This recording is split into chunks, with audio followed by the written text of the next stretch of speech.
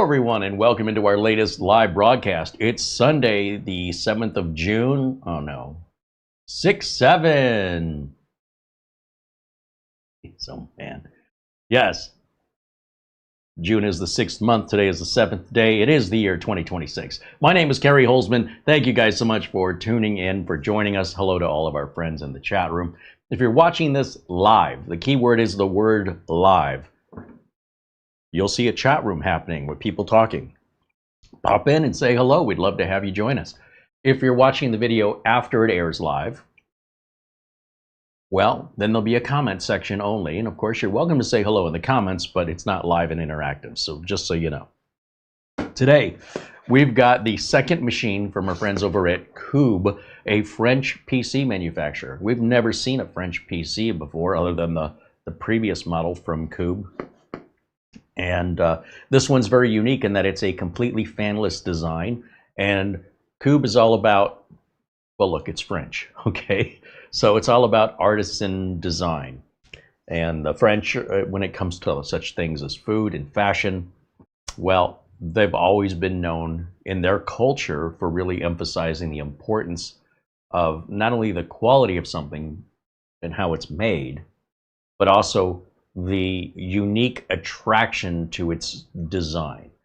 And what they're offering here is the same Intel AMD basic stuff that we can get anywhere, but it is fully designed in France to, you know, a French cultural standard, which if the looks of your computer is very important to you, and you want something different from what everybody else has, these are kind of hard to get right now. They're just, the Kubb, the company in France, is trying to get a foothold in the United States. And they can be purchased at Newegg, but that's about it for right now. Any sort of warranty, the unit would still have to go back to France. So just bear that in mind if you want to be an early adopter. If things go well for them, soon enough, they should have some American depot that it could be sent to for any necessary warranties. However, you know, warranties on many computers these days are few and far between. Yes, some people need to have warranties. And yes, if you look online, you might just think that these things are breaking left and right. But the fact is that I would guess, if I had to guess, being in this industry professionally, if you sold 10,000 of these, maybe 100 of them at most would ever come in for warranty in the entire lifetime ownership of the mini PCs in general, just mini PCs in general. So of those 100, if over time, while it's in warranty, 10,000 units are sold and 100 people have issues, nearly 100% of those 100 people will go online and complain about it. So that doesn't mean that there's a problem with the unit or a bad batch or anything like that. That's just an intolerant person who doesn't understand the industry and how it works, and nor do they understand exactly what went wrong with their computer, because it could have been a power spike or something out of their control, out of everybody's control that just happened. It's nobody's fault other than blaming Mother Nature, right? Electricity and lightning and things of that nature. So then other times people get things knocked over, or they have kids that knock things over and then they don't tell them. Why would a child admit that? Why would even another adult admit it? A roommate, you know, trips over a cord and your machine goes flying across the room. They just put it back on the desk. They don't say nothing to you. You go to turn the machine on and immediately you're pissed off at the manufacturer. This is what we see in bulk online. The stories people are telling you, those people believe them. You don't have to. I would remain skeptical without evidence. But the bottom line is, regardless of why you need to send something in for warranty, you want the company to take care of you. You want them to respond to your email very quickly. You want them to give you a fast solution. If you have to send this to another country, you're not going to get a fast solution, right? The shipping alone and then going back into customs when it arrives at the other country, and then they fix it or replace it, and then they send it back to you, and then back again across the ocean, and then back again into customs. It's going to be a while. So I want you to bear that in mind when you're making a purchasing decision of anything, because in America, anyway, we just don't make anything anymore. And despite the government's best effort to incentivize people to go to work, Americans don't want to work. I'm seeing restaurants close down here because they can't find any employees. You go, was the business slow? Yeah, it's been a little bit slow, but it's not like so slow we have to shut the business down. Well, then why is the business being shut down? And over and over and over, all I keep hearing is the same thing. Can't find any employees. They don't want to work. So until we can get better quality employees, we have no one to run the stores. And I'm thinking to myself, geez, you know, this is an opportunity to make all kinds of money. Part of me wants to step in and go, I'll open the damn store. we have a wonderful place. I've always loved it, called Fuddruckers. And Fuddruckers sells these burgers, hamburgers, that they have their own in-store butcher, and they bake their own buns for the hamburgers there in store, and then they serve it to you plain or with cheese, and then they have a condiment bar that you can put on tomatoes and onions and da da da da da. It's amazing, good value, everything about the place. I love it. And they started to close up stores for financial reasons, especially during the pandemic, like a lot of other restaurants. And the last store they opened, the last store they closed, what's interesting to me about it is it still says Fuddruckers. It's been closed now for several months. Normally, whoever owns that building, which is probably the bank, or it could be, you know, the property that it sits on, when the lease isn't paid, usually within 30 days, all the signs come down. The fact that the signs remain up suggests to me they're trying to reopen that store, and they just can't find anybody to do the work. And I think they're holding the store, and they're still paying whatever payments that need to be made on that month after month as a corporation. Well, the store sits with all of the branding ready to reopen again if they could simply find people that want to work.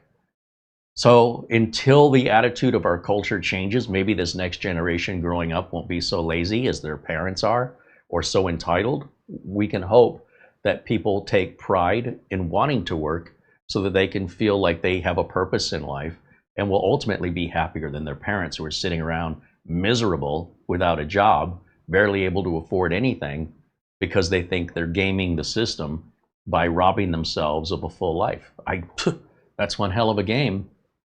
So that's our situation here. So I don't have any empathy or sympathy for people in the US who want to send their money to other countries and then complain about it afterwards, when they themselves could get off their butt and actually do something, and they won't.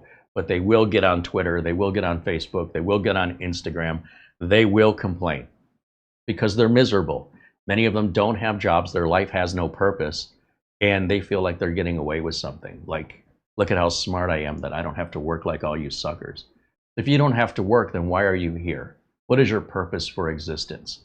What are you doing to help your community? Do you volunteer somewhere? You just stay at home and play video games all day? It's just very strange that there's so much abundance in America that the bulk of the population can have the government provide for them subsidies for everything from food and shelter to education and, you know, unemployment checks. It goes on and on and on. And well, I'll tell you what, to each their own. If that's how somebody wants to live, I mean, who am I? But I wouldn't want to live that way. That sounds absolutely miserable. I've been unemployed, and it sucks. It sucks to not have money. It sucks to be bored all day. And most importantly, it sucks to not have any purpose in your life. So those are my thoughts. But what I'm getting at is this is a situation, the people who are complaining the most are the ones responsible for it. And I want you to bear that in mind. When you're seeing the complaints about anything coming from America, in most cases, the Americans are the ones who caused it. The same people who are complaining are responsible, but they refuse to accept that. You can't tell them. It's like trying to reason with a dog. They just can't comprehend or see the big picture. And part of that is because they're not working and they're not in the industry and they're not dealing with people with responsibility. So they're so disconnected from the others who are that we can't communicate with them. So, you know, my bottom line is basically to say, okay, you can complain. It's noise and I'm going to mute it. But you know, the only person that can fix that person complaining is themselves. Their solution can be found in a mirror, and maybe someday they will become enlightened and realize that. Hopefully sooner rather than later. It'd be a shame if they figured it out right at the end and it didn't matter anymore. So that's what we're dealing with here in the USA. And you know, manufacturing then has to go to other countries. They don't have a choice, let alone finding cheaper labor, just finding people who want to work. So I understand the difficulties that Kubb is having, and I imagine they're having, getting into the United States officially with their own depot. They are working on it. So just so you know, they're opening up a bunch of chip manufacturing facilities here in Phoenix, and you wouldn't believe the difficulty they're having in hiring people. So they're bringing a lot of people in on visas from, you know, South Korea is bringing their workers over here to work on car factories. TSMC is bringing a bunch of workers over from Taiwan to work here in the United States for a few months up until their visa expires. I think they can work here for 6 months out of the year. And that's how tough it is right now to find quality workers or to find people that want to work. And hopefully this will just be a phase we're going through, and we'll get back to having some civic pride in the things that we make. And until then, you have to understand that you're as an American limited to buying a lot of things out of other countries for this reason and no other reason. So anyway, with that in mind, we're looking forward to testing this machine because this is a fanless mini PC. And this is really, really small, and it's intended really to not draw the eye. It's intended to kind of blend in, to not look like a computer. And without the fan, you know, we're looking at a pretty low-end spec for lightweight operations, from being a media player to, you know, controlling signage, to running some sort of purpose that isn't about, let me just run benchmarks and play video games all day. That's not what this is for. It's not that you can't use it for that, but the designers of this designed it to be a useful tool that looks like a piece of art. So here's a tool you need, and that tool does not need to be loud and ugly like an air compressor. You ever seen an attractive looking air compressor? Those things are noisy, ugly. Well, what if you had one that was completely silent and it just looked like a piece of artwork, or it just didn't look like anything? It just looked like a block, for example, in this example. A lot of people would choose that simply because they want their work area to look nicer and to be quieter. And so that's what this is designed for. And it's not to say, again, that you couldn't use it for other things, but if you're wondering why would somebody make this, because that's what they're imagining it would be used for. And then when you want your RGB liquid cooled, you know, neon Las Vegas sign to play video games, flashing all these different colors and lights, you have your choices designed for that, if that's, you know, the camp you're in. So if you enjoy having those options, I would hope that you would respect people who have other needs besides video game playing and RGB lights and liquid cooling, would appreciate their option even if you don't, because they don't appreciate yours either. They see it as a complete waste of time, gaudy and garish, and just way too much money. So we get what we give in this world. If you want to respect other people's choices, they'll respect yours. Generally speaking, that's how it all goes around. Welcome in, everybody. I want to say hello to those joining us. A special shout out to our friend Buster. Thank you, as always, for the Amazon gift card prior to the show. Hope you're doing well, my friend. I want to thank Mark Leibowitz. Mark wants to purchase that Boss Game Mini PC. I'm going to do a follow-up review on that, and then once I'm done with it, we'll ship it off to Mark. He's got a customer that needs it, actually, so everybody's happy. And then with the money we get from Mark, we can then reinvest back into buying more minis and remain our independent selves, that we can do reviews on products we're interested in, not just what a company wants to send us, how we want to do it, not just the way the company wants us to do it, and without any negative repercussions from the company. If we have any criticisms, they're not a part of it. We don't include them as part of it. When companies sends something to you for free, they want something in return. And generally speaking, they want you to make a free commercial for them. They'll say it's a review. But once in a while, you run into companies that actually want reviews. And those companies should be praised. Kubb, for example, sent this for the review. No demands, no expectations, no contracts. The folks at Minis Forum, they send us unconditionally the products, and we've been critical of some of them, and they appreciate that, and they have addressed it. That makes the product better for all of us. It's beneficial to Minis Forum. It's beneficial to you.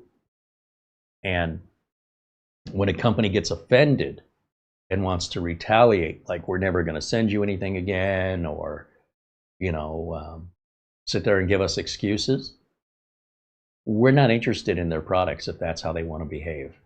Because you're not just buying a computer. You're buying a tool that you're going to rely on day after day, year after year. It's not a joke when it breaks. Even if it's just a game machine for you, I bet it puts you in a pretty sour mood when you can't play your games.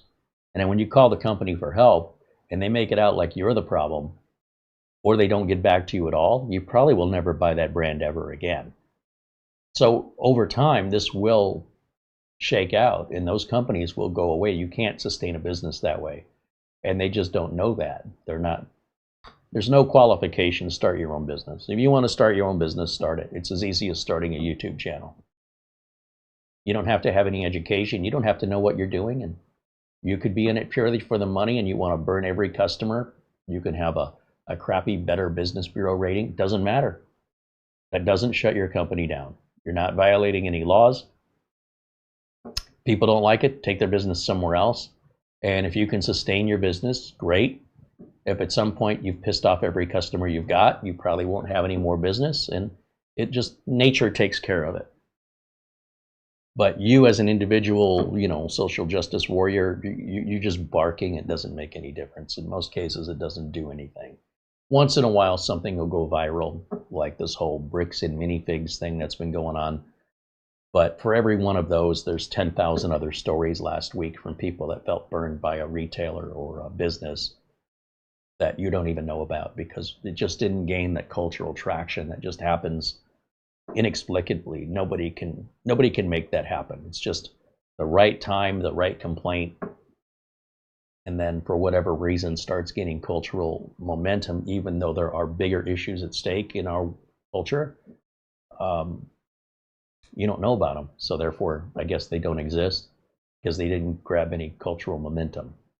So that doesn't make reality. That's just an online reality, and that's just how it works. So with that, again, a shout out to our friend Buster, and thank you to Mark Leibowitz for your continued support of the channel. John Deere became a supporter. Hey, welcome in, John. There's David Graham saying hello, along with Isaiah. I also see Mark Gaines in our chat room, along with Sean Skinner and Luke Greenia. And I see Edward Bass says hello. David Herzog and Ben Laird joining us.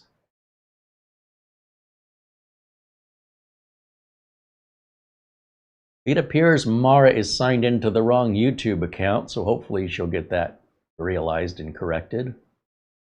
And Andy W6AD joining us. Roteva says hello from Missouri. Ah, there's Mara. Okay, she corrected it. I'm running behind, so she's already done this before I even noticed it. And there's Buster saying it's 56 degrees Fahrenheit right now in Edinburgh, Scotland, which is 13.3 degrees Celsius. Unfortunately, he's not feeling well. Oh, I'm sorry, Buster. He says he'll watch the show tomorrow. Well, thanks for saying hello. I'm sorry you're not feeling well. Jim Kenny says hello. Michael Lavelle says hello. There's Mortant joining us, along with Planet Cryos. Planet Cryos just posted a new video after a very long time. Good to see you, my friend. Sure, he's blue in there. There we go. TechSmart Computer says hello in our chat room, along with Eugene Ildago, Richard DeFries,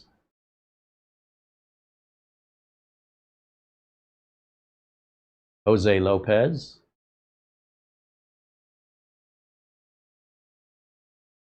Eddie Casanova, Bob R. says hello.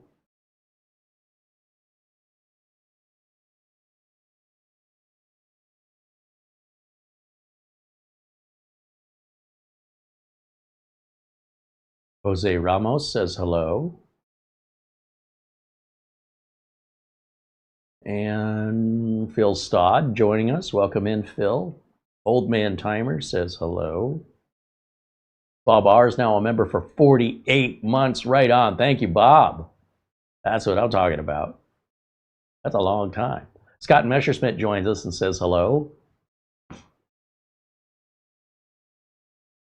Cool Kevy says hello, Uncle Kerry. Welcome in, Cool Kevy. John Lewis joins us.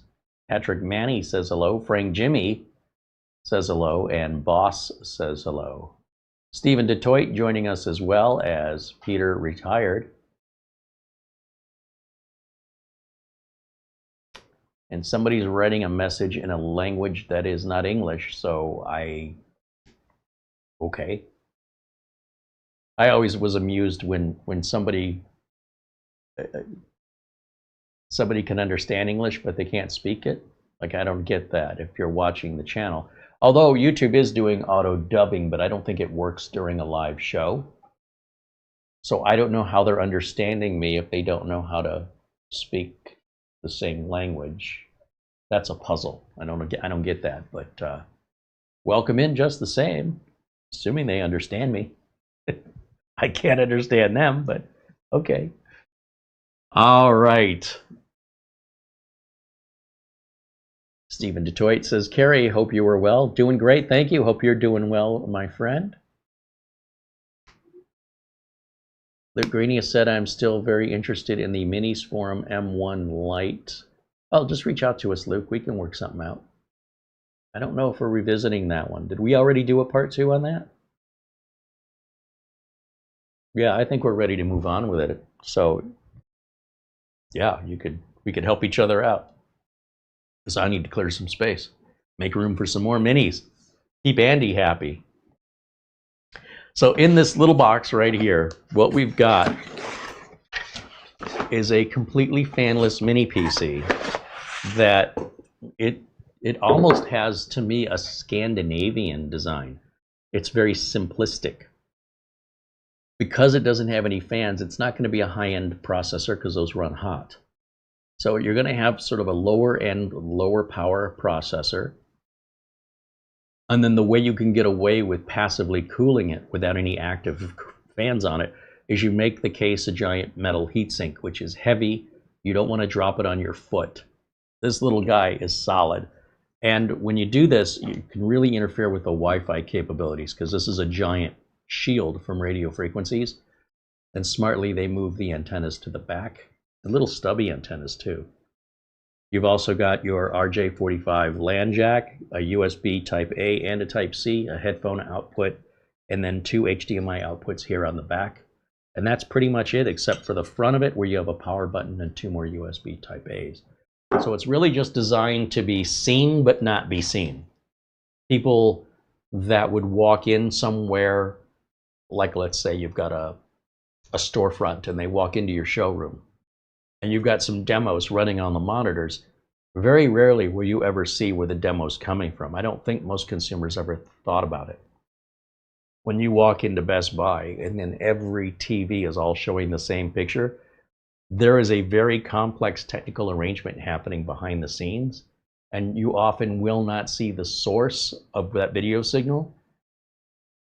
And if you try to do something like that at home, you're going to run into some technical challenges that will make you appreciate what's going on at these big stores that have these giant displays of dozens of televisions all running the same signal. And that's the idea, is that this would be something that might generate that signal that then would go into some kind of an HDMI splitter. You want to hide this as much as you want to hide the cables, right? You want to see the TV. You don't want to see the power cable and the HDMI cable coming out of the TV. When they show or advertise televisions on TV, it's just a picture hanging on a wall. They never show you any cabling. I've seen PC manufacturers do the same thing, where they show the PC next to a monitor, a keyboard, and a mouse with something on a display, and that's all Photoshop because there's no cables on the desk. The PC's not plugged in, the monitor's not plugged in, because it's more visually appealing to hide that stuff. And I think that's the idea behind this. You want it in front of you, but unseen. You glance right over it, not even thinking of that as a computer. And because it's perfectly silent, it's not making any noise to draw your attention. You're not going to hear it. All you can do is when you're looking around the room, you might see this little black box and doesn't look like anything. That's the idea.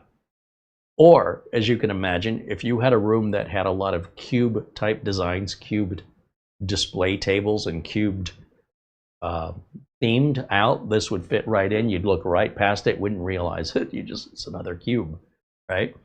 And then also in the box, there's nothing on this side, but in this side of it, we've got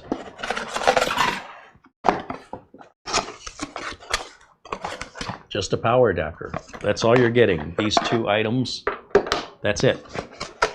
No cables, no VESA mounts, no instruction manual.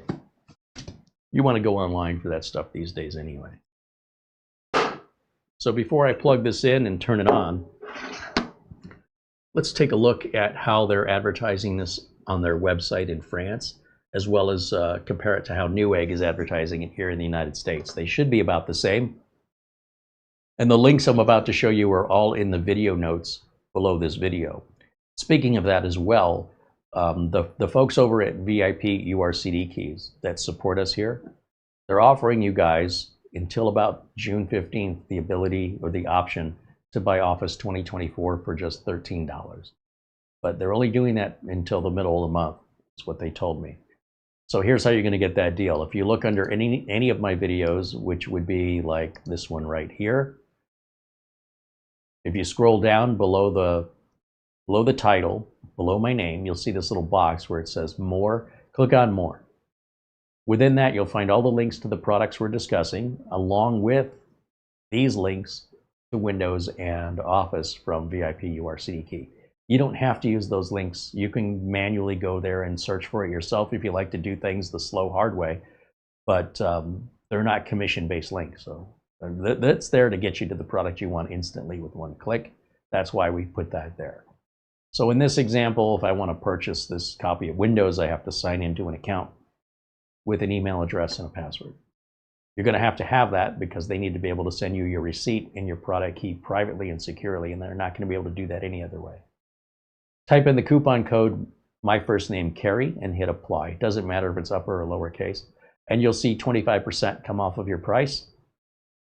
So with the 25% off right now, Office 2024 is about $13 and some change. Once you submit your order, you then choose how you want to pay, and then click the Pay Now button and fill out the payment information as you would any other purchase from any other website anywhere else on the internet. And within 2 minutes, you're going to get an email. And that email is going to say, here's your receipt, here's a download link for the product you purchased if you don't already have it, and here's your product key. That's it. If you have any problems, they have support for up to 6 months after the sale. And if you have any difficulty thereafter, you can always reach out to us, because I don't take stuff like that lightly. I'm here to act as an advocate and as a diplomat to make sure that everybody's happy. They want to make a sale and they want a happy customer. You want a good deal and you don't want to get blindsided or scammed. They also don't want to get scammed. Since you two don't know each other, I'm making the introduction.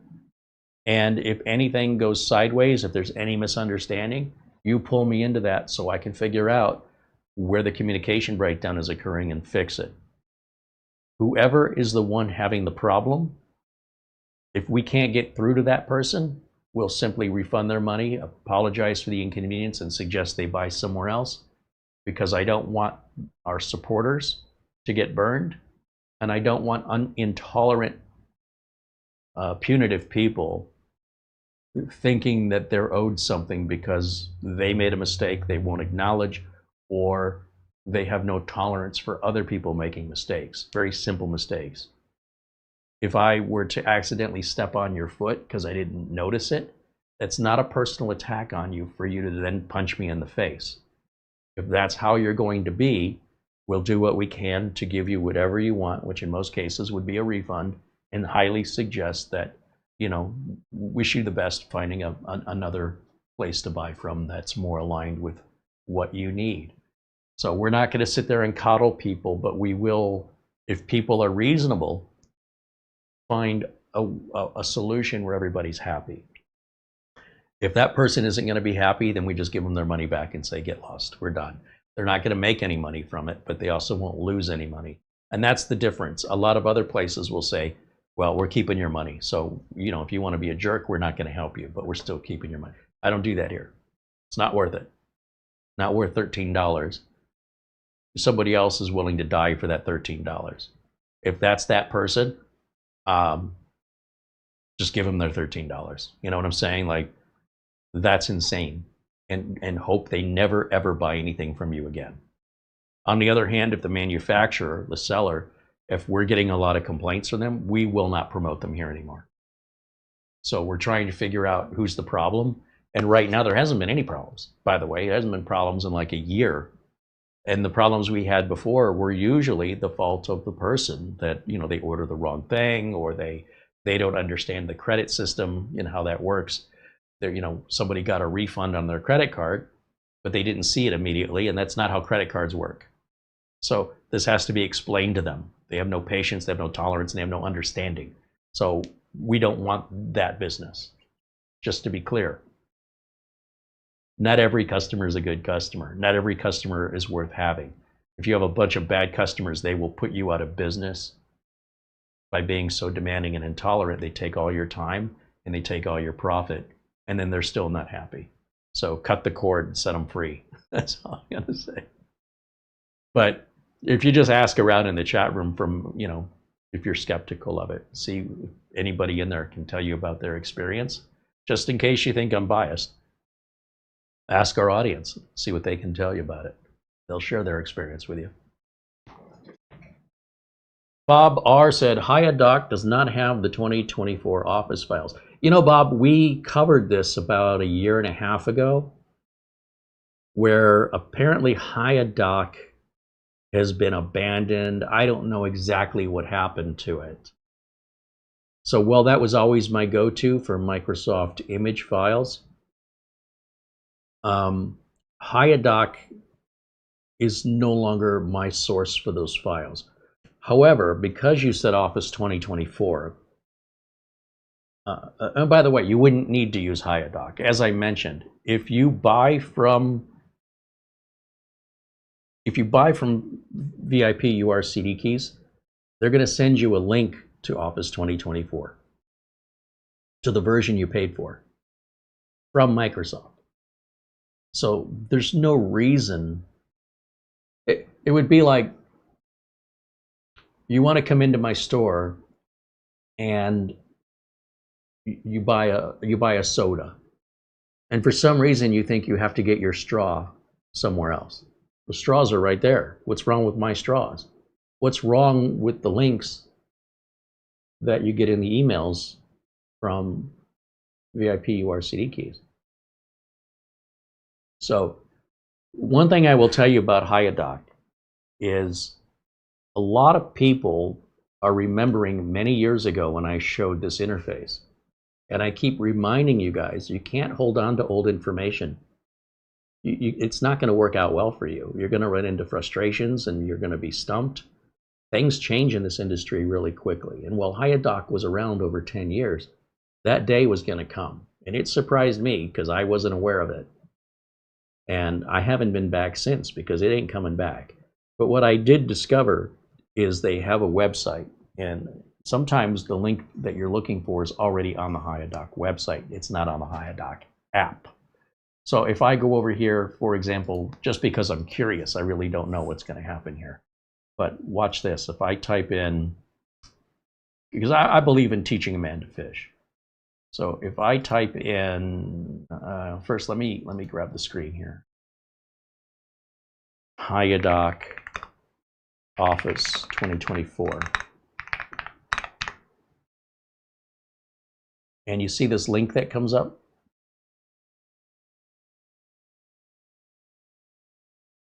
And this goes up to 2021. So that's why I was curious if you've checked here, because these no longer work in the app, so there's separate links for them. So if we copy this right here, right, having the right search words is always good, and just change that 2021 to a 2024, just to see if HiyaDoc has it somewhere else. One of the first places you're going to find that appears is Microsoft. And what better place to get it than from Microsoft, right? And here the instructions from Microsoft explain to you how you can download Office 2024. And this is all on the up and up from the manufacturer. That's why this information is out there. So knowledge is power, and using Google to use the right search words can get you exactly what you want within seconds. So without any preparation, without me knowing this answer off the top of my head, I literally just figured it out live in however many seconds that took, so that you don't have to be stuck. But again, if you buy the product key from VIP-URCDKEYs, they're going to send you the link and the product key in the email along with your receipt. So you don't need to do all this by hand. That's where we're getting into time versus money. Some people will still pirate software, and I just don't understand today that if somebody's pirating software today, it's probably because they're bored and have nothing else to do. I'm not saying you're pirating software at all. That's not what I mean. But I'm saying, in addition, what we're getting are people still pirating software where it doesn't make any sense today. Back in the day, it made sense. Today, for the most part, it doesn't make any sense at all. It may not even be possible if it's an online subscription thing like Office 365 or Adobe products that you're going to have the subscription. You may be able to get an offline installer to work for a while, but what puzzles me, sometimes I run into customers and they don't have the installation software for some product that they desperately need it. And I say, well, the easy solution is let's go to the website from the place you bought it and let's log in as you, and your purchase history should be there. So then the next excuse is I don't remember where I bought it.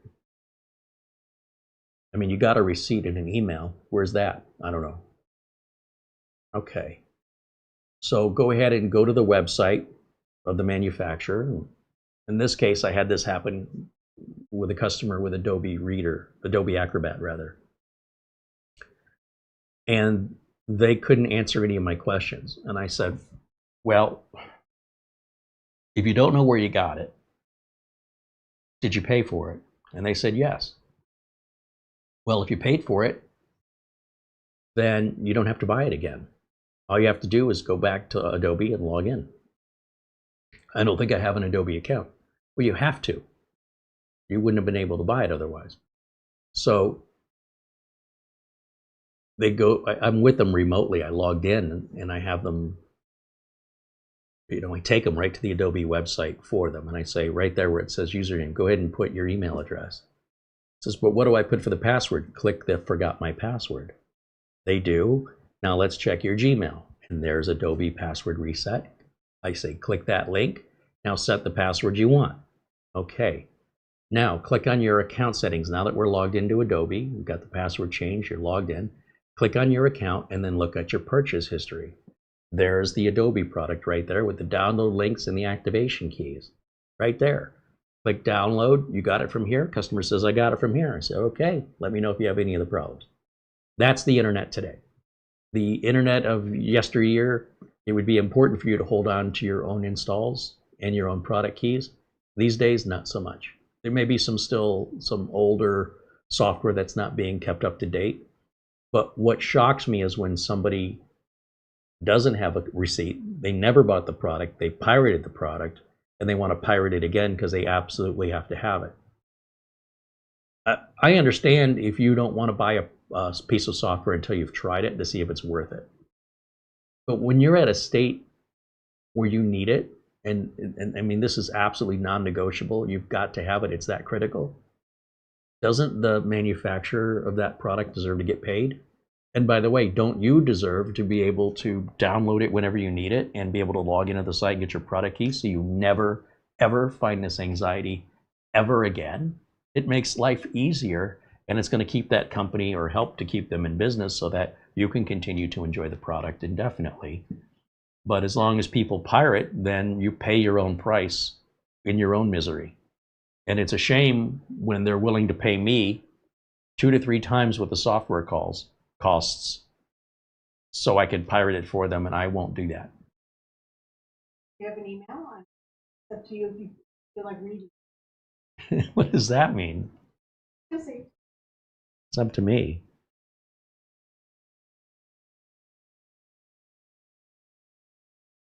Emails.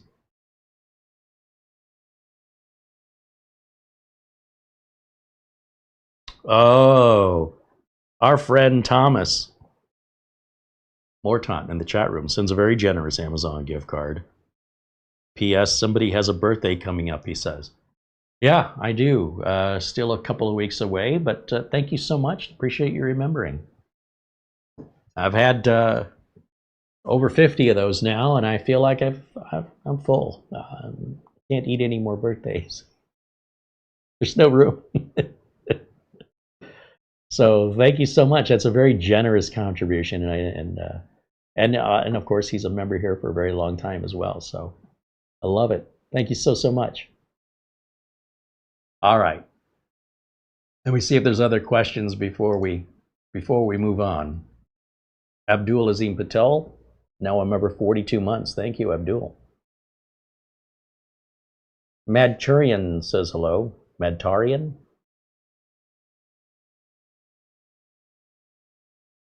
Balbaris is cool. Thank you. I am now caught up. All good. Thank you for asking that question. I don't often go back and keep repeating the same content. You may hear me my speech may be repeating the same cautionary, do this in this order, or beware of this. But when it comes to like HeaDoc, we only did that once. And then I had no reason to go back and revisit it. It's sort of like, all right, we already told that story. So unless somebody asks, I don't generally keep bringing it up. So it's always good to send that out as a reminder for people who might have missed that show as well, or forgotten. There's Rick Lakes joining us and saying hello, and MJ Rober, welcome in. Bajin Guy also saying hello. All right, right on. All right, so for the very first time, we're going to plug this bad boy in, and I've never plugged this in or turned it on before. This is the very first time. How it came out of the box is exactly how it shipped to us. There's no plastic bags. There's no tape to cut. This is the way they sent it to us directly from Kubb in France, over the ocean, through customs, and to our front door. That was very nice of them to do that, and we can't thank them enough. And you'll see on these PCs that are, aimed at a lower price, even though it is kind of a designer lower price machine, you get a very simple power adapter, which you're going to have a very short cord on. Bear that in mind. And what these companies will do to make these available to ship worldwide, France doesn't use a US plug, Europe doesn't use a US plug, nor does Japan, etc., Australia, whatever. So instead of making all these different adapters with all the different plugs, they have an adapter for the adapter. So if I close in on this, close up here, there's a little button right here, and I'm assuming what that's for is you push that in and twist, yep, and this will take the end off of it. Now, they don't give you any other ends.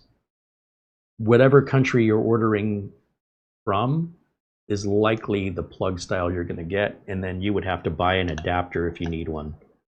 But ideally, if you order it for the correct country, you won't have to buy that power adapter. I've seen some companies where they include all the different ends in the box, and I never use it. I don't go anywhere. Where am I going? So it's just, you're paying for something. In my case, I'm paying for something that I can't use. And you better believe if I ever need it, I'll never be able to find it. Where are those adapters? It's just cheaper to go on Amazon and get a travel adapter if you're traveling than to try and save all these ends. But if you're the manufacturer and you're shipping all over the world, then you would include the end that goes with the country you're shipping to, just to avoid any customer support calls. Let me get this plugged in. Again, the cable's pretty short. That's about the amount of length I have left, which is fine for right now, but I don't know. It depends on how you want to arrange this. You can always buy a short power extension cord and plug the wall adapter into the extension cord and just get an extension cord as long as you want. But just bear in mind that what you're buying is exactly what I'm showing you, and be prepared for that. Let me grab my keyboard and mouse.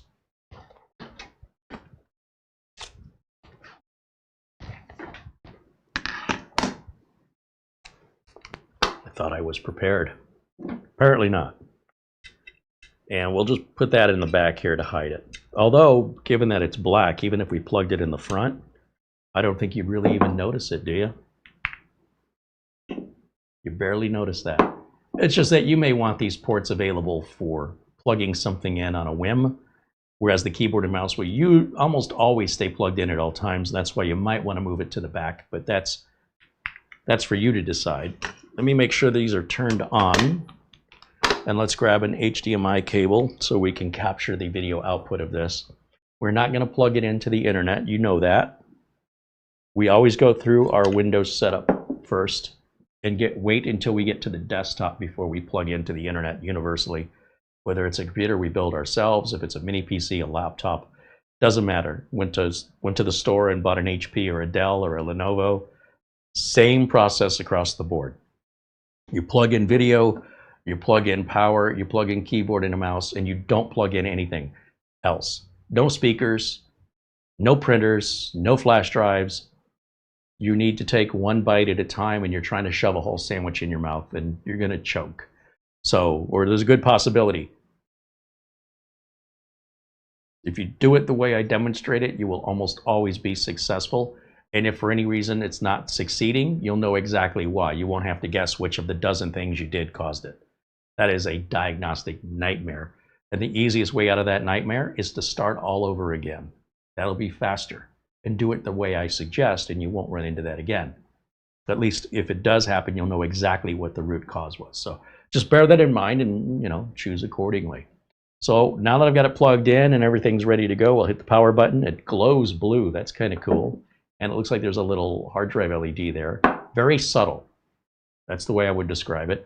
And then let's go over to this output and see what the video looks like coming out of there. We should see, the power on self-test, the Kubb Mini logo, along with the Windows 11 toilet bowl flushing. And then it should come up with our out-of-box experience for Windows 11, where it's going to ask us what country we're in, what language we want, and then it'll configure and then go to the desktop, at which point we can then plug into the internet. So this is all happening in real time. We are live, unscripted, and unrehearsed, because that's what life is. When I'm called out to service a computer, whether it's setting up a new computer or fixing an existing computer, this is what my job is. I don't get the opportunity to study a book on it beforehand. When they call me, they need me now. Generally, it's pretty rare someone says, take your time, we're in no hurry. And since I didn't know they were going to call me, I didn't know to prepare for anything. But I'm expected to be prepared and get out the door and get them serviced as quickly as possible, or they might take their business to somebody else who can get to them quicker than I can, and I'll lose the business. So what I'm doing here on YouTube is the same thing I get paid to do in the real world, and this is how I do the job. We need to go and see the computer, whether the computer is something I have to go pick up and bring back, or a customer drops it off, or we work on site. Depends on what the customer is going to pay.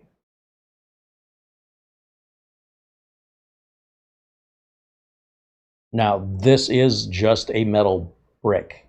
As far as any noise is concerned, there's no noise because there are no fans. This little brick will get hot because it is a giant heat sink, and that's how it's staving off the heat, with having a 0 decibel noise level. It's no If I put a brick up on the bench, it won't be any louder than that brick. A physical brick makes as much noise as this mini PC, just so you know. Now, I don't know why it keeps rebooting itself here, but it's, I guess, doing what it's supposed to be doing. It's kind of unusual, but I don't think it's worrisome. And let's see what it comes up with. Bob R said, "Is the real world another dimension?" You know, Bob, I think for some people it is. All right, here we go. Perfect. That's the out-of-box experience I was looking for. So our country or region is United States. Let's click yes. Language, oh, keyboard. Keyboard method is US. Secondary keyboard language, no. Whoops, I didn't mean to do that. Let's go back, just in case. I never really showed this very often, but you can, if you make a mistake, you can go back. I'm going to choose skip, which is what I meant to hit. Then it's going to want to connect us to the network. I'm going to say I don't have internet right down here. And then agree to the license agreement. So I hit accept. You notice there is no other button but accept. For username, we'll put in user, and we'll leave the password field blank. Choose your preferred privacy settings, and when you're done, go ahead and hit accept. Now at this point, it should have everything it needs to configure this Windows install. Remember, they sell these all across the world in countries all over the world. And it has to ask me these questions to know what it's legally allowed to show me, because in Europe with the GDPR laws, there's several things that will display on my computer here in the US that won't display for people in Europe. Not to mention the language, right? We want everything written on the screen to be in a language we read. And if you have, let's say, a UK keyboard versus an American keyboard, they're different keys. Like we have a $ symbol when we talk about money, they have a £sign symbol, not a hashtag, but that little L looking character that they use in Britain to signify their currency. Or in Europe, it would be a little, looks like a small letter C with 2 lines in it. We don't have those keys here in America. So you would buy a keyboard that has that key. Otherwise, you'd have to be a little bit tech savvy to understand how to pull that financial character up for your country, which is, going to slow down your productivity. And Windows doesn't know what the keys are mapped out on your keyboard until you tell it where your keyboard is based on, what language and what country. And so all of that has to be configured in the Windows installer so that every window and every menu shows up in that language. And that gets us to our desktop. So for example, if you notice here, we've got all these ghosted out items. These are items that may or may not appear depending on the source of your IP address and whether or not it's legal. So if I grab my Ethernet cable, now I can finally get us online, which means I could now go Wi-Fi or wired, it doesn't matter, but regardless of either one, you want to wait till you're here at the desktop. Now I'll plug it in, and from this point forward, for the rest of the time that I own this computer, I can leave it plugged in and connected from now until the day it goes obsolete or fails. This is just an out-of-box setup procedure. With it plugged in, we should see these icons start to propagate. And down here in the bottom right corner, you see we are connected to the router. And this normally happens pretty much instantaneously. I'm surprised that it hasn't happened yet, but it's working on something. And sometimes if I just simply close the start menu and bring it back up again, no, that's not doing it either. Out of curiosity, I wonder what version of Windows this has. Now, the folks at Kubb sent this to us about a month ago. We're just now getting around to it. And let me go in the, didn't want the device manager. Let me right click and go to System. And let's just see what we've got installed and what we're working with. Okay, it's an Intel N150. This is a very entry-level CPU for light work tasks, streaming, etc. It's got a small amount of storage in it because, again, it's not intended to hold a 2 gig game. You're looking at, sorry, I meant like not 2 gigs. That would be small for a game today. But you can see here we've got a 256 gig storage drive. I don't know much more about it, but look, it's shipped with Windows 11 25H2. And like I said, we've had this for a month. So that tells us we have a relatively new install. When you're buying discounted computers, budget computers off Amazon, some of those computers contain technology 5+ years old, where the CPUs they're using came out 5 or 6 years ago. And the machine may have been built 2 years ago. And whatever version of Windows was available when they built it, 24H2, that would explain why you've got it. Just because it's new doesn't mean it hasn't been sitting on a shelf for years. And the reason you bought it is because it was so inexpensive. And the reason it was so inexpensive is because it's like buying last year's model of car, brand new on the car lot that just hasn't sold. There's car lots that have cars 2 years old, sitting on the lot for 2 years that haven't sold. They are brand new cars. People generally don't want to buy them. But if they price it right, suddenly buying a 2-year-old car that's brand new seems like a good deal. And that's the same thing that happens when you're buying the cheap stuff off of Amazon and AliExpress. That's pretty common. So I'm delighted to see, in this case, we already have 25H2. We're not dealing with old technology. And the N150 is a current chip as far as I know. So what I'm going to do now, I want to look at the network adapters in this. This has a Wi-Fi 6 AX200 from Intel and a Realtek 1 gig LAN adapter for the wired connection. So once again, it's not a rocket ship. It's not intended to be. You have a rocket, you're going to have a lot of heat. You have a lot of heat, you're going to need some aggressive cooling. That cooling needs a bigger case to hold the cooling, and it adds more cost. On the other hand, without using a fan, we have no moving parts that can fail. So in theory, this computer could last 100+ years. There's really nothing to break other than a power spike, something like that. Let me change my resolution here because it's showing up in 4K and I can't really read it very well. So I'll go to display settings and we're going to change this here to 1920 by 1080. That's much easier for me to read. I also don't like this wallpaper, so I'm going to go to personalize. And if the machine is activated, it'll let me change the wallpaper. Yep, so we're clearly activated. And this was Pro or was this Home? I can't remember. Let's go back to System. I think it was Pro. Yeah, Windows 11 Pro. So this is how it comes out of the box. Ready to plug and play and sort of turnkey, take it out of the box, plug it in, go through your out-of-box experience, then connect it to the internet. And then the next thing I would do is visit Windows Updates. We're going to start in Settings. And all these ghosted icons now have filled in. So I'm going to go to Settings. I'm going to go to Windows Update.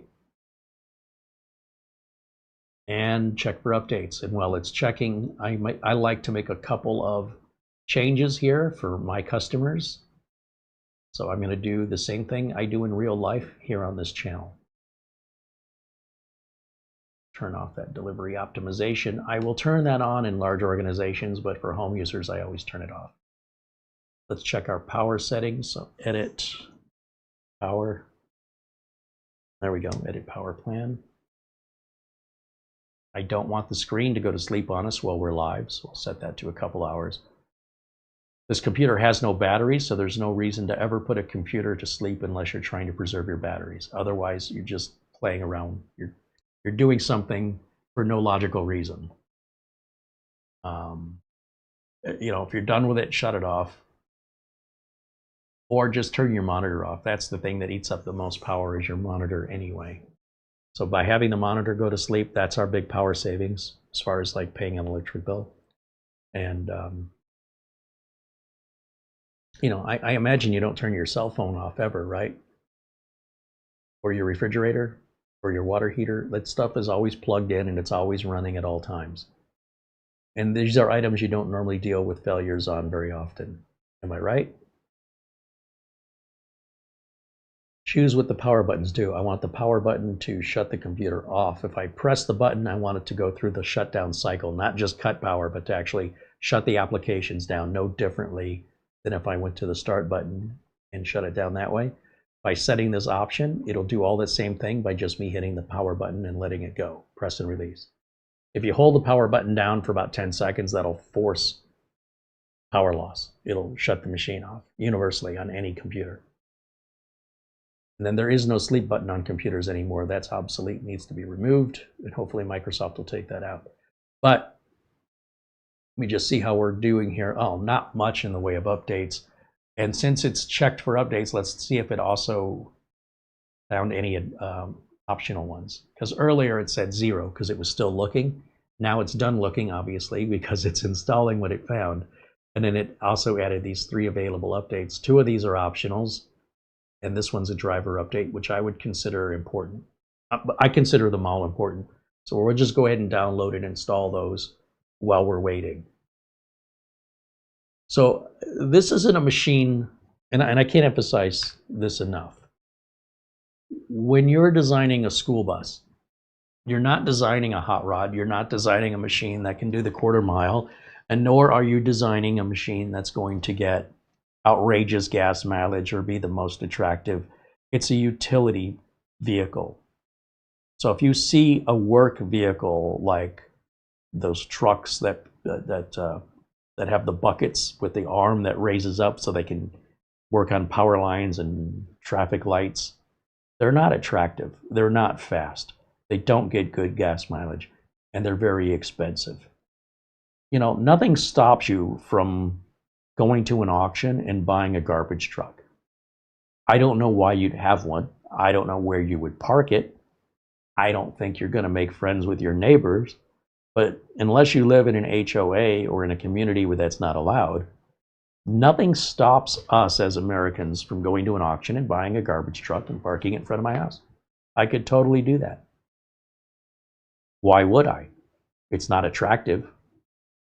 You definitely want to make sure it's not a nuisance to the neighborhood if it stinks. I doubt many people are going to be driving by taking photos of it like it were a Ferrari. But for what a garbage truck costs, you might be able to buy a used Ferrari.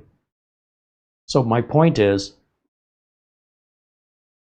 different vehicles are sold for different purposes. A minivan versus a pickup truck versus an off-wheel drive versus a towing vehicle versus an electric vehicle versus a hybrid vehicle versus a sports car. This goes on and on and on and on and on.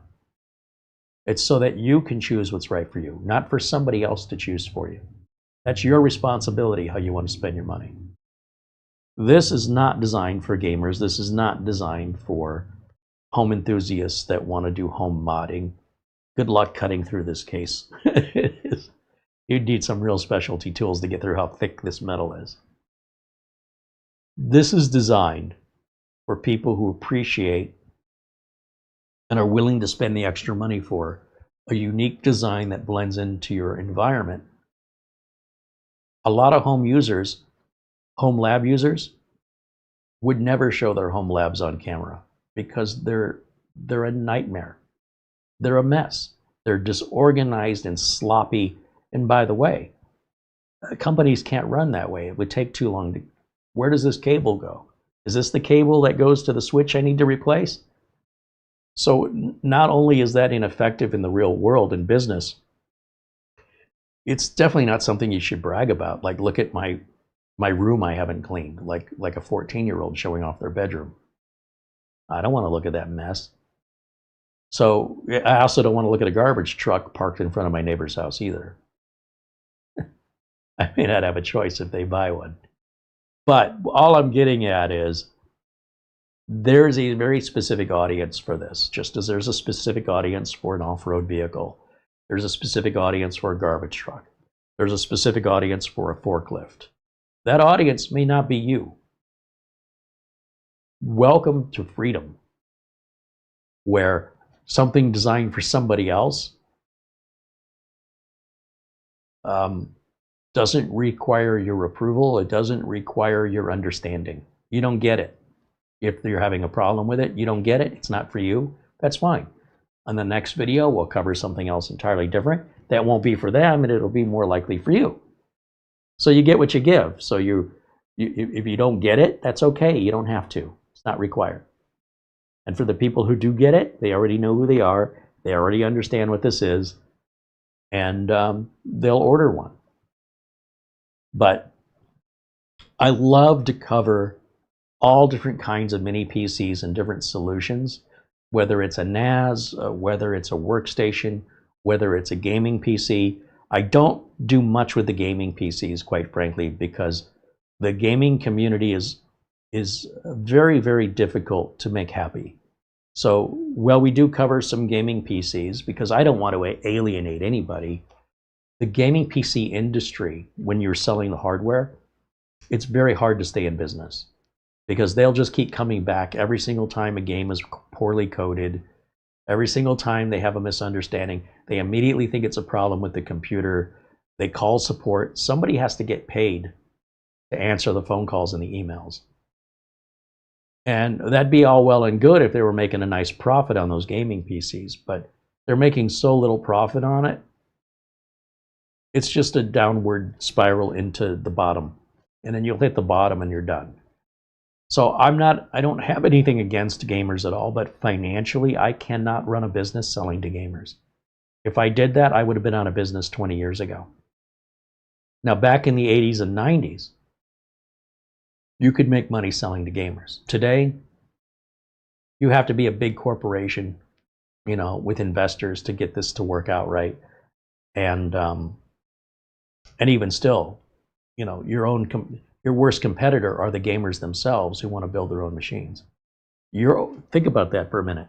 When it comes to the world of gaming, if you want to build and sell gaming computers, your worst competitor, the one that you're challenging, that is going to put you out of business, are your very customers you're selling to. Because whether they kill you with support calls financially, or they kill you with, I'll just build it myself for all the money this company wants. Look at all the profit they're making. Yeah, well, look at all the people they have to pay. Look at the rent for the building and the advertising, the marketing. Look at all that they have to do. Look at all the time and labor and the shipping and the packing. Look at all that. Well, I don't have to do that if I do it myself. You know who doesn't say that? Literally anyone else. That is strictly a gamer mentality. So that's okay. There's nothing wrong with it. I'm just calling it because it's different from business. When a business needs a computer, they call me. They go, Carey, I need a computer. I need 12 computers. Whatever. What's your budget? What are you using the computers for? And I do the research for them. Okay, based on the way you use these computers and what your budget is, this configuration will be the best value for you. Now, if they don't trust me, they should fire me. If they think that my answer that they directly asked me, I didn't sell them. Remember, they called me.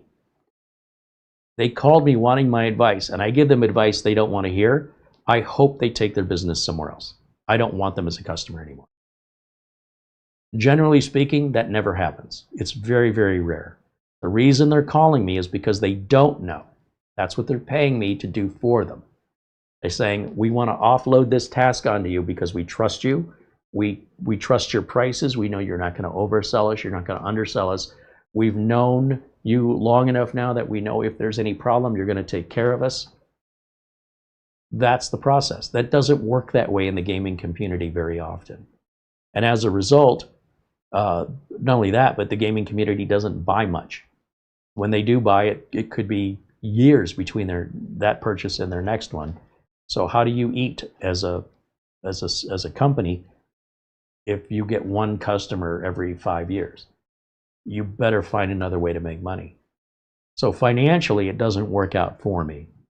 But the gamers themselves, it's not a criticism against the end user at all. It's just about opportunity for me. I see what's in it for them, but what I'm telling you is, it's not in it for me. There's nothing in it for me. It's very, very tiny. But literally any other genre of PC, whether it's for architecture, hydrology, dentistry, medical, any sort of office, real estate agent, accountant, there's so much more in it for me and equally as much in it for them that it's a reciprocal arrangement. I'm not getting used and walked on, and therefore, I'm not consenting or giving permission for that. My business is not a charity, but a lot of the people that want the single best gaming computer want to pay the absolute lowest price for it, and then also expect ongoing, never-ending support. And you'll never hear from them again until they need a new computer otherwise, which could be years. That is a very difficult business model, at least for a small operator like me. If you've got a big, corporation, if you're somebody like Falcon Northwest or Corsair or something, it's even a challenge for them, but they can at least do it at scale. I don't have the scale to make that work. But again, nothing against the gamers. It's not meant as an insult. I'm just trying to tell you, if you want to go into the business, what to expect. Because when I got into this business, there was no such thing as gamers, really. When you had CGA video cards, you were generally dealing with people who were more tech savvy. Today now, people that don't know tech at all are buying the latest and greatest tech. They have no idea what they're buying. And while they're using it, they have no idea they're barely using it. They think, look at this fancy new phone I got, and they don't use any of the features of the phone that they weren't using on the phone from 3 or 4 years ago that they had. They're not taking advantage of it. They're buying an idea. They're buying a concept.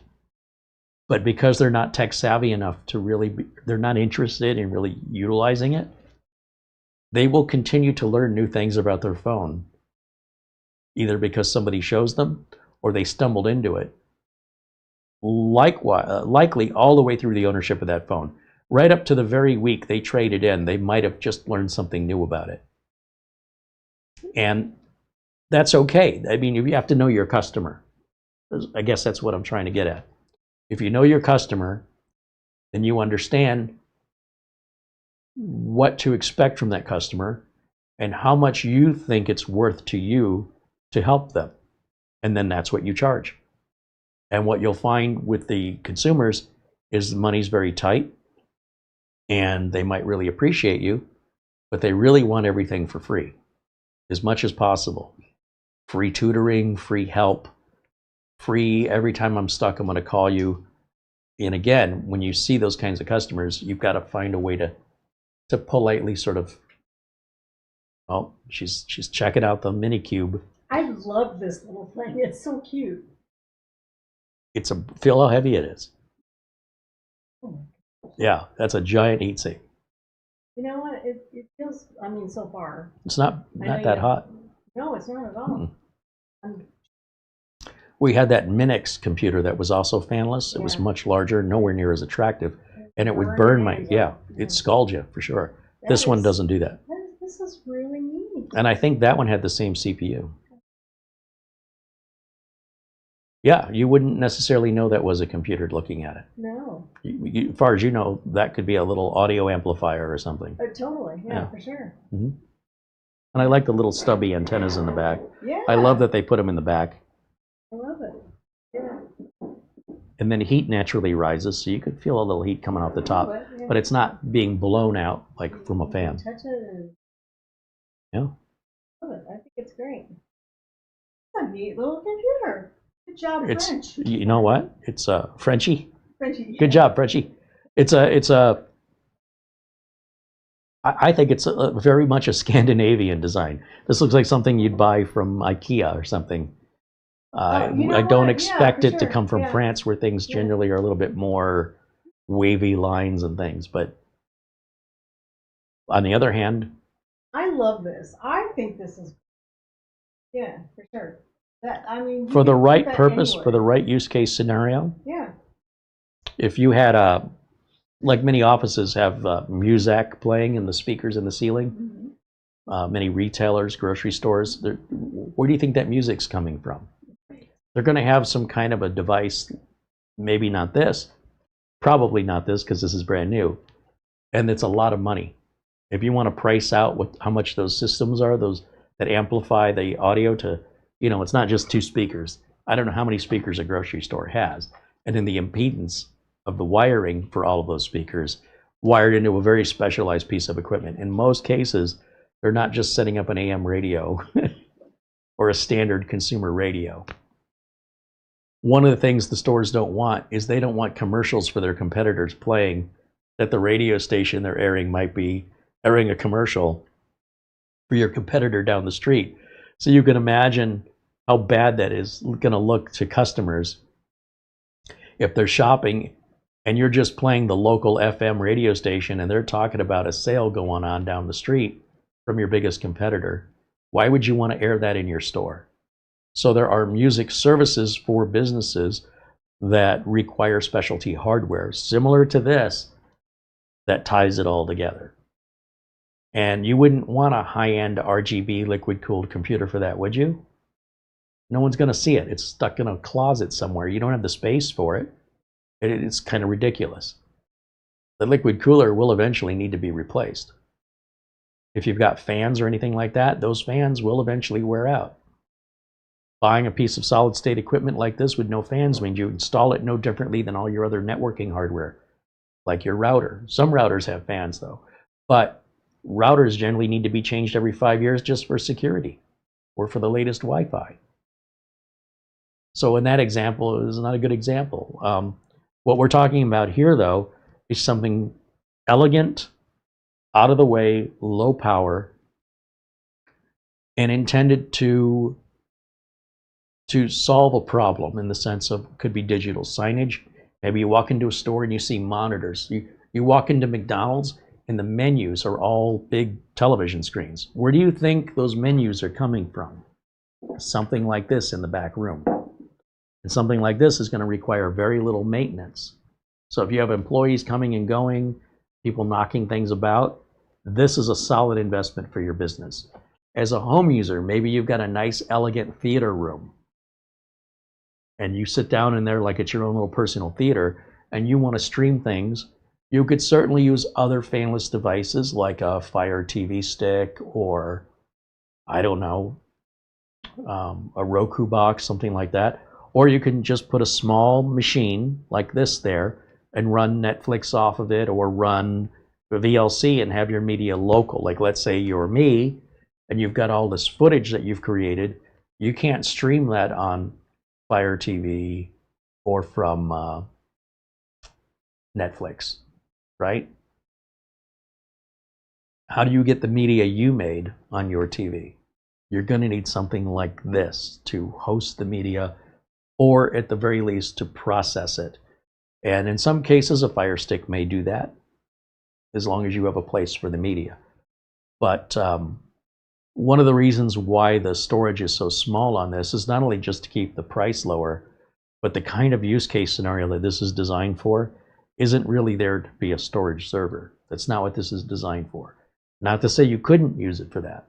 If your storage needs were minimal and you wanted to put a larger drive in, I'm sure you can. However, we'll have to open it up and look and see what size drive that takes. If it's a 2242, 2280. The idea behind this is this is the brains behind it all. This is what's going to control everything. Home lighting assistance, things like that, Proxmox. What did I unplugged it? Darn it. And that's a problem with the short cable, is it got hung up on these other cables. And when I bumped it, I unplugged it. Silly me. So whatever it was doing, which I guess are Windows updates, we just interrupted. Let's plug it back in. There we go. It is only a USB-C connector, so it falls out of there pretty easily. But again, you wouldn't put this in a high traffic area with the cables visible. It would defeat the beauty of it by just having a bunch of ugly cables all around it. So let's turn that back on. Let me jump back over to this and see what it's doing as far as auto recovery.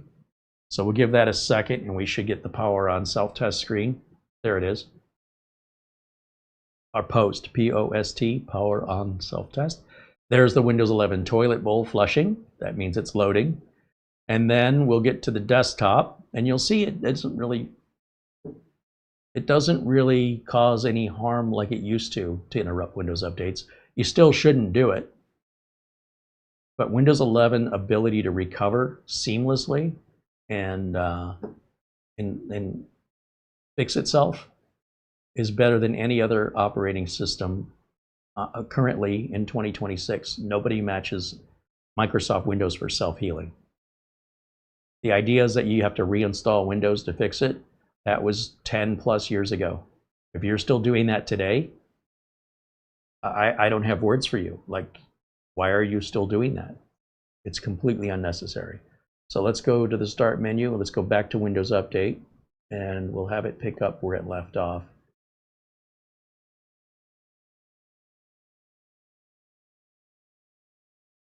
There it goes. No harm, no foul. So we're going to let that run. When it's done, I'll go ahead and unplug it and we'll open it up and see how this opens. Looks like we've got 4 screws down here, and I probably should stay away from that if I unplug it again. I'm only delaying how long it's going to take us to then open it up. But I am very impressed. I also like the sparkle. This has a little glitter in it. I don't know how well the camera's going to pick that up. You see the glitter, although it's like embedded into the... It's basically a metallic black, which is one of my favorite colors. When I used to ride my motocross bicycle everywhere when I was a teenager, I decided I wanted to build my own bike. So I bought the frame, and I bought the forks, and I bought the seat, and I bought the chain, and I bought the handle grips, and I bought the pedals, and I put it all together myself. And so I got this used bike frame, and I took it to a place that did something called acid dipping. And they warned me. They said, I'm not sure what metal this frame is made of, but if I put it in the dip, it might melt the frame. And I go, that's fine, put it in there. And they put it in there, and it stripped all the layers of paint off of it. And then I came back like a couple days later, paid whatever it was, got my bicycle frame, just all bare metal. I then primered it, and then I was on a mission. This was the 1980s, going from store to store, trying to find a metallic black paint. I'd seen it. I knew it existed, but I didn't know where to buy it. And if I'm going to build this bicycle, I want to do it right the first time. So all black, red wheels, red handlebar grips, red seat. So it's black and red. And I wanted the metallic black. Finally found it. And of course, riding it outdoors in the sun in the afternoon, that thing, when the light hit it, it was really something to look at. And I've been a fan of metallic black ever since. In fact, a lot of cars I own are a metallic gray, sort of somewhere between a gray and a black, very dark gray. And when the sun hits it, you see the glitter inside of the paint, which it's just stunning to me. And maybe that's just due to the era I grew up in. I don't know. But it seems pretty trendy, along with the muted colors. They're now selling those clay-colored cars, which I also find attractive. They almost look like they weren't done being painted. They're not polished, they don't shine. They're very matte finished and very much earth tones, which is strange, but also strangely appealing. I've never owned a car in that color, but one day I can anticipate that. But this goes all the way back to me being a teenager, my appreciation for this particular metallic black color. Some people look at it and they don't even notice it. Just go, it's black. Like, okay, you're not paying attention to the details. You're not that kind of person. That's fine. It's lost on you. I'm okay with it. Your loss. Let's go back over to see how we're doing here on camera 3, this one. Oh, it's moving right along now. Very good. When that finishes, like I said, we'll go ahead and shut it down, open it up, and see what it's like to work on it.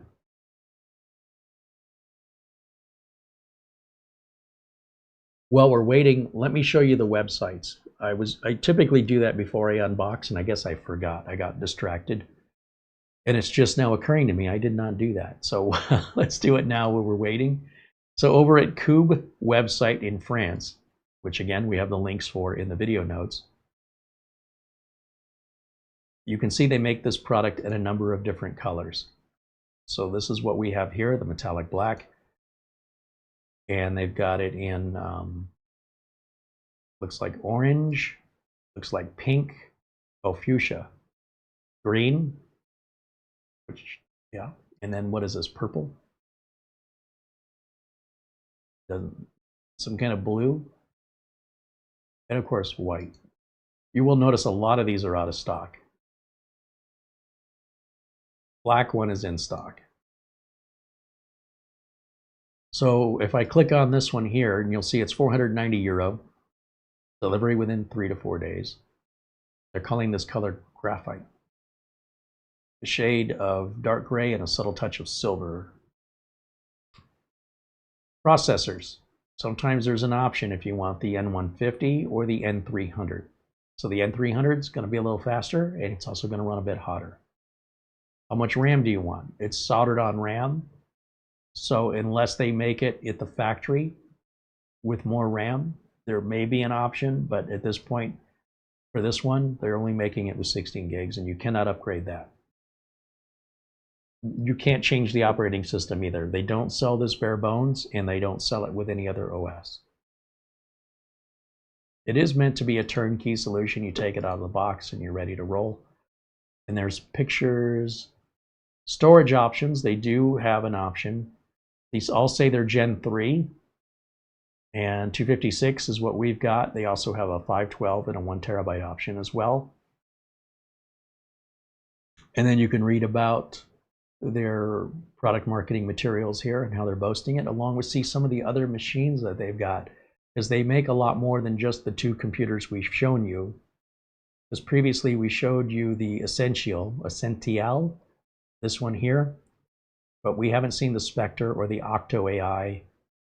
And this Kubb Fanless, I think, is an older version. Oh no, this is a higher end version is what it is.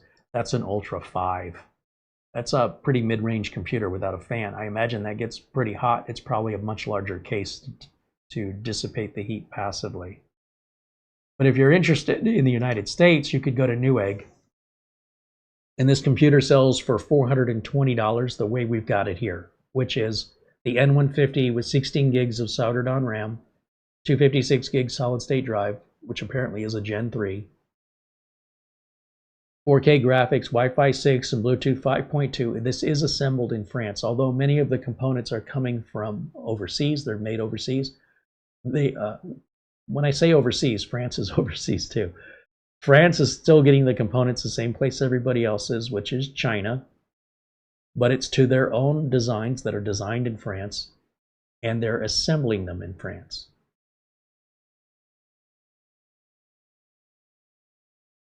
And they've won a lot of awards.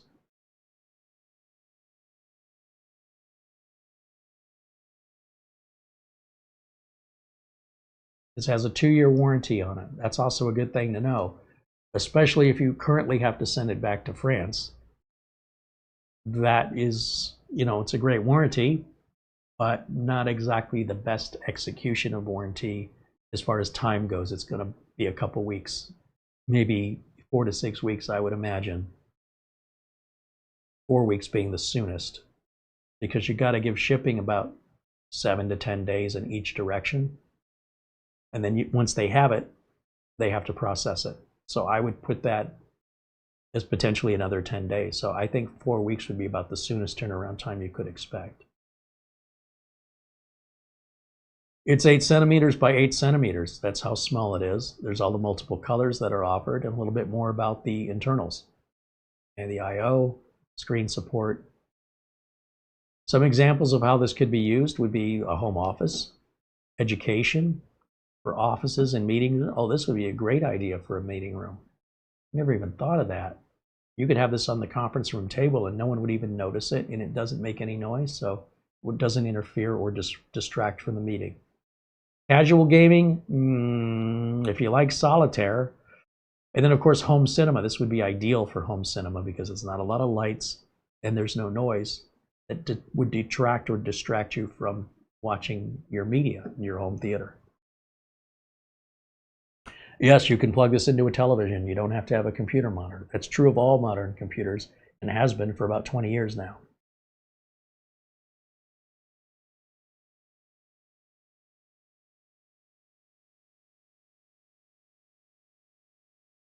Designed in France, assembled in Europe, and they've been in business for 24 years, this company, in France.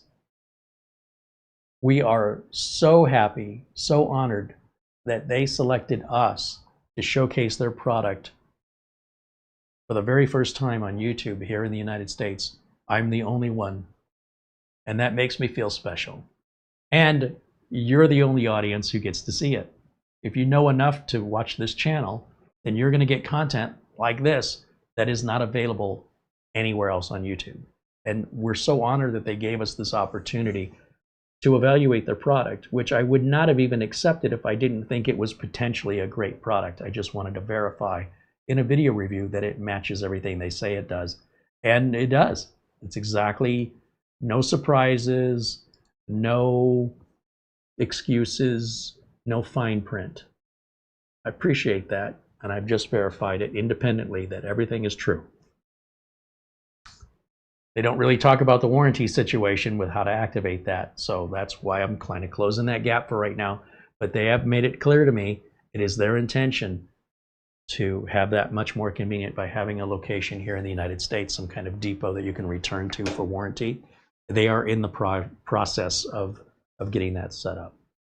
This stuff doesn't happen overnight. This company's been around for 24 years. I want you to think about that.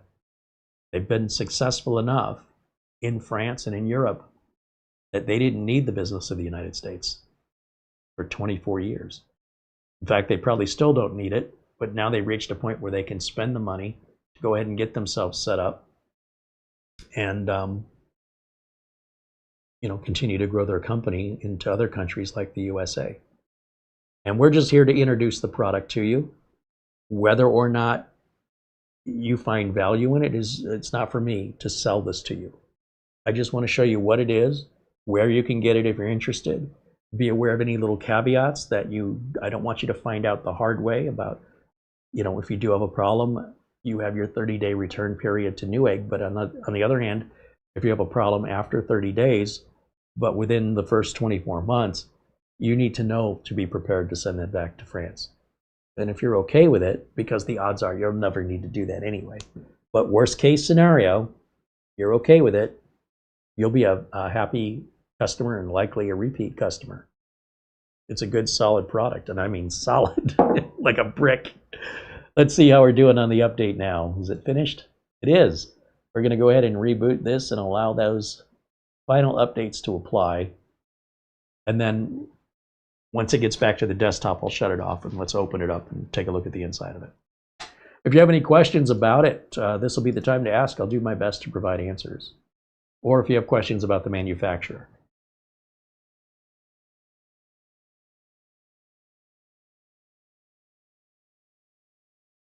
Lou Greenia said, we have 37 ceiling speakers attached to an amplified PA system, which in turn receives its signal from a satellite dish, and we play 80s and 90s music.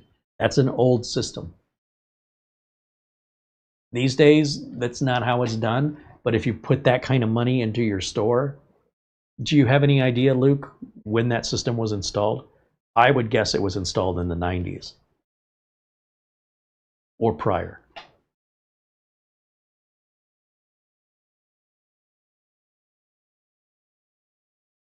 Andy says, I remember Muzak. They have been around forever. Oh, Muzak's a big service. Just in case you don't know, and you go into an elevator and the music is playing, that's a service that has to be paid for. And it requires somebody to set all that up. Let's do, what am I searching for? Muzak. Let's go up here. M-U-Z-A-K. Come on, wrong keyboard, Carey. M-U-Z-A-K. Was originally a trademark company name, now it's used generically. It refers to bland, continuous, or instrumental music being played in elevators, waiting rooms, retail stores, and offices. They had a website where you can order it. These days, you can do services like through Spotify for businesses as well.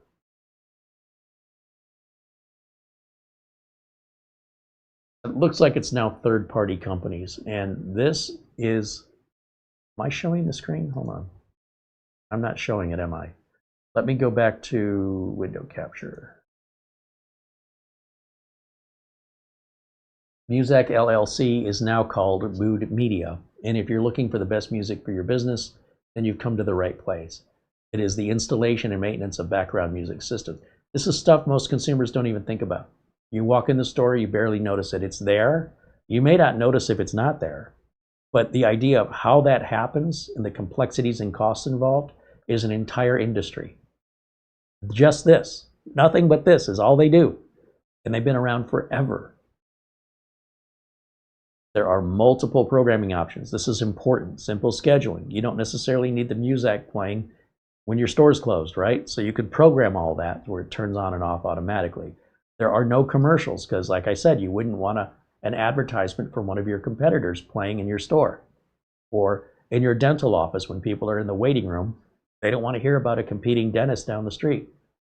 There's a web-based app that you can control it with and set preferences. It's very reliable, seamless playback, and all the music is licensed, so you don't have to worry about, any audits. Jersey Mike's uses it.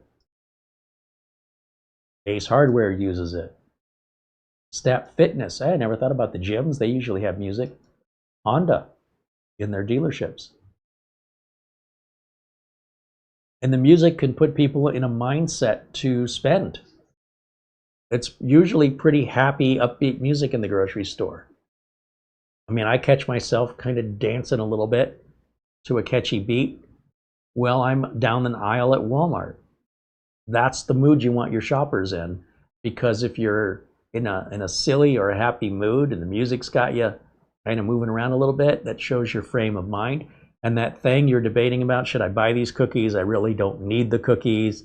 And the music's got you in the good mood. You know what? I deserve some cookies. And your cart is going to get more full. And your checkout amount is going to be more cost, which is more profit for them. This more than pays for itself. It is absolutely successful for a very good psychological reason that always works. And while some people may be immune to it, most people are not. And they're in over 140 countries. It's universally, well, the style of music changes.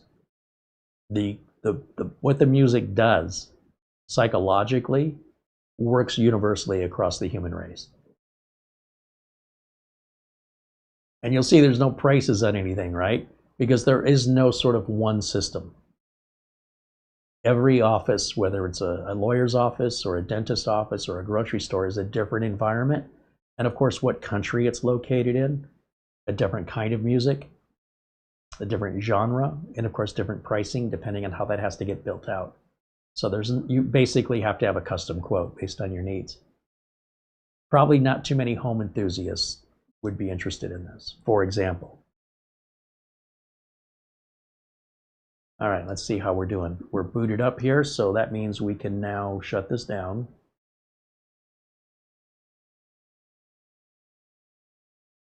And this is warm, but again, my hand is on it right now. And it's just warm. Whereas that Minix computer, I couldn't leave my hand on it without it scolding me. So this is much safer. And it looks like we're powering off here. Yeah, the power light's out. So I'm going to unplug power. Always unplug power when you're working on a modern computer, because even when they're off, they still have power running through them. And so by changing out RAM or a drive or a video card, you'll see a spark and you'll think to yourself, uh-oh, I thought this was off. Oh, it was off, but modern electronics like your television,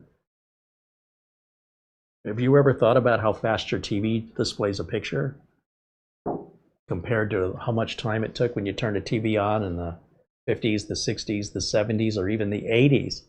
You had to wait for the TV to warm up. Do you remember? Come on, I know you remember. You'd start hearing it, and then the picture would slowly get brighter and brighter and brighter. These days, you turn on a TV, it's instantly not. And that's because it never fully shut off. And if you do unplug a TV from the wall and go to plug it back in, you'll notice the startup time is a little bit longer. That's why you don't work on modern electronics with anything plugged into it. They go into what's called a vampire mode. And they sip power. It's sort of like the difference between somebody being in a coma and somebody being dead. To the untrained eye, they look the same. Please don't perform any autopsies on people in comas.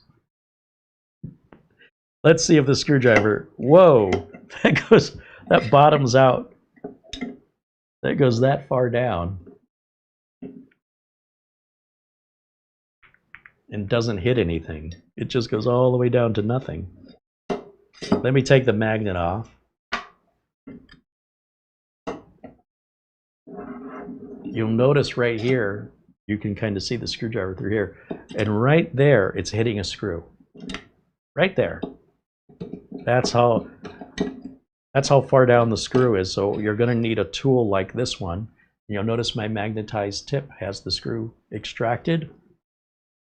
Right tool for the right job makes the job a lot easier and faster. When the screwdriver goes in that deep, you don't have to support it, right? So you can see me just spin this. And then just pull it out and I got the screw. It's really easy. With the right tool, it is.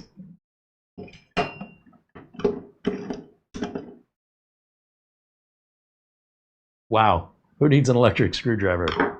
With those 4 screws removed, what they're holding in is this piece that was up here. That's interesting.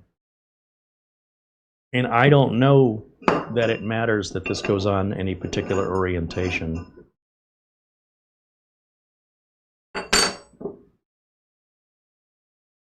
But that does not get us out. I do see 4 screws that I think this was covering up. Yeah, it was covering these 4 screws, and then I see a couple of screws back here. Now, I believe this screwdriver is going to be way too big. Oh no, it fits. These are shallower, not as long, but I can still take them out with the same driver. Oh, did you see that pop up? So that means this is under a lot of pressure for some reason. I was not expecting that to happen, but that's maybe in its design that it's supposed to. It's important to keep in mind when we put it back together, you're going to have to hold it down and let the screws see how that's, look at that. There's only 1 screw holding it in. In a minute I lighten that screw, lighten the torque, now it's sitting and it's no longer trying to bend up anymore. I wonder if that screw was over tightened. Now that serial number sticker is facing the front of the unit, so when I put this back on, there's also some cutouts right here on the corners that indicate which way this goes on. And obviously the sticker would face outward. You wouldn't want to put it in upside down.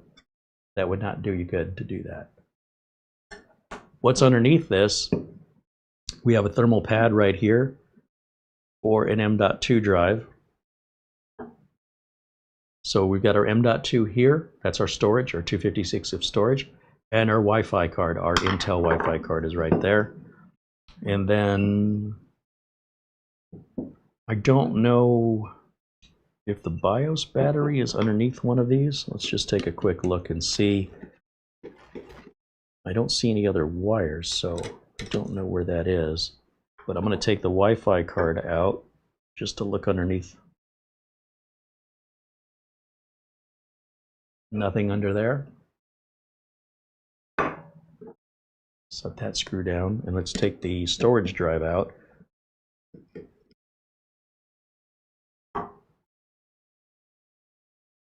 This is our storage drive, and there's no BIOS battery under there either. So it's got to be somewhere on the other side. Interesting, this looks like it has a memory card reader right here. That looks like an SD card reader, but there's no slot for it. That's kind of weird.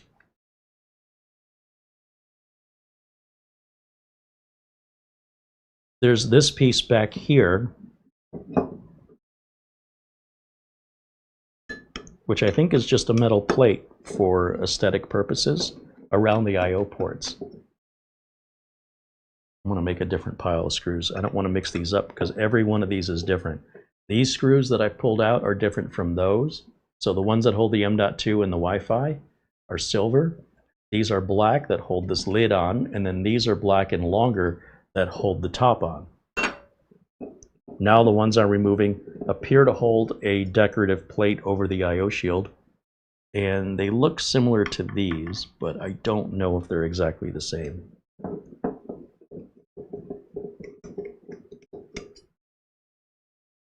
But all the screws are coming out nice and easy.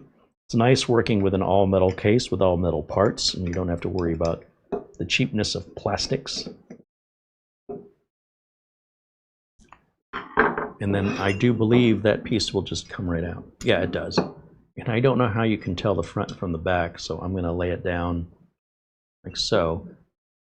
I don't think it's important to take that out. I just did to show you that it can be. Now, with regards to getting to the other side of this board, I suspect these standoffs have to come off. And you'll see the antenna wires on this M.2 style of Wi-Fi card. One wire goes to one antenna, the other wire goes to the other antenna. Each antenna is one wire only, just so you know. That's true on laptops and desktops. It's just a Wi-Fi thing. Now, these little standoffs in each corner that basically are there to hold this plate on are also apparently sandwiching the board onto itself. And I'm looking in my tool drawer to see if I've got anything that might, because that's not 5mm, that's much, much smaller. But I'm looking to see if I have anything that might fit that. You know, I probably do in my Nanch toolkit. Let's see. This is a unique need. Never seen this before.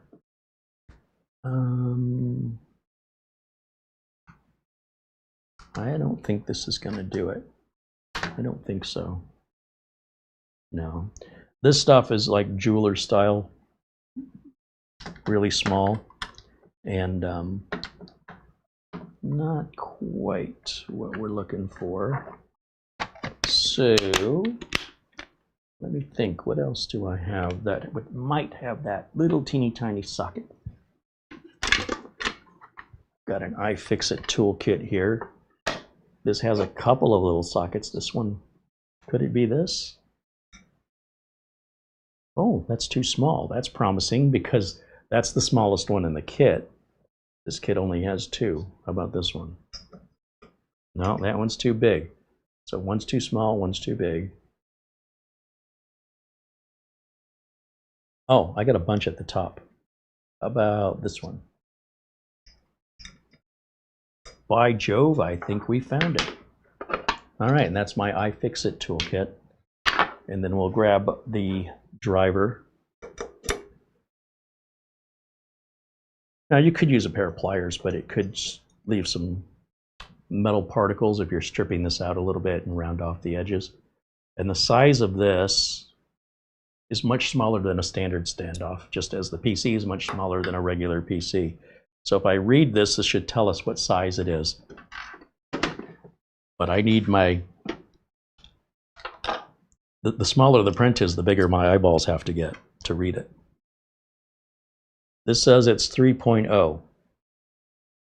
Whatever that means. That's the size of it. Since I've got my big eyeballs in, I can see a little bit more clearly what I'm doing here.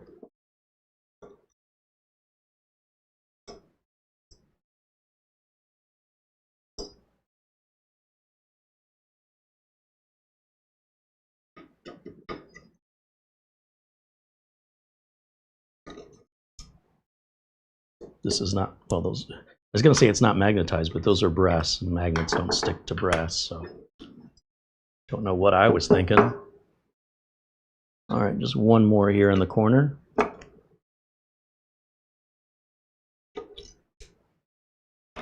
And I'll just turn that. You notice I'm holding the board in so it doesn't fall out when I turn it upside down.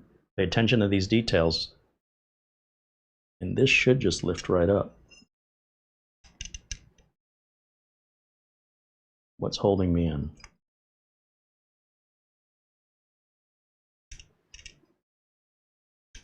Okay, on the edge of the board right here, we've got two ribbon connections right here. That's connecting us to the board below. So being very careful and cognizant of that, what I want to show you is there is a BIOS battery. See that yellow circle? That's your BIOS battery. There's really nothing else under here. The idea of running a couple ribbon cables from one board to the next board instead of having one big board is a design we originally saw in the Zulu machine, and they've since kind of gone out of business. But it makes the machine a little bit more complicated to work on. The benefit of this is that most of the time you need to access this area. This is where you're going to upgrade your Wi-Fi or upgrade your storage. These little 22, 42 SSDs, these are made up to just 2 terabytes. They don't make them any bigger than that, just so you know. There's no room to expand anything in here. All you can do is upgrade your storage or upgrade your Wi-Fi. That's it. And the only other reason you'd want to get in would be to replace that battery, which I wish was a little easier to get to. But overall, it's not terrible. Tearing it down any further, I think, would be an error in judgment and without any justifiable reason, because there is no fan on this. There's no reason for you to ever have to get into this any deeper than what I'm showing you. There's nothing on the other side that you can do anything with. It's all soldered down. It's all solid state. There's no repasting. There's no, I mean, I guess you could repaste it, but it'd be a waste of your time. And you could damage the unit because of how delicate it is to open up. It does say on the circuit board that that M.2 slot for the storage will support NVMe or SATA M.2 drives. And that is absolutely a memory card reader right there. Let me grab a memory card just to verify that that fits. I don't know why they have a memory card reader in there, if that's for service, or if they had other plans, or if they use this particular design in other machines.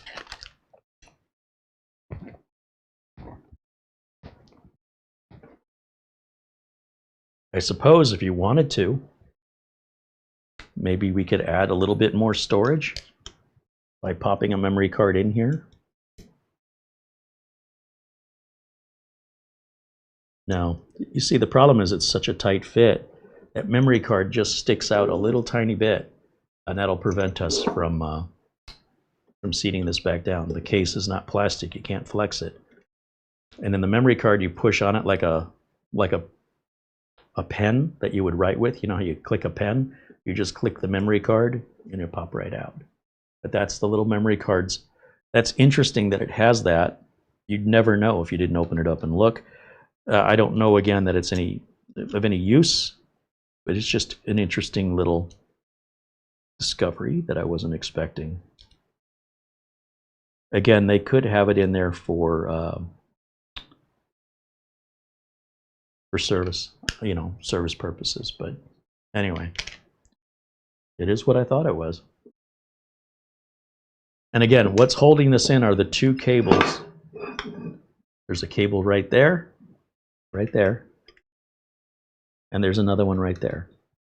And then on the board below, those cables are really, really short, so those would be very challenging and very delicate to disconnect and reconnect. Only for the most tech savvy, most tech comfortable person should be doing that. And then there's a little cutaway in the circuit board right here, and that's so you don't pinch this antenna cable. Just fit it somewhere in here before you reseat everything, and it'll go in without a fight. This isn't going to have much resistance. Everything fits right easily. If it's not fitting easily, it's because you're not fitting it right. So with that, I'm going to go ahead and start putting these standoffs back in.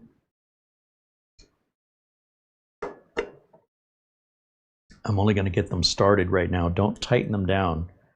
Not yet, because we're going to need to wiggle this board around to get everything to align. And again, I just dropped that standoff. Because they are brass, they are not magnetic. So I need to tip it and get it out of there. And I'm going to do the opposite corner, because when those 2 holes are aligned properly with the standoffs, then the other 2 should go right on in without a problem. And if you notice my technique, how I'm using just 1 finger to hold, I just push against it to hold it in. See, that way it won't fall out. And once I get it close to the hole, let it go. And there's a good chance you won't miss. The closer you can get.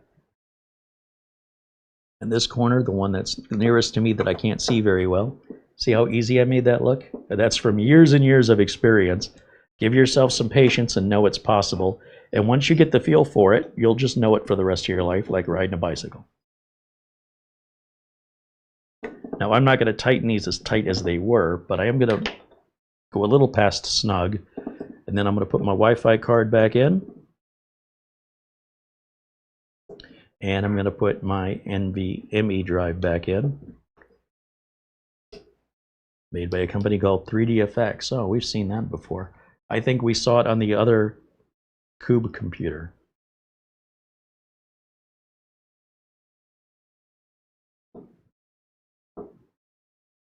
Don't pinch these wires. I see the wires trying to get underneath the screw. Pay attention. On these little computers, you don't have a lot of wiggle room like on a big tower case. If you pinch the cable, you could permanently damage that cable, and then you're back to another project having to open this up to fix what you broke. And I'll put this back plate back in, which again appears to be there just for decorative purposes, the same as this top. Although I think the top is also a heat safety shield, so that, you know, if I were to touch this while it was on, that might actually scald me. This prevents you from getting scalded. And it's attractive, and you wouldn't even notice it was a separate piece like that until you took it apart.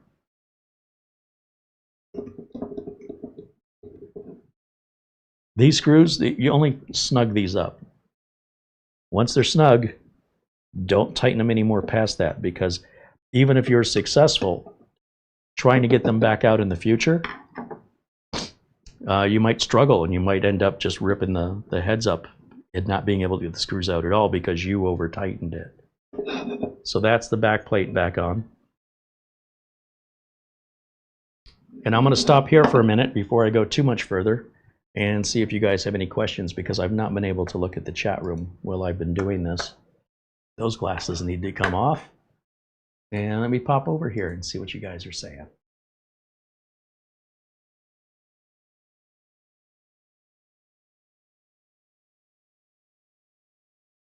Charles says the people that sent the computer to me, that's the company Kubb, are probably having a cow right about now, tearing their computer apart on live TV. Most companies appreciate that. To be able to demonstrate to the customers what to be aware of. You don't want your customers figuring this out on their own, breaking their machine because they didn't know any better. If you have a skilled, qualified technician demonstrating live on camera the proper way to disassemble it, then the viewer knows what to expect if they choose to take that challenge on or not. So in my experience, most companies are grateful. I've even had companies reach out and ask me if they can clip that part of the video to share on their website. And of course, I always tell them yes. Any of the companies that we work with, in the sense that, you know, they're not paying us, they sent us a product to review. If they want, you know, they don't generally want a 2-hour video on their website, right? They want a quick clip. Sometimes they ask me, can I clip it? And I'm like, look, that's the part of this thing I don't like doing. I don't like the editing. You download it, you edit it any way you want to, I don't care. If you're worried about copyrights or things like that, my answer is, as far as I'm concerned, Kubb and I share the copyright.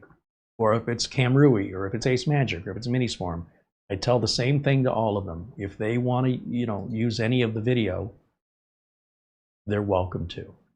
I mean, it only benefits me, right? Somebody goes to Kubb's website, and they're looking for a review. They don't know who the hell I am, but if they like what I'm doing, they might subscribe to me. So that benefits Kubb, it benefits their potential customer, it benefits me. Why would I say no to that? Share, go right ahead. Now, if it's a viewer downloading my videos and editing them and putting them on TikTok, that's theft. That's a complete different scenario. All right. So I'm just looking into the chat to see if we have other questions. I'm going to put my thermal material, the thermal tape, back on the NVMe drive, like that. And then this bottom, I think, went on like this. It's nice when it all goes together the way it's supposed to. No drama.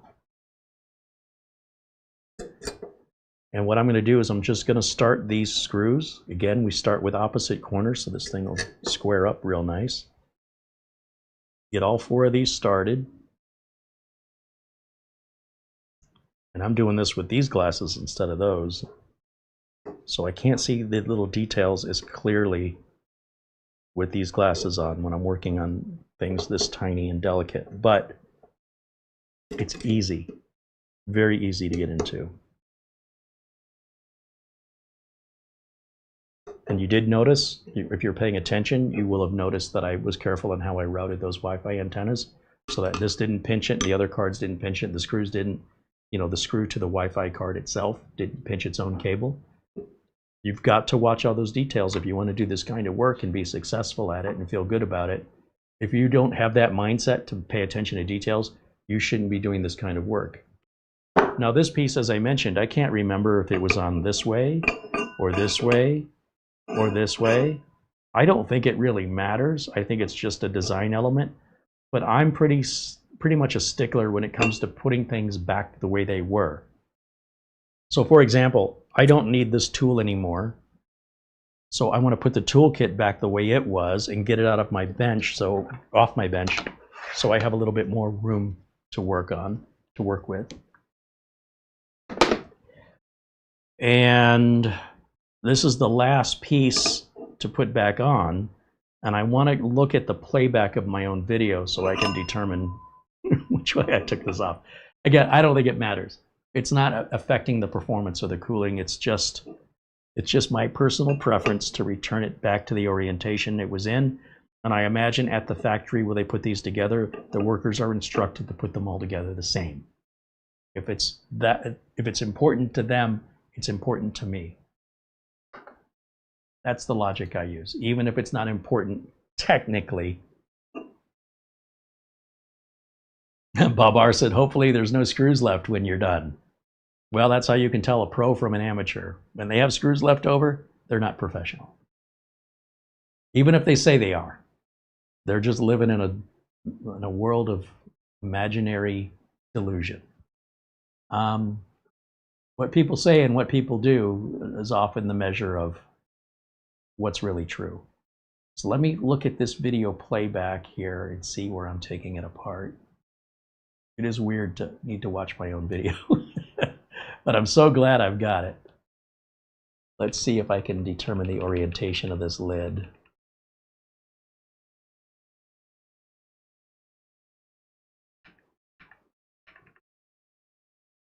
That's me taking it off. I got to go a little further back. There it is. Okay.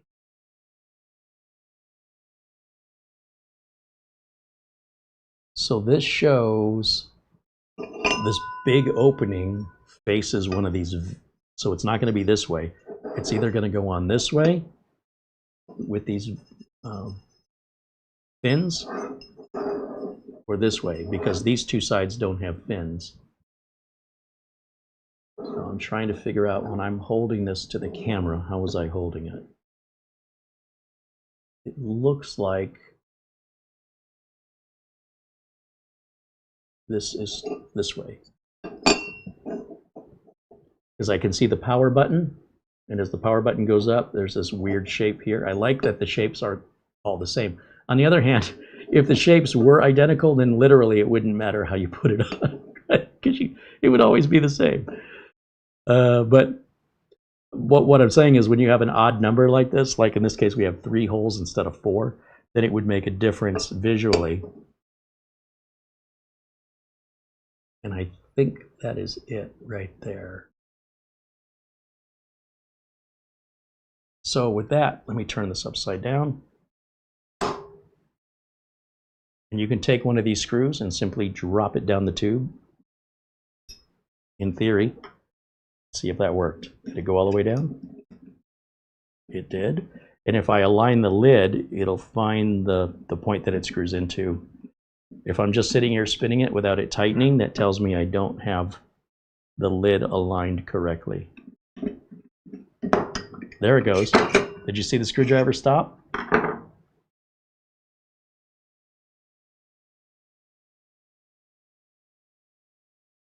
Now I could also, you know, just keep the magnetic tip on there and then guide it down gently. And once we get the opposite corner aligned, right there, all we need is snug. We don't need to tighten it up too much or it's going to make it harder to take out next time. You're just doing it to yourself. Wow, that is super easy. As long as you've got a screwdriver that will fit that head of the screw and is skinny and long enough to get all the way down to the bottom. Look at that. Once we lined up those first two, the others aligned perfectly. So when I'm looking at my own playback and I'm showing this, I can see the power button here and I can see the big opening facing me. So I'm pretty confident I've got that in the same orientation it was in when I took it apart. Always good if you don't film yourself, at least take some pictures before you take it apart and as you're taking it apart, and try and take it from a couple angles, because oftentimes you don't know which picture you need until you're putting it back together and you're like, oh geez, I hope I got a picture from the right angle so I can see where this wire was, or I can see which direction this lid went on. And of course with video you have 30 pictures per second, so then it's much easier to find more likely what you're looking for.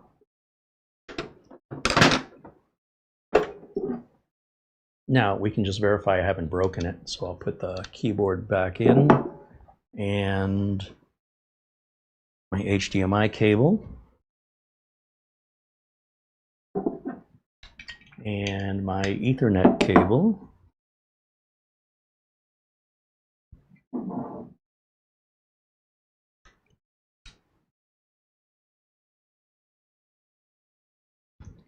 And then power.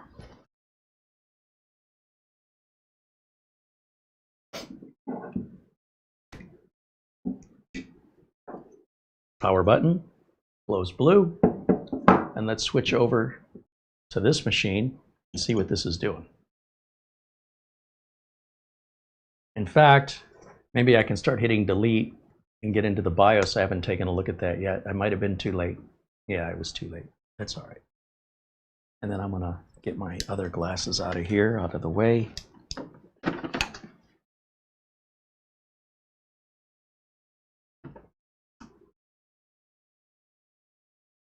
Let's go start, settings,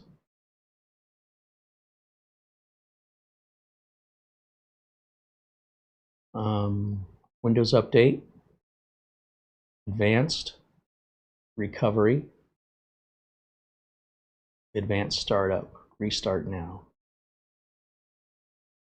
And then when it restarts, it'll give me the option to go into the BIOS without having to hit any keys at certain times. It's sometimes maddening. Andy says the metal-to-metal sound that he's hearing reminds him of putting together his hibachi. That's quality stuff, man. Frank Jimmy said it looks like the top of the mini PC is a letter K for Kubb. I think you might be right. I thought it looked like a letter K, but I couldn't figure out why. But that makes sense. Good observation. We're going to go to Troubleshoot, UEFI firmware settings, restart. That'll take us in the BIOS.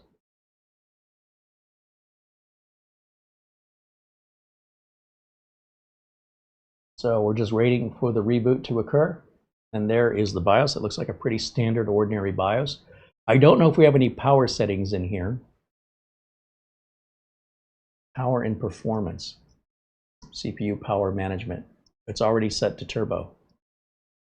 So we're already in the high performance mode right from the factory.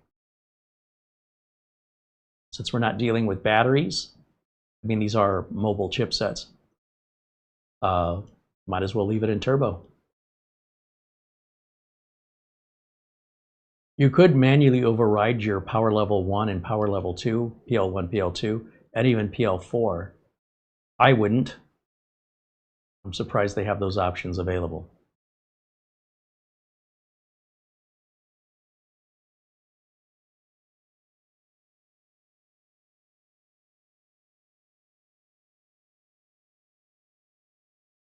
So yeah, we've got smart settings, hardware monitor, NVMe configuration, tells us about the NVMe drive that's in there.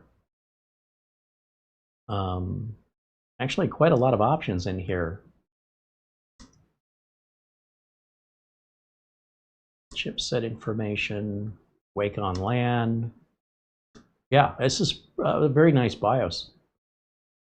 Hard drive security config. You can set a password for the hard drive. Ooh, so that's a little different from BitLocker, as this is controlled in the BIOS. I haven't seen that in a long time. And of course, Secure Boot is there. Boot options are here, and then save and exit.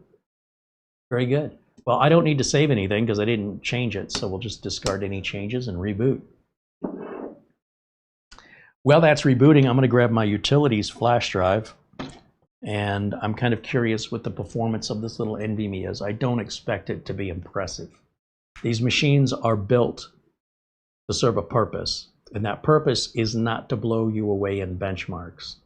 The purpose is to be operational, reliable, quiet, attractive, affordable, unique, and to serve an actual purpose, a function to something that is typically related to reliability being important.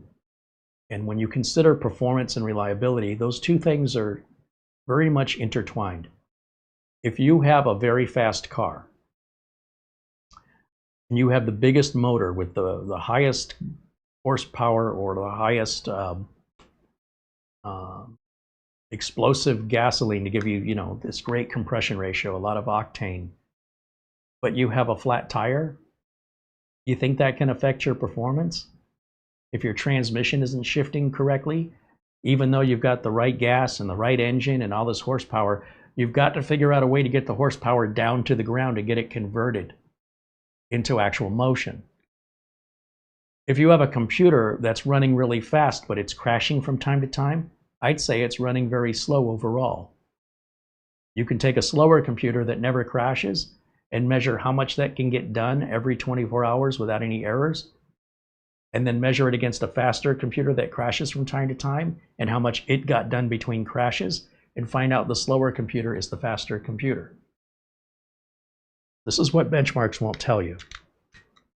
Now I'm going to plug my flash drive in, and let's copy some of the utilities off so we can measure what the performance is, just because I'm curious, but not because I'm expecting it to impress me with performance numbers. It's going to impress me with its reliability, which in turn impresses me with its performance, in that order. So we're going to grab my usual routine of tools here. VLC I like to install. I like to put on my Windows 11 optimizer. We sell this for 20 bucks. Links in the video description below. PC testing software is what I want. And we'll bring over hardware info. We'll bring over Crystal Disk Mark. And Crystal Disk Info and Cinebench, all three of those can come over.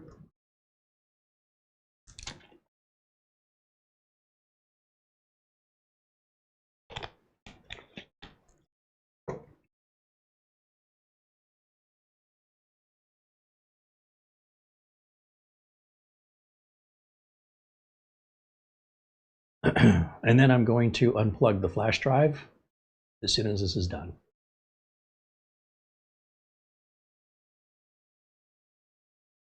Perfect. So over to the eject.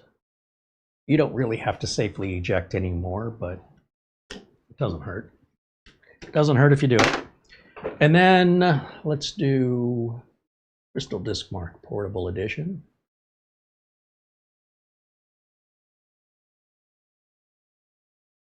And we'll hit all. We'll see what these numbers are. And while that test runs, I'm going to put myself back on screen and put myself in a corner.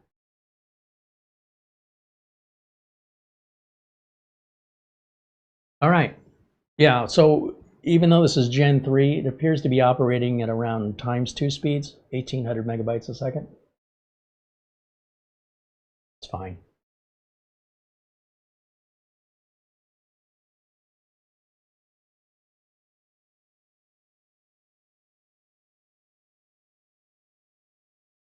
Yeah, many of you in the chat are mentioning that that looks like an uppercase K on the top.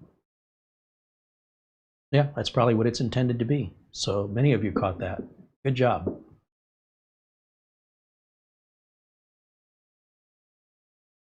Kransvat joins us and says hello. Andy Kane says hello. Who else have I missed here?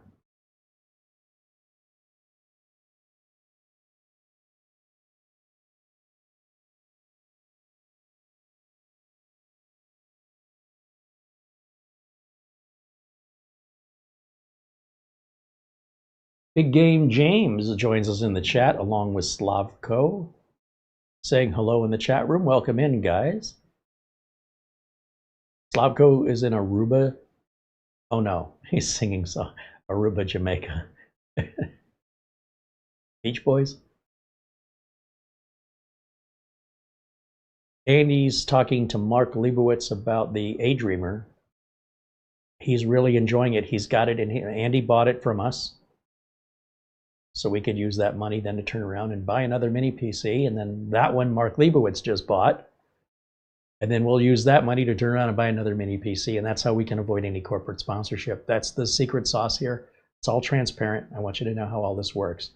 Look at those write speeds. Holy moly, that just dropped off a cliff. That would imply to me anyway that it's overheating. That's what that looks like. That is a big discrepancy between read and write speed. So we're going to look into that in a minute and find out what's going on. There is that thermal pad on there. And I would guess this bottom plate here is what that is supposed to be used as a heatsink. I'm just surprised the drive that slow gets that hot. We could always, look the manufacturer up and see what the drive speeds are supposed to be. I don't believe it's that, because quite frankly, a SATA M.2 drive would run faster than that. A SATA M.2 drive, you'd be over 500 megabytes a second on your writes. There's no reason an NVMe drive should be that slow unless it's getting hot. So we'll check it here in a minute. We'll let it finish. The heat in and of itself doesn't kill it, but the heat over a long period of time will kill it earlier than it would than its natural lifespan. So I do want to resolve and figure out what's going on there. Maybe I didn't put it together correctly. Maybe this bottom plate is not touching that thermal pad for some reason. I don't know. I mean, it's not rocket science to put a thermal pad back on. And it's not like there's any adjustments I can make to raise or lower anything. It's all secured with screws. So I'm baffled by that.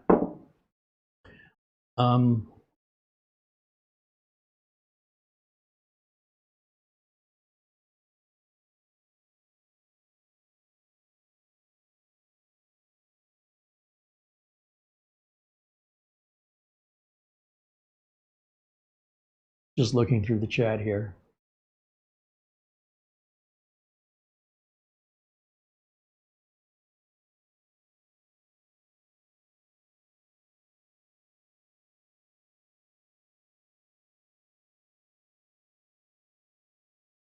Lynn's Music says maybe it's aluminum. Yeah, I don't know what material this is made of. I have no idea. It's heavy though.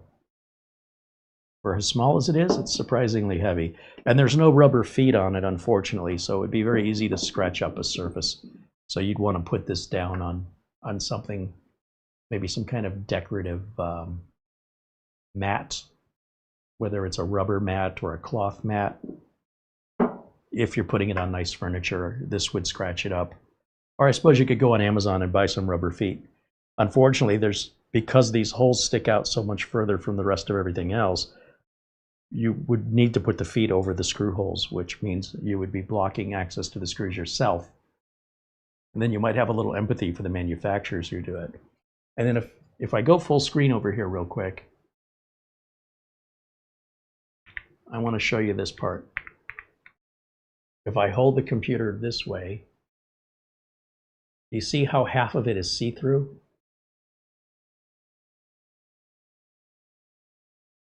If I can get the angle on the camera correct here. So the whole computer is just this part. All the circuit boards are right in there. Everything else is completely just fins to cool the heat stave off that heat and keep the machine running at a good temperature. That is a tricky thing to do in engineering.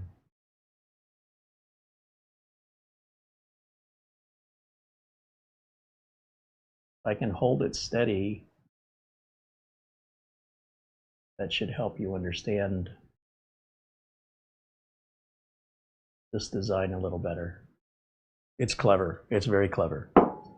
It's something that's very easy to dismiss and not pay attention to. That's quite complex. You can't just set this up in AutoCAD and say, there, it's done. No. How it works in reality, how thin or how thick these fins are, is going to matter. How tall they are matters. All of this is going to equate to good cooling versus bad cooling versus I just think it looks cool, which is a whole different kind of cool. So the idea is you want to balance what looks great and what also works effectively, where if you took any away, if we took any of the material away in any way, that the machine would run hotter. And if you added any more material, the machine would not cool any better. Do you know how difficult of a challenge that is to figure that out, depending on which CPU you're using, how much square inches you have to work in? And you're told as an engineer, I want you to build us a case that's a cube, no bigger than it needs to be and no smaller than it will, affect its cooling. I want maximum cooling at the smallest possible size, where anything bigger would be a waste and anything smaller would be a poor design. And the engineers have to figure all that out.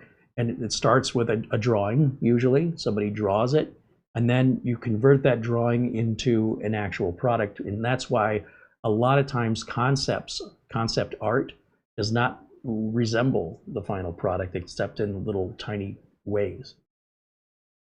But the engineers that actually make it work, they need something to start with. So they kind of get a generic idea of, we want it to look like, a cube, whatever. And then it's the engineer's job to figure out how to meet that design requirement and at the same time meet the engineering requirement so that it works reliably, doesn't overheat. It is complex. This likely wasn't sorted in a day. This likely took a long time and some testing. They probably went through a number of different models of cases before they found a design that was both cost-effective, attractive, and working well. And they did all that before they even offered this for sale.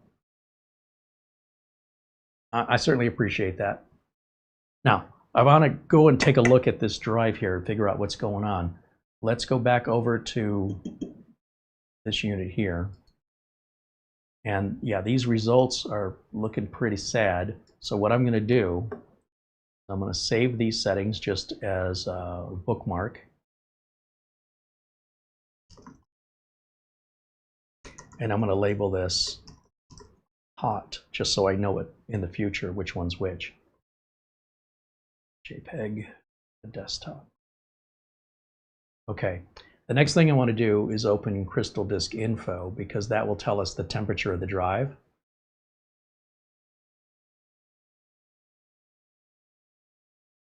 I think HWI will also tell us the temperature of the drive. So here's the 3DFX drive. Temperature is 52 degrees Celsius, which is pretty warm for an idle drive. It is a brand new drive. As you can tell, it's only been powered on 9 times. It's only got 5 hours of total use on it. This is the odometer of the drive. There's no rotation rate because it's not mechanical, so that will always be blank. It does show that the drive is in PCIe by 2 speed, but it will support by 4, but the motherboard doesn't. Now, if we're having heat issues at by 2 speeds, you can only imagine how much worse the heat issues would be if we doubled the speed. So the drive itself will support twice the transfer rate. But the motherboard we plugged it into is only supporting 2 channels, probably because it's an N150. And that particular CPU is a budget CPU that doesn't have all of the bells, whistles, and features of higher end CPUs. That's my guess. I'm not sure though. And then while we're monitoring this, let's move it over. And let's run the test again. Now this temperature should update every few seconds. It's not going to be instant. There will be a delay. But just keep an eye on it together and let's see how hot this gets. In general, if it's going to hit over 65, we got troubles.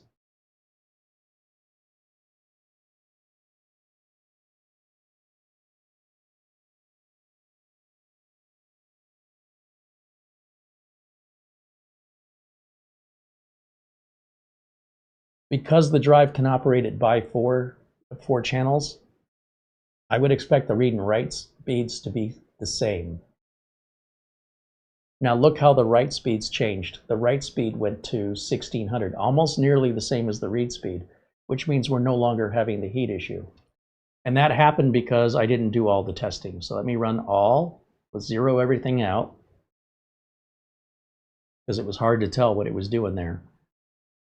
And temperature hasn't changed here.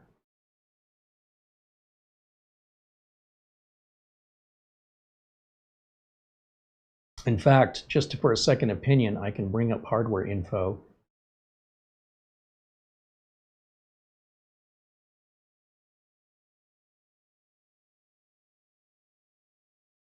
Sensors only. Start. Yeah, I don't know that this isn't monitoring right. What's going on?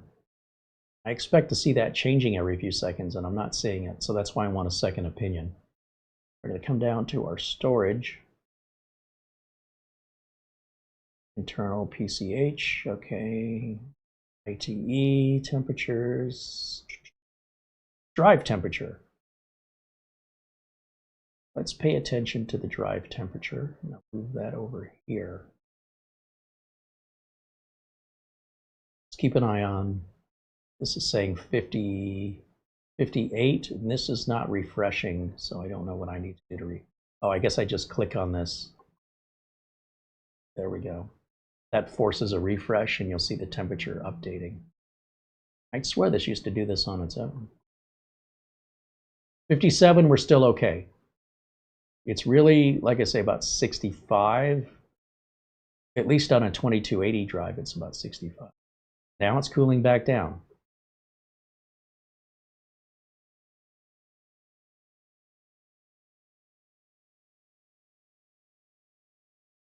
Well, at these temperatures, we should still get, no, look at that.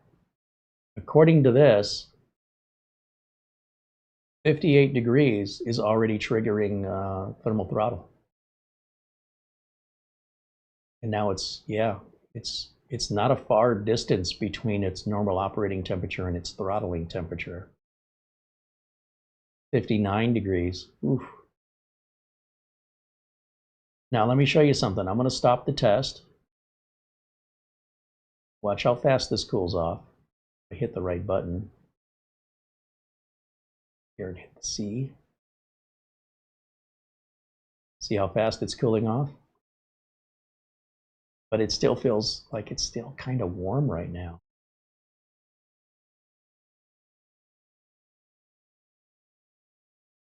That drive is running warm.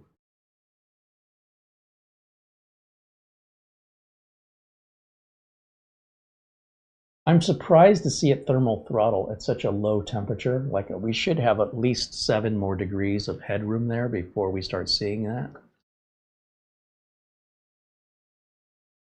And I keep clicking on the good instead of on the C drive, because it looks like it's maintaining a regular operational temperature of 50s, which is awfully warm to be idling.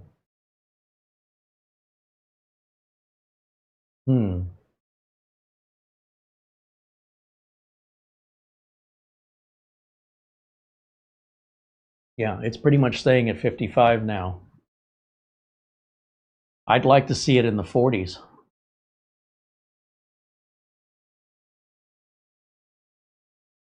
Let me show you something. If I turn this drive, let me go back to camera 1 here for a second.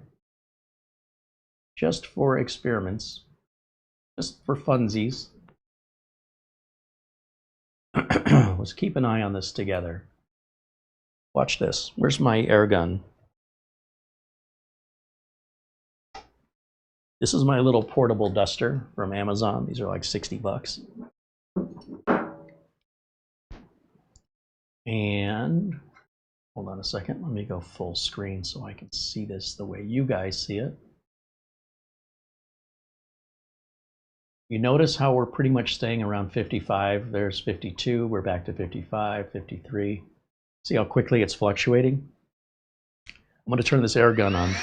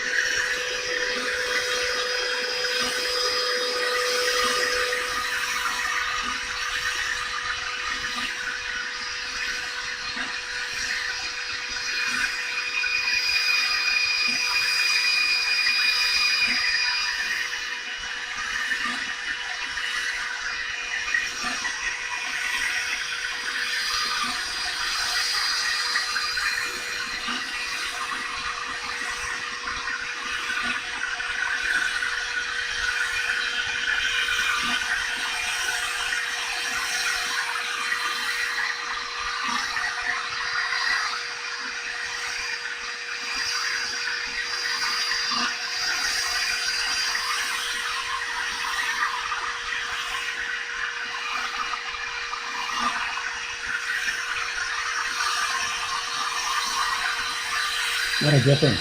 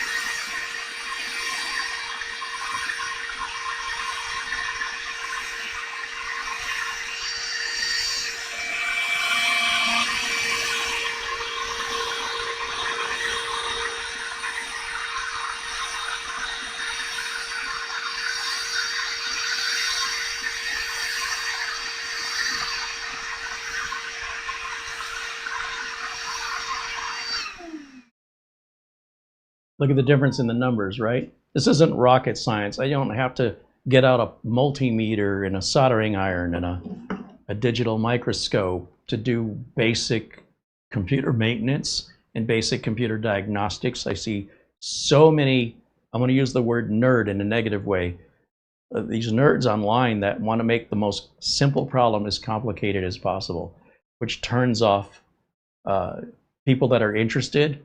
Then they realize how complex it is, and they immediately go, okay, that's way too complex for me, and they abandoned, this idea of maybe getting to learn a little bit. And the nerds are creating a rift between the common users because they're doing things in a complex way that is not necessary. And I'm here to keep it real. And I'm here to show you, you don't need special tools.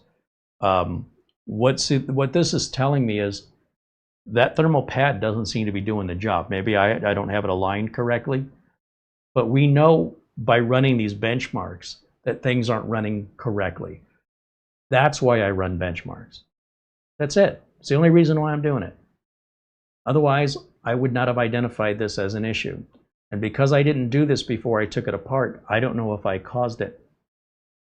And because I don't know that, I would assume I probably caused it. And if you experience the same, I expect you to assume you caused it. Unless you have evidence otherwise, you should always blame yourself. In my book, that's how it should work. Now, I don't believe that Kubb would have sent out a PC with a storage drive that overheats. I just don't believe they would do that. On the other hand, that also tells us that the thermal pad needs to be aligned just right, apparently, or we need to put a thicker thermal pad on it because it's not dissipating the heat the way it's supposed to. Now, it won't hurt me to reach out to them and say, can you verify if this is overheating for you? You can download Crystal Disk Mark and Hardware Info or Crystal Disk Info completely for free. They're portable. They don't require any installation. Run the benchmark at your office and tell me if you're getting the same results. If so, it's on them to fix it moving forward. But in the meantime, I would not sell this to a customer knowing that the drive is overheating. I can replace the drive. Could be a defective drive. I could replace the thermal pad. That's cheap and easy. And I can try repositioning the pad, which is faster and cheaper and easier. And I would do that in exactly the reverse order. Do the cheap, easy thing you can first. Second guess your work. Always second guess your work first. Before you blame anybody, blame yourself. And until you can eliminate yourself with confidence that it's not you, then and only then move on to the next thing. In the meantime, if you do want to ask and not criticize or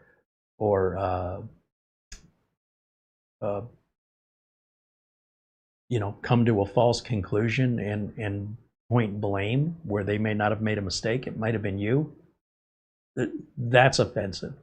It's ignorance at its best. But if you want to say, hey, could you let me know, is this a problem? If you're asking a question versus making an accusation, that's always welcome.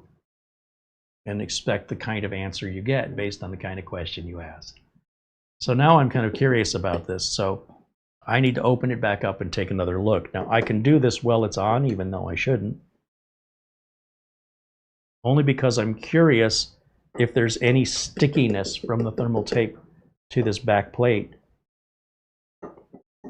Because if the back plate just falls off, that means our thermal tape isn't making contact with it. It should be kind of sticky. See, there's that springing action again that we saw before, which puzzles me why it's doing that with this one particular screw. And could it be that the plate simply warped? Like, there is very little contact being made here. Let me show you. And again, this isn't rocket science. This is using your eyeballs and common sense. If we take a look at, let's go to the close-up camera. Do you see the discoloration here, here, and here? That's where the thermal tape is making contact. All of this, which tells me from the factory this tape was not making contact there. There should be some residue, some indication or evidence, what you might even call witness marks, that tape is actually reaching. So there's a couple ways you can fix this very cheaply and inexpensively. One is you can replace this thermal tape, or, really the hottest part of this NVMe drive is usually right up here at the front of it. That's where the controller is. If you fold this tape in half, okay, and I'm just experimenting, place it towards the part that plugs in where the controller is. That's usually the hot part. And then let's put this piece back on again. You're going to notice we're going to have to push down on this now. Helps if I put it in the right direction. And it's going to bow a little bit, but that tape will give way, especially compared to these metal screws. We'll just get one started. If I start that one all the way, it'll make it almost impossible to get these others on.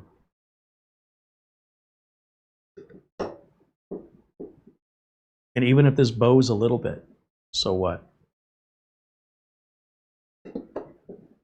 There's certain little tricks of the trade you're not going to learn from an enthusiast. They just don't have enough experience.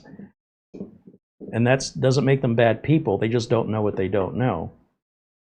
And if this works and solves our problem, then you can say, wow, you know, now I'm starting to understand the difference between entertainment and education. And this is bowing pretty severely. However, no one's going to look at it. And if this works, I could simply buy a thermal tape that's thicker, or I could cut this thermal tape if the bowing really bothers me. And you can barely notice. Just right here, there's a slight bow right there. I don't know if the camera can pick that up. There's a little lip, and then there's no lip, and then there's a lip again. Very, very minor. No one would ever notice it. But will you notice a drive speed performance difference? Let's find out by going back to the test one more time.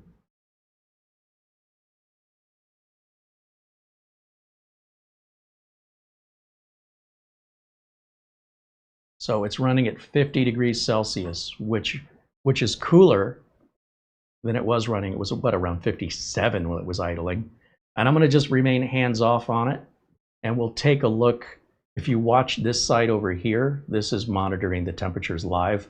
This one I have to manually keep clicking. It's pretty much staying at 50 now.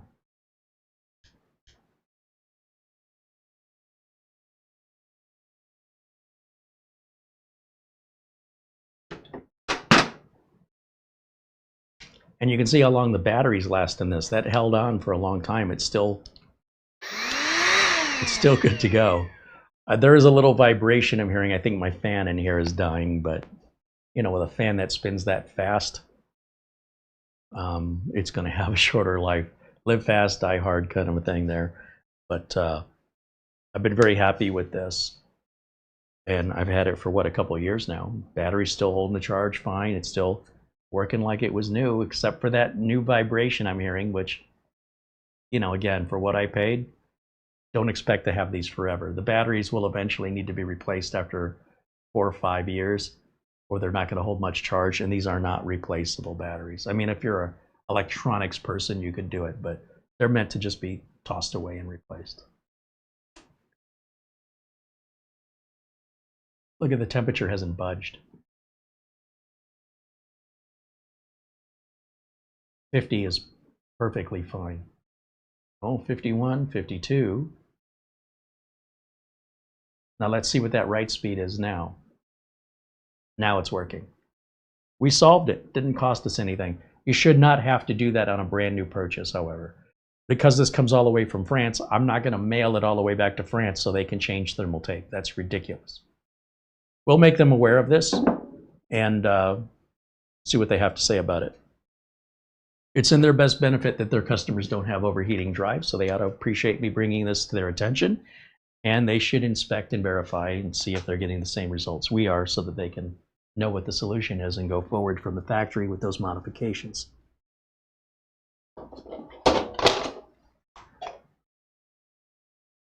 Okay. We're all on the same page here, right? Don't overthink it. The easiest solution is usually the right one. In rare occasions when it isn't, then gradually step up your complexity. I have no respect for the nerds that want to go to the complex solution first. To me, that's no different than an amateur that doesn't really know what they're doing. When you have a nerd that knows too much and doesn't know how to properly prioritize the data, to me, they're the same. They're two sides to the same coin, and I don't respect it.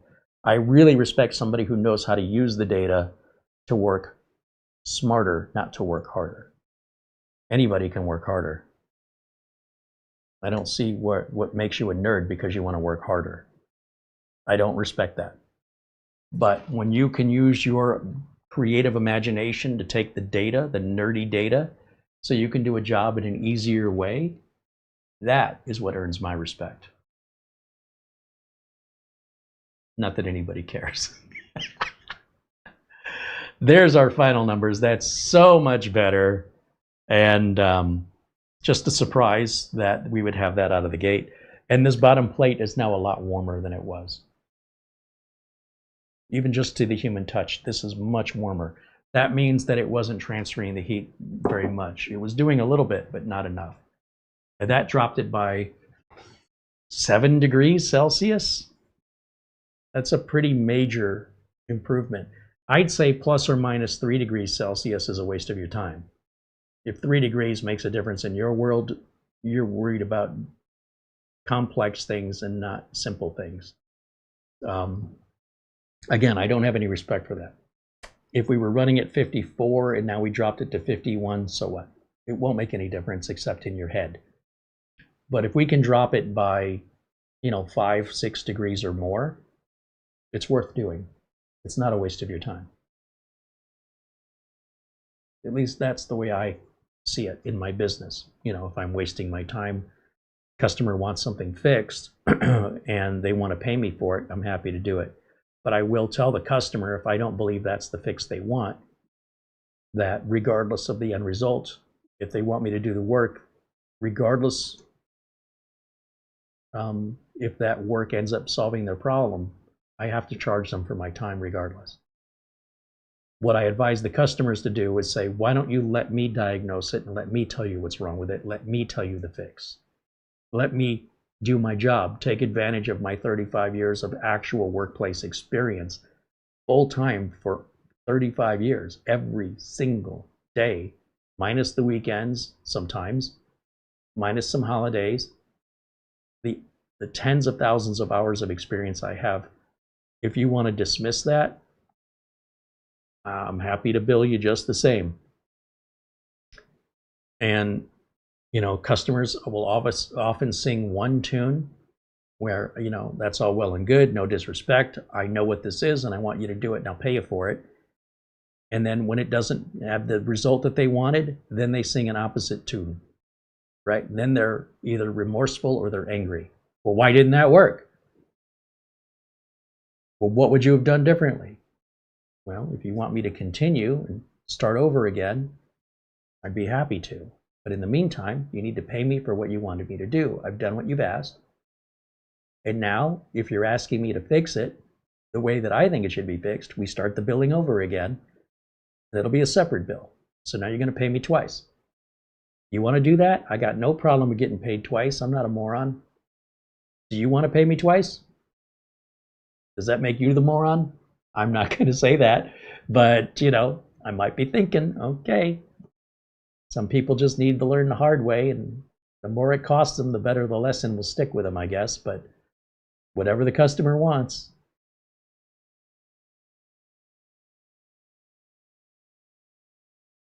So there you go. The video got interesting there at the end when we found that. And again, that's the reason for the benchmarks, not this enthusiast pissing contest. That's silly, immature nonsense. Just go to the park and play baseball, or run a lap around the block and see who comes in for. Oh no, they won't do any physical work. What was I thinking? You might as well compare how fast you type to how fast somebody else types. Who cares? I don't care how fast you type. I don't care how slow you type. It has no impact on my life. And I don't care about how fast I type to go enter a contest and see if I can beat a bunch of other typers. I'm not saying it's wrong. I have no interest in that nonsense. That's just child's play. That's great when you're in high school. As an adult, there's more important things, in my life anyway, that need my time. There's always things around the house. There's pesticide and laundry and dishes. There's leaking faucets and buzzing bathroom fans. If I've got time to play, I've got time to fix those things. My porch light isn't activating automatically like it's supposed to. There's no repair on it. At least none I'm willing to do, so I ordered a new porch light. When it comes in, I would rather spend the time which is an easy job, changing out my porch light. So when I walk up to the door in the middle of the night and I can't see where the lock is, it'll turn on like it's supposed to. Lately, it's waiting until I get the door open and I take a step into the door, and then the porch light turns on. Like, yeah, thanks a lot. It's an old porch light. They don't last forever. It's one of those motion sensor lights. It's probably 10 plus years old. It's 2 wires and 2 screws probably to change it out. It's $40 for a brand new fixture. And then when I walk up to the door for the next 10 years, the light will turn on and I can see in the middle of the night, which, you know, if there's an animal there, if there's a person there, I want to see. If there's an Amazon package I'm about to step on, it's a safety thing. And yet I will go to people's homes that are playing games all day and the house is a mess. There's dishes piled up in the sink. There's work that needs to be done, and they're not doing any of the work when they got plenty of time to play games. Hey, that's their life, man. Have at it. I ain't your dad, but I'm not going to live like that. I'm not 14 years old anymore. That's why I have the attitude I have. At some point, seeing a 14-year-old living like a 14-year-old is perfectly common and normal. Seeing a 55-year-old person living like a 14-year-old is just sad. I just feel bad for them. But if they're happy, that's their business, right?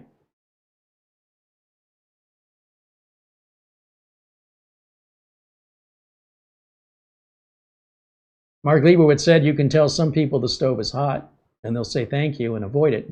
Other people have to smell burning flesh. I think the funny part is there's an old saying that if you tell somebody when you look up at the sky, there are billions and billions and trillions of stars in the universe, and they believe you. I've never had anybody not believe that. But if you say there's a sign that says wet paint, and people have to touch it. It's like they don't believe it. Oh, that paint's not wet. Oh, yeah, it is. Yeah.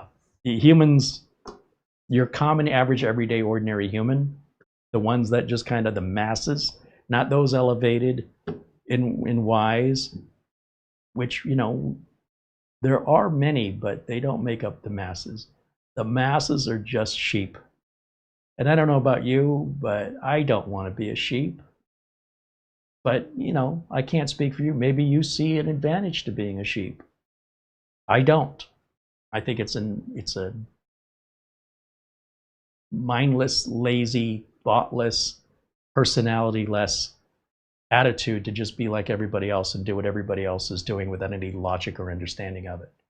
So it's very opposite of my personality, which is to do things with purpose and understanding, not just because you're mimicking what somebody else does. That's what monkeys do. There's an expression, monkey see, monkey do. If you think you're no smarter than a monkey, well, I'd say you have a self-esteem problem we got to deal with first. All right, that's enough of my philosophy. Michael wants to know if I work on Macs. No, I don't work on any Apple products. There are no Apple products on this page. We've had this channel since 2008, and we focus on essentially what my business is, right? My business is the reason I've been able to stay in business for 35 years is I work on the most common things that need to be worked on. So Linux, Mac, PlayStation, Xbox, there's just not enough to generate a living. Not for me. If I was working on Macs, I would have a very difficult time finding work. But because I work on Windows-based computers, finding work is very easy. No matter where I am on the planet, I can always find work. There's plentiful opportunity for work. And since I'm in it to generate a living, I'm not a hobbyist, I'm not an enthusiast. I don't want to work that hard just to find the work.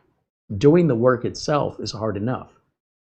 And by specializing in a less common product, I think 4% of all desktops in the world are Mac or Apple-based. 4%. Windows-based, I think, is 75 to 80% of all desktops in the world are running Windows. So if you're looking for work, you know, do you want to be a specialist that let's say a mechanic and you only work on Fiats, you're probably not going to be very busy. Or if you are busy, it's probably because you're self-employed. You only have one repair bay because you never work on more than one car at a time, and you don't have any employees because you don't have enough cars to come in to justify. So you're going to reach a ceiling very quickly of how much you can do based on how much work you can get. Nothing against Apple. It's if Apple was 80% of the market, I'd be working on Apple. That's all.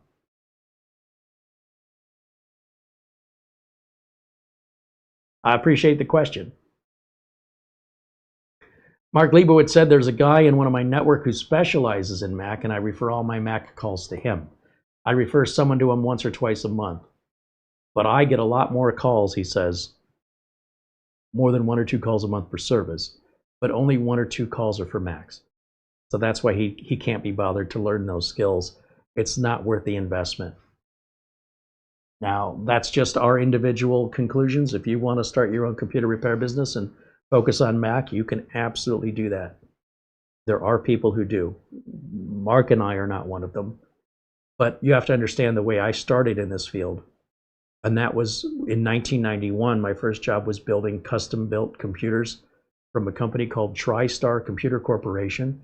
And we would ship them across the country, even to other countries, from a warehouse in Chandler, where we designed and built those computers. So we sold to colleges, educational institutions, corporations. Specifically, the machines were designed for AutoCAD, but they could be used for other things. But they were so much money, most people didn't buy them unless they needed them. If the world was a different place, if my first job was at a place that involved GarageBand or, I don't know, some other Mac-centric application that you could only get with a Mac, then that's probably where I would have stayed.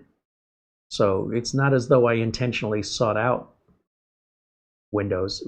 It was just easier to find that job.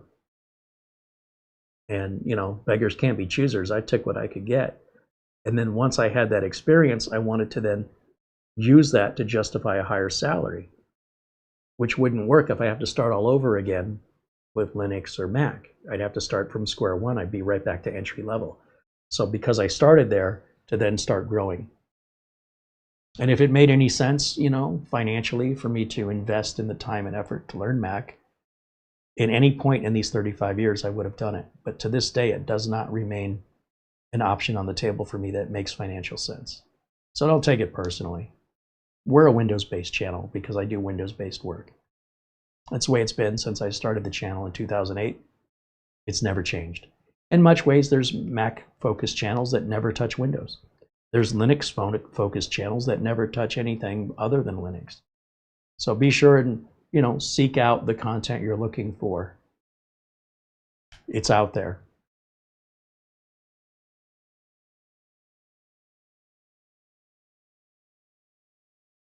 Boss mentions, not to mention Apple makes it very difficult to impossible and expensive for local places to work on them.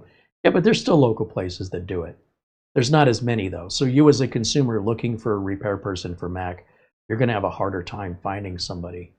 Because there's fewer Mac owners, there's fewer Mac service people. Because there's fewer Mac service people, it's harder for Mac owners to go anywhere else but the Apple Store, you know, the Genius Bar for help, which is just the way Apple wants it.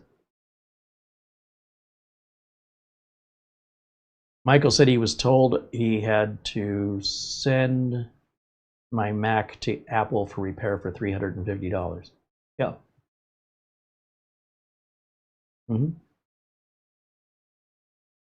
Well, they didn't just tell you that, Michael. That's a standard Apple answer since the beginning of the company. It's never been different. I don't know if you thought you were buying a Windows-based computer, but Apple has made their stance clear from the very first computer they sold that this is our design. If you copy it, we'll sue you. Ask Franklin Computers what happened. You cannot make a clone of it, we will sue you. We're going to use our trillions of dollars to make sure that little old you gets wiped out in court. We'll financially bankrupt you. If you're a repair person and you're doing unauthorized repairs, we're going to try and pass laws that make what you're doing illegal. And then your right to repair folks like Louis Rossmann, who also worked on a lot of Macs, doesn't do a lot of that these days. And other people that were working on computers and smartphones, it's too labor intensive and it's too difficult to get authentic parts. So you end up putting in a part that doesn't work. So you have to take the whole thing back apart and buy another part. And by the time you're done, your cost as the technician may be $350. And then you tell the customer, I just want my cost back and I'll eat the labor. The customer goes, $350, that's expensive, with complete ignorance and no understanding of how much money went into having to fix that. Now, in Apple's case, Apple is not a place people go for cheap products. They don't sell bargain priced products. Even the Mac Neo laptop that all the media companies are saying is a bargain laptop, it isn't. It is not what it appears to be. It is a smartphone placed into a laptop case. It is the exact same chip they put in their smartphone, but they gave it a keyboard and a monitor, and they can sell that for $600, and you think you're getting a deal. It's all manipulation. That's all it is. It's marketing manipulation. So if you think that's a good price, I guess there's not much in the Apple world that sells for $600. But in the other worlds of Windows and Linux, you could get so much more for your $600 and not have to deal with the repair nonsense. But it's always been that way with Apple, and it always will be. And if you don't like that, you need to get away from Apple. But people do like that. You see, people who generally buy Apple do it for one of two reasons. One is it's a lifestyle choice, right? That's the primary reason I see people carrying around iPhones. It's not because it's easier to use. It's something to be seen with, like a Gucci purse or, you know, a fashion statement. Most technical people don't like iPhones. I am surprised Elon Musk uses an iPhone. That's shocking to me. iPhones are designed for the masses who need borders and fences to keep them from getting lost out in the woods. So Apple has a sort of a walled garden to keep you in. And they have a walled garden to keep you from side-loading any software. You can only get software that they approve. You can't buy a membership to YouTube using the YouTube app on an Apple product.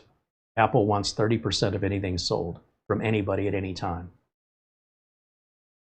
So if you try and buy that membership, Google is telling Apple, we're not giving you 30% of our money. You could go to youtube.com in your Safari browser and buy the membership. But if you use the app, Apple wants 30% of all revenue from any app on their platform.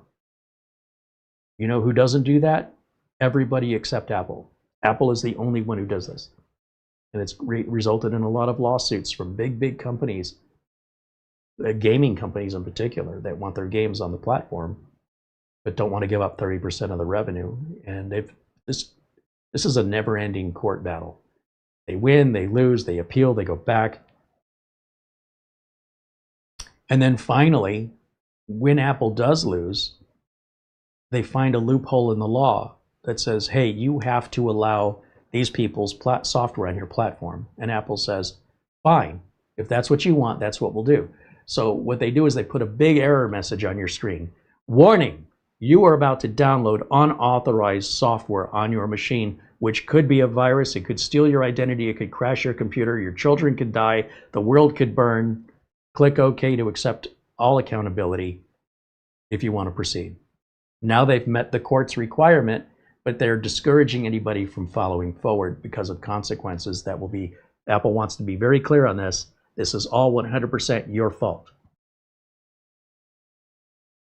So even when Apple is told by the law they have to do things, they will meet it, and they'll do it with a very nasty, passive-aggressive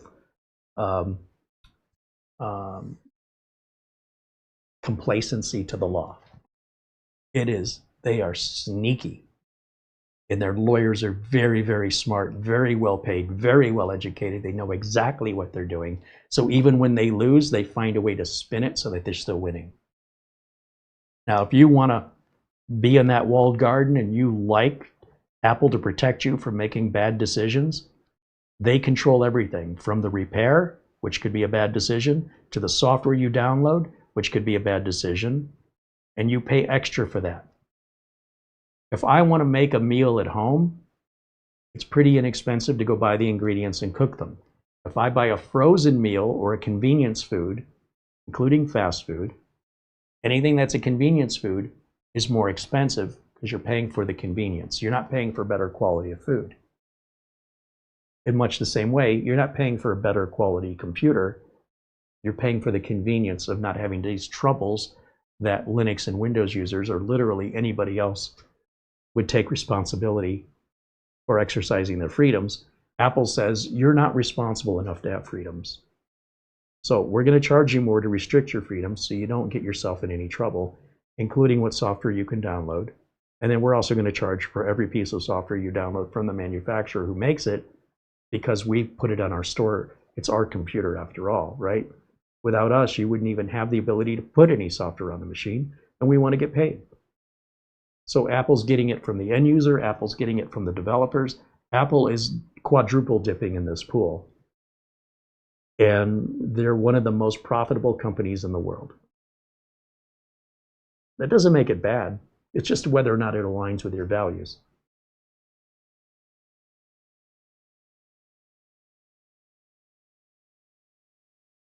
Michael Young says, iPhone makes the best security. The problem with making statements like that are the security risks change regularly. What is considered safe today may not be considered safe tomorrow. Also, the age of the phone. Apple will sunset their phones much earlier than other manufacturers, saying we no longer support this, and if you continue to use it, you would be making a very bad decision. You need to replace your phone and give us some more money.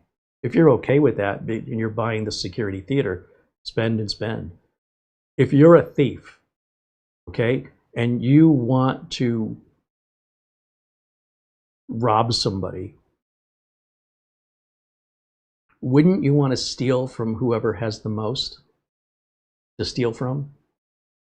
So if you're a virus writer, would you want to write a virus that could potentially infect 4% of the desktops? Or would you rather write a virus that could infect 75 to 80% of the desktops in the world?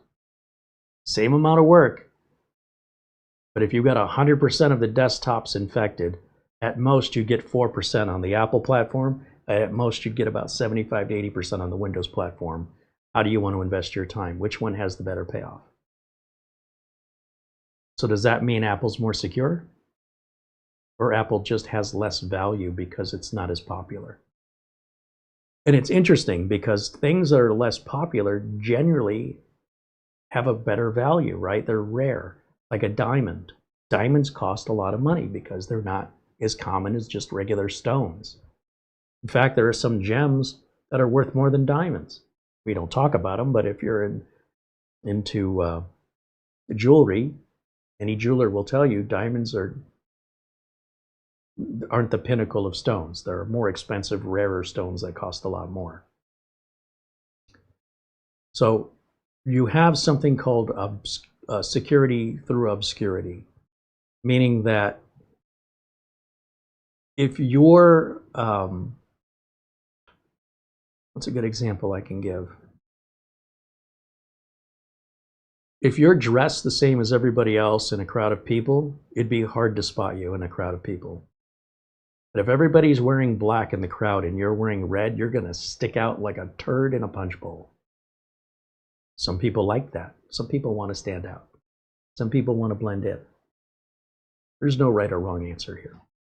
You just choose what aligns with your values. And if telling yourself it's more secure or only looking at the bright side of being obscure, if that's what sells it for you, that's great.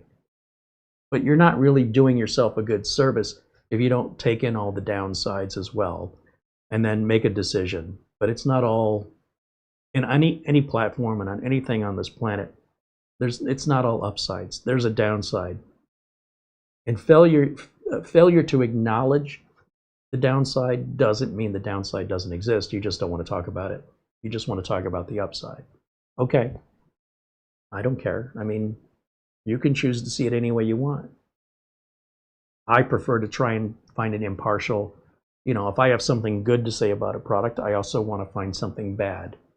Then at the end of the review, I can say, well, did I highlight a lot of bad things more so than the good things? Or did I only highlight the bad things? Or did I only highlight the good things? Because if I did, that shows a bias. Therefore, it is not an impartial review, in my opinion. So I say what I mean, and I mean what I say, but I don't speak for others. And other people, they want to justify by looking at just one side of it. I'm just acknowledging there's another side, and I want that person to know I'm aware of the other side that you're not talking about. That's all. Not talking about it doesn't mean it doesn't exist. And if you're okay with it, I'm okay with it. I don't care. It's your decision, but you're not going to sell me on something being superior simply because you only choose to see the superior side of it and choose not to acknowledge the downside of it. And I'm not saying that the person in the chat room is doing that, but I see this so often online. It's just a constant repetitive behavior that I find very strange because there's nothing in it for you. If you choose to buy Apple products, it's good for Apple. And if you're happy with your purchase, it's good for you. Doesn't make it spit a difference in my life or anybody else's. So I don't personally care what you buy. But if you want to tell me why you made a good decision, okay, still doesn't make a difference to me. Doesn't change my values. It doesn't change my mind. The facts are the facts. And if something is, if it's got something so bad that right there's no sale. I don't care what the good is. If the bad is so bad, the ship's already sunk. I don't care that, hey, it's still floating, it's sunk. Just give it time. It's no longer effectively a boat. It's now becoming an anchor. And I can't get past that. But somebody else might say, oh, that boat's been half sunk for years. I live on it, okay, good for you. I wouldn't, but to each their own is all I got to say.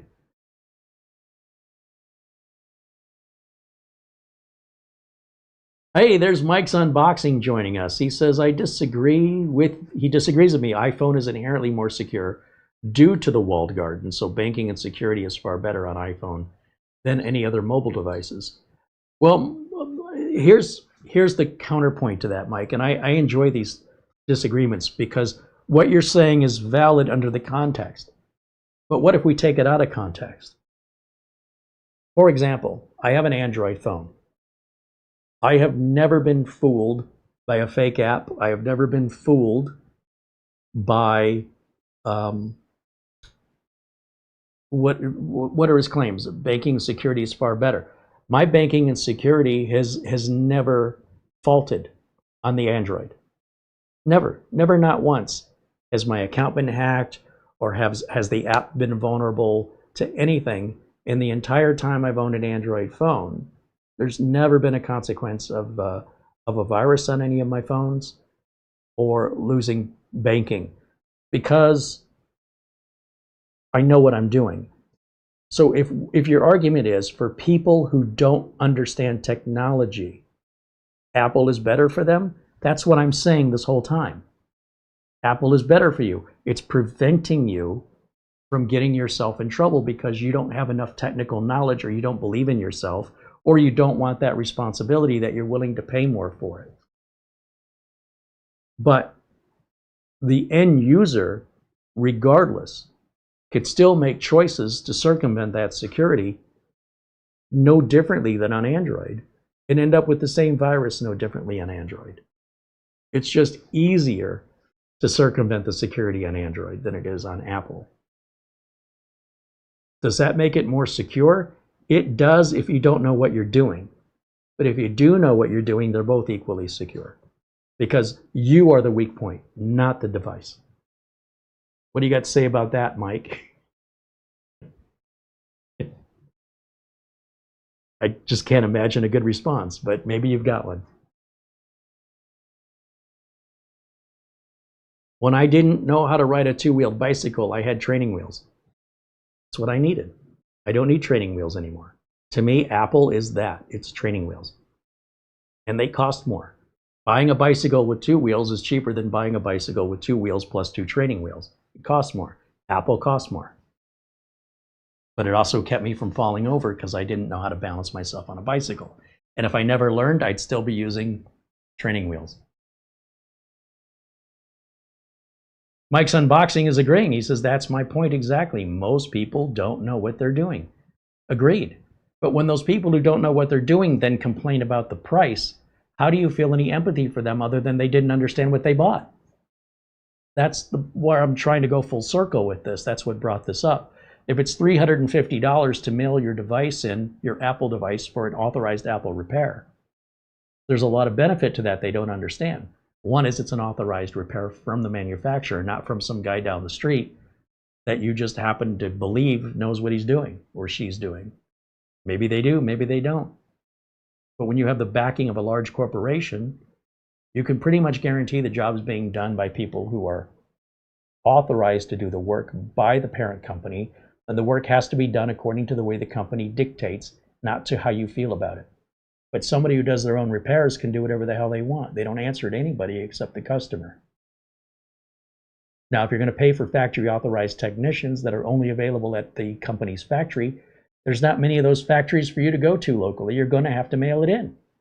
And then, you've got the cost of shipping, you've got the delay in time, and you've got the added cost that, you've got employees and overhead and factory certification, factory authorized tools, factory authorized parts.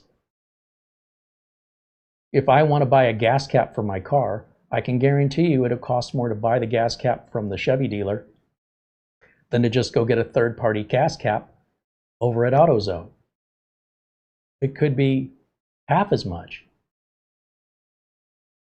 But if it's a specialty gas cap, and it's illegal for any third parties to make it because it would be violating a patent, I don't have any choice. And if I don't like it, I shouldn't be driving that car. That's all I'm trying to say. You should understand what you're buying. You're not a victim. If you made a decision without really understanding what you bought, that's the cost of education. And whether or not you want to change or just keep on the same path, now you know. That's all. That's all I'm trying to say. Not a secret. Just some people don't care about stuff like what the warranty is. Why do you think I'm talking about warranty? Because you don't want to wait until you need it to find out, oh, I got to ship it back to France. Do you? Wouldn't you like to know that on the day you bought it? Wouldn't you have liked to have known if you had a problem with your Apple computer that out of warranty you would have to send it in to Apple for repair? Would that have made a difference in your purchasing decision? Because you now know that. And what you do from this point forward with that knowledge either states that you're okay with it because you'll keep giving them your business, or you're not okay with it and you'll take that $350 and go buy somebody else's phone instead, or a computer. And at the end of the day, it's what people do, not what they say. That's what you can take to the bank. Last I checked, I can't deposit promises in words. I can deposit money. Michael says, yeah, we're going to send it to Apple. That way I know the work is guaranteed. Exactly. It'll be done right, more than likely. It'll be done with authorized parts. And if you were worried about it, you could have bought the extended warranty. I'm sure they would have been happy to sell you one. And apparently you declined it, right?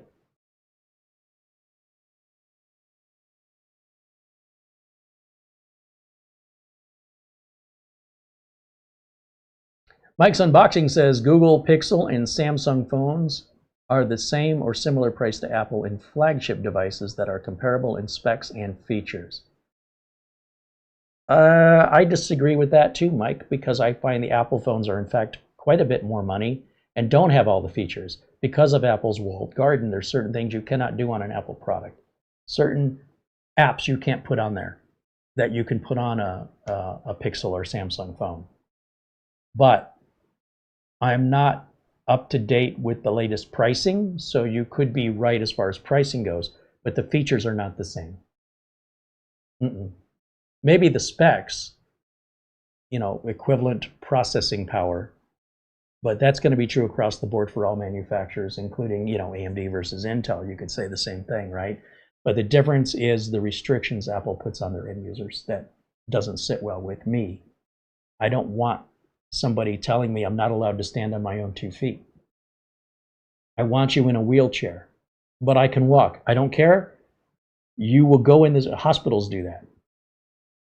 We're going to release you from the hospital. You're safe to go home, but we have to wheelchair you outside of the building. Why? To avoid liability if you trip and fall. What am I, 3? It's offensive and insulting. Do you know what I do? When a hospital says, hey, you can go home, I get up and I leave. What are they going to do? Tackle me to the ground and injure me so that I can sit in a wheelchair so I don't get injured? There's nothing they can do about it. I just get up and walk out. I am offended that they won't allow me to walk. No, you got to stay in a wheelchair. Well, that's what Apple's doing. Apple's forcing everybody in wheelchairs, saying as long as you're in the wheelchair, you'll never fall down, you'll never trip, you'll never hurt yourself by falling because you're never standing.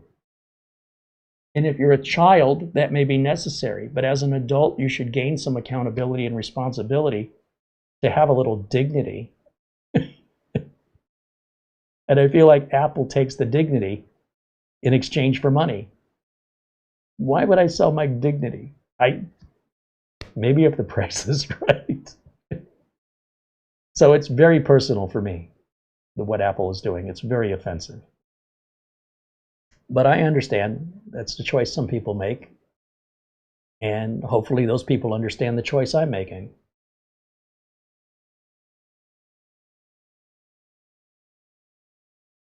Michael said they declined a warranty. Why did they decline the warranty? We're not getting a whole story here, are we? It's pretty bad when you got to interrogate somebody to give you all the information, just so we can understand their situation. But this was painted in a way that was like victims. It sounds like you're a victim of yourself. If your warranty was declined, it's likely due to mishandling of the equipment. Maybe an accidental drop, accidental damage.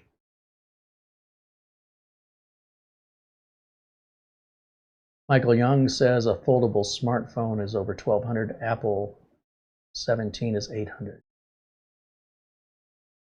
I've never seen a smartphone I would pay $100 for, so I have no idea. I don't find any value in them personally. I'm not aware of a good foldable smartphone. And the idea that those are equivalent, that you can open and close that phone without creases or damage, regardless of price, I don't believe that either. I think that $1,200 phone is less likely to have creases and damage than the $800 phone. But, just in general. I don't use one, I don't like them. You couldn't give me one. Or if you gave me one, I'd sell it. I wouldn't ever use a foldable phone.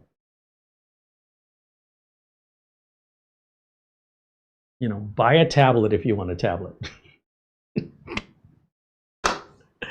It's good to see Mike. Mike's out in England, and he does a channel very similar to us. And he interacts with his audience. I think on Saturdays, he's got a live interaction show. And he's been showcasing some new cases. He has some wonderful, great content. If you enjoy this channel and you're not watching Mike's unboxing, you're missing out.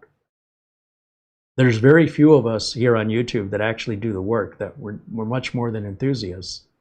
If anything, we're the enthusiast because we choose to do it for a living. Or at least Mike was doing it for a living full time. And I think he does it sort of part-time for a living now. But when you're selling to the general population and being held accountable for warranty and support, it's very, very different from just sitting at home doing whatever you want. So much respect to Mike and Doug Betts and Scott Merrill, Ask Your Computer Guy, Dave Plummer, the people that actually do the work. Cyber CPU.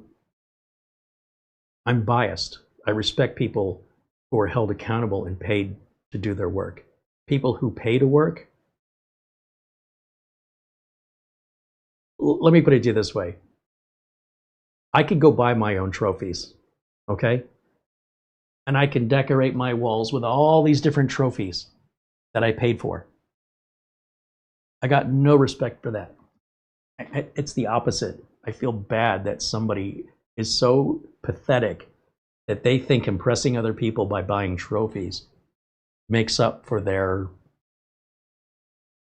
I don't know, lack of impressing people with something about themselves, singing voice, playing an instrument, some skill you have. We all have skills.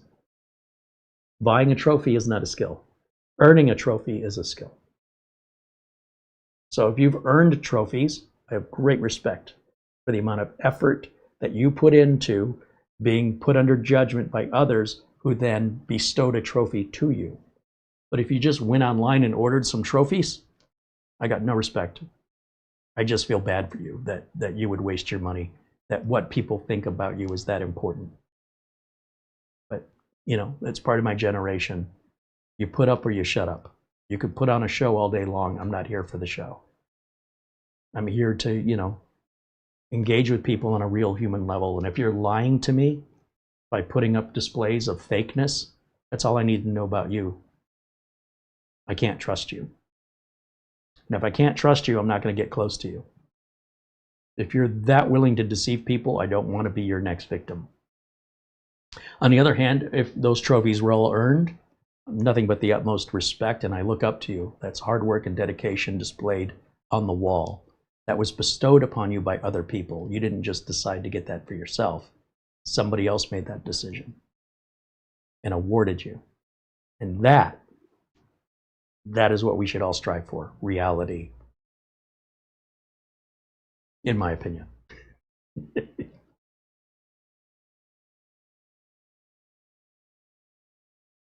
Mike's Unboxing says we get to the point where the job and the hobby lines get very blurry. Oh, they don't get blurry for me. If I'm getting paid, it's a job. If I'm spending money, it's a hobby. It's that easy. Now, if I'm demonstrating my job on YouTube, then it's the work that I'm getting paid for, and the video is the hobby showing the work. So I can see where that line can get a little blurry, but very simply put, a hobby is something you spend money on, and a job is something you earn money from. That's it. That's the way I see it anyway. In fact, the IRS will agree with me. If you're running a business and you're taking a loss, I think after 3 years of your business losing money in a row, that is no longer designated a business, that's now designated a hobby, and you no longer can take the deductions for a hobby. Just FYI, that's how the United States government handles it.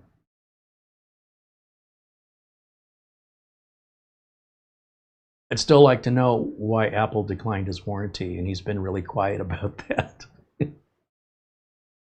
Not Apple's fault if you dropped it, right? I don't know what happened. It is what it is.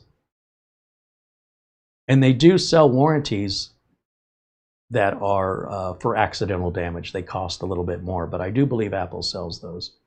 You have your standard extended warranty, and then you have a accidental damage warranty, which you can buy additionally.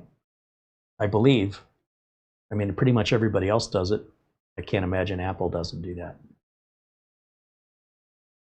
Mike's Unboxing said he just burned the bridges with ever getting Corsair as a replacement company with our review of the 3200D RSA RGB case. It's a shocker. I saw the video that you posted about it, and I popped in during your live stream and kind of skipped through it. I don't know exactly what was wrong with the case, but one of the reasons I wasn't that interested isn't you. It's just who's building computers right now. I don't know anybody building a computer right now. I know people that have parts laying around that they're putting together, but I don't know anybody really shopping for a case. I haven't had an email saying, hey, what case do you recommend for a build? I've had people asking about the Corsair 200R and what my replacement is for that, but there is no cases needed regardless. If there's no builds going on, what's the point of having the case? I thought Computex was the worst Computex I've ever seen. Just a snooze fest and delusional. These manufacturers are not acknowledging the problem, and they're pretending like, well, there used to be an expression when I was growing up. It's don't pee on my leg and tell me that it's raining. And that's what they're all doing. They're acting like nothing's wrong. It's business as usual. Look at this new case we've got. Who cares? Look at this new NAS. Who cares? It's just sad and pathetic that you're boasting these products with a false sense of excitement that is not shared by the general public right now, and they're not interested. Just overall, it's great, I guess, if you're a content creator and you've got something to talk about, you're at Computex, you got to find something to be excited about. That's your job. But I'm glad it wasn't me that spent all that time and money to go to Taiwan and pretend to be all hyped up over this that nobody's buying. Not compared to what it used to be.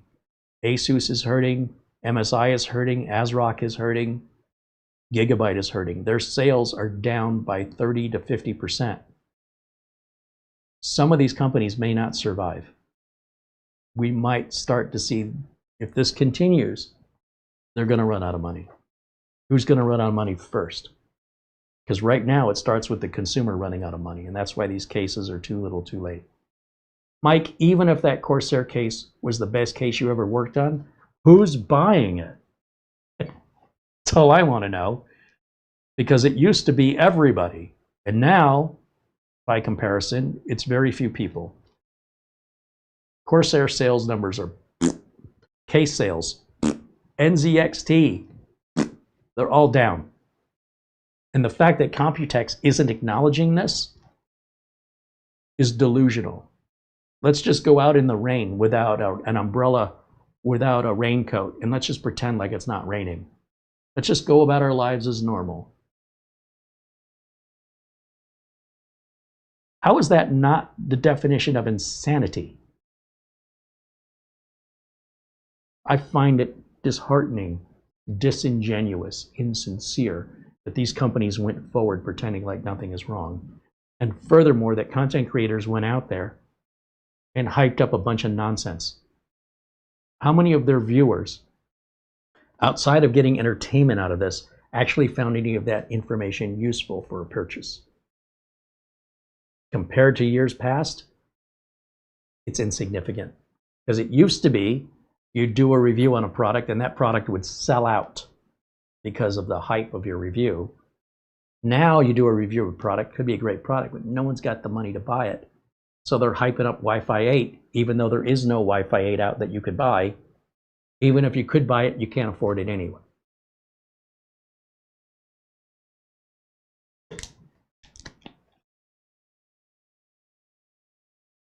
Yeah, Mike agrees that this year's Consumer Electronics Show and Computex, he says they were bloody awful.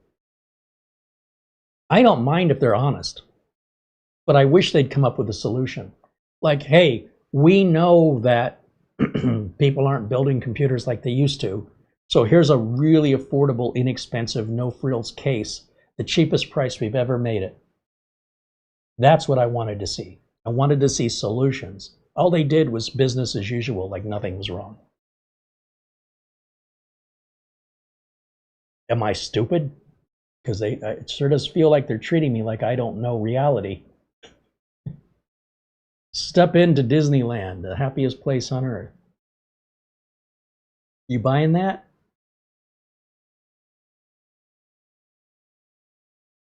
Steve Miller said Bitwit literally spent 5 hours reviewing fans. He's got to do something. He's there, right? I see these guys going and shopping for Legos. They're grown-ass men shopping for Legos. Hey, we're in Taiwan. Let's go look at some Legos. What are you, 5? But if that's the most exciting thing there was to do at Computex, what does that tell you about Computex?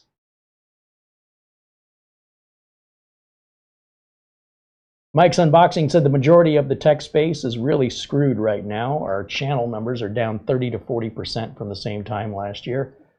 Yeah. Well, you know, for us, Mike, and maybe for you, our members are what's keeping us alive. We don't need 100% of the views. The people who support us, the people who pay those memberships, they're the viewers that matter the most. because without them, this video wouldn't exist. We'd have closed up a long time ago. And you have no idea how I can't find the words to express what that means to me. People got so accustomed to getting content for free, it was quite abusive. So the upside of losing 30 to 40% of your views is you're also, and correct me if your experience is different than mine, the abuse is almost gone.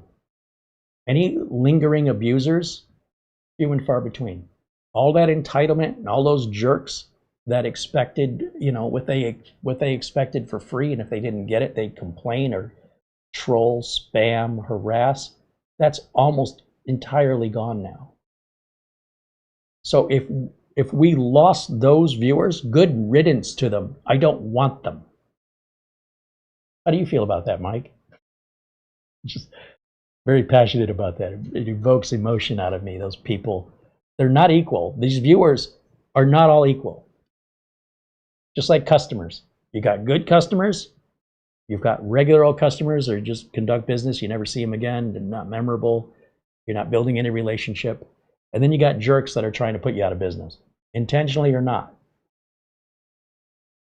So if I had 100 customers and 40 of them are costing me money, or 50 of them are costing me money, and they say, we're never going to shop here again, good, I'm tired of losing money to you. There won't be a shop to shop at. Please take your business elsewhere.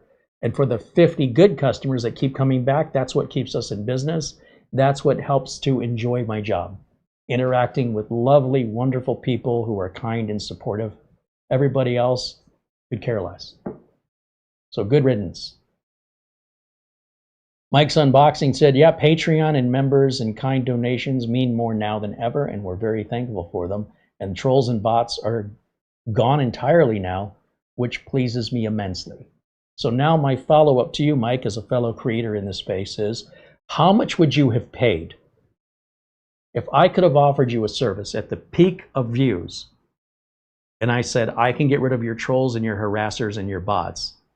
How much would you pay for that?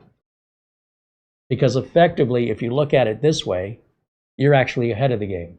You're actually spending less and keeping more than what it would cost you to hire a service to filter out the bad viewers, the bad actors. And if that were the case, you have essentially got to the solution you wanted without the expense. It does affect your overhead overall because every view pays the same regardless. But the view money now is so insignificant, as you well know. You could have 1,000 views and maybe earn $8. It's really bad. The average YouTube content creator, just so you know, well, not you, Mike, but the audience. Do you want to guess how much does there's a lot of content creators, and I'm not talking about the popular ones. I'm talking about the average, ordinary content creators. How much money, assuming that they have enough content to even enable monetization, which no longer has a subscription requirement as far as I know. They don't care how many subscribers you have anymore. YouTube only cares about how many watched hours do you have in the last 365 days and how many videos have you uploaded in the last 90 days. As long as you've uploaded 3 videos in the last 90 days and you have over 3,000 watched hours, you can enable monetization. And when you get over 4,000 watched hours, you can expand that monetization to other opportunities that YouTube offers. And after that, there's nothing above it. That's it. There's nothing else to reach for. Subscribers don't matter anymore. They don't have any value anymore. The goal used to be that you get as many subscribers as you can so you can sell those subscribers behind the scenes to a sponsor. You sell your audience. I mean, if that's not a betrayal, I don't know what is. But that's how TV has worked for years. The Super Bowl costs, they charge a lot of money for advertisements because they're selling the people watching the Super Bowl. And the more people that are watching it, the higher the sale price is. But the people they're selling don't get a piece of the money. They get to watch the Super Bowl for free. That's your payment. And on YouTube, it was, hey, you can watch the content for free, but if I have a lot of subscribers, I can use that to charge a corporation. I can sell you. I'm literally selling you. No different than TV does with ads. And I'm not sharing the profit with you. I'm pocketing that profit myself. That in and of itself is a deception. And you want to talk about privacy concerns. The very people that you're loyal to are benefiting from you without potentially your knowledge. If you don't know what's going on behind the scenes, ignorance is bliss. Now, I've never engaged in that. Never, not once. I'm also not a bigger YouTube channel, and I'm also not rich. And I do believe if I had engaged in that, I would be wealthier and more popular. But I cannot settle the ethics of it. There's a cost that I'm not willing to pay to reach that level. There's got to be another way. But that is the easiest, most common way. But now that YouTube's paying so little, all those subscribers mean now the only benefit that they have is to the subscribers themselves to get those alerts, because there's no other way to get them. Or it's for the content creator who's going to sell them. That's it. YouTube no longer values it. So that's why these memberships and these personal relationships with viewers are far more valuable to us as content creators than random people who pop in and complain that things aren't what they expect it to be when they're the ones new here. It's not our fault. They don't know how this works. We certainly would love friendly, kind individuals to join in our community at all times. Everyone's welcome. But the minute that you think we have to uphold your standards and you don't pay anything for it, you can get lost for all we care. We won't miss you when you're gone. Nobody will. Would you miss me if I did that to you? Of course not.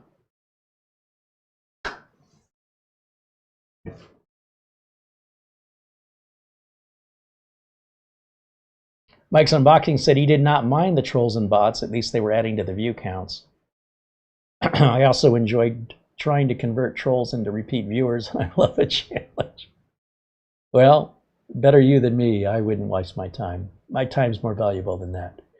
He says, sub counts mean very little to YouTube now. It's just views and retention that pays the bills. Yeah, click-through rates. Yeah. He says, I'm sorry to hog the chat. It's nice to hear your thoughts. Well, if other people were trying to talk, but the chat's pretty quiet today, so I appreciate chatting with you, Mike. It's always a pleasure to chat with you. And it was everyone else as well that wants to type in. I've been asking people if they have any questions, and lately I'm just seeing a dead chat room. I mean, they're watching, they just don't want to engage for whatever reason, and it's like, okay, what are you going to do? Something Crazy says, I think your system is dropping some frames. Yeah, OBS is struggling right now. This has been going on with us in YouTube. I don't know what it is yet. I can tell you that everything else we use the computers for works flawlessly. We're getting the bandwidth we're paying for. It's only on YouTube that we're having this issue. It's been going on for intermittently for about 2 weeks. Now, in all fairness, these are live worldwide broadcasts at 4K resolution, uploading at about 30,000 kilobits per second, 30 frames a second for 3 hours and 45 minutes. That's a lot of frames. It's a lot of data. We should be able to handle that fine, but it may be YouTube servers are getting overwhelmed. I honestly don't know. We could have a failing piece of equipment. It's because it's intermittent. We can't find any rhyme or reason. But the only definitive thing that's repeatable is it's only involving YouTube video live broadcast. Anyway, otherwise it works perfect. So I do believe it's the ISP. I do believe it's YouTube. It's not us. One of them is responsible for this. But if we have a failing modem and it's getting hot and it's starting to drop, I mean, that's possible. Not likely, but it's possible.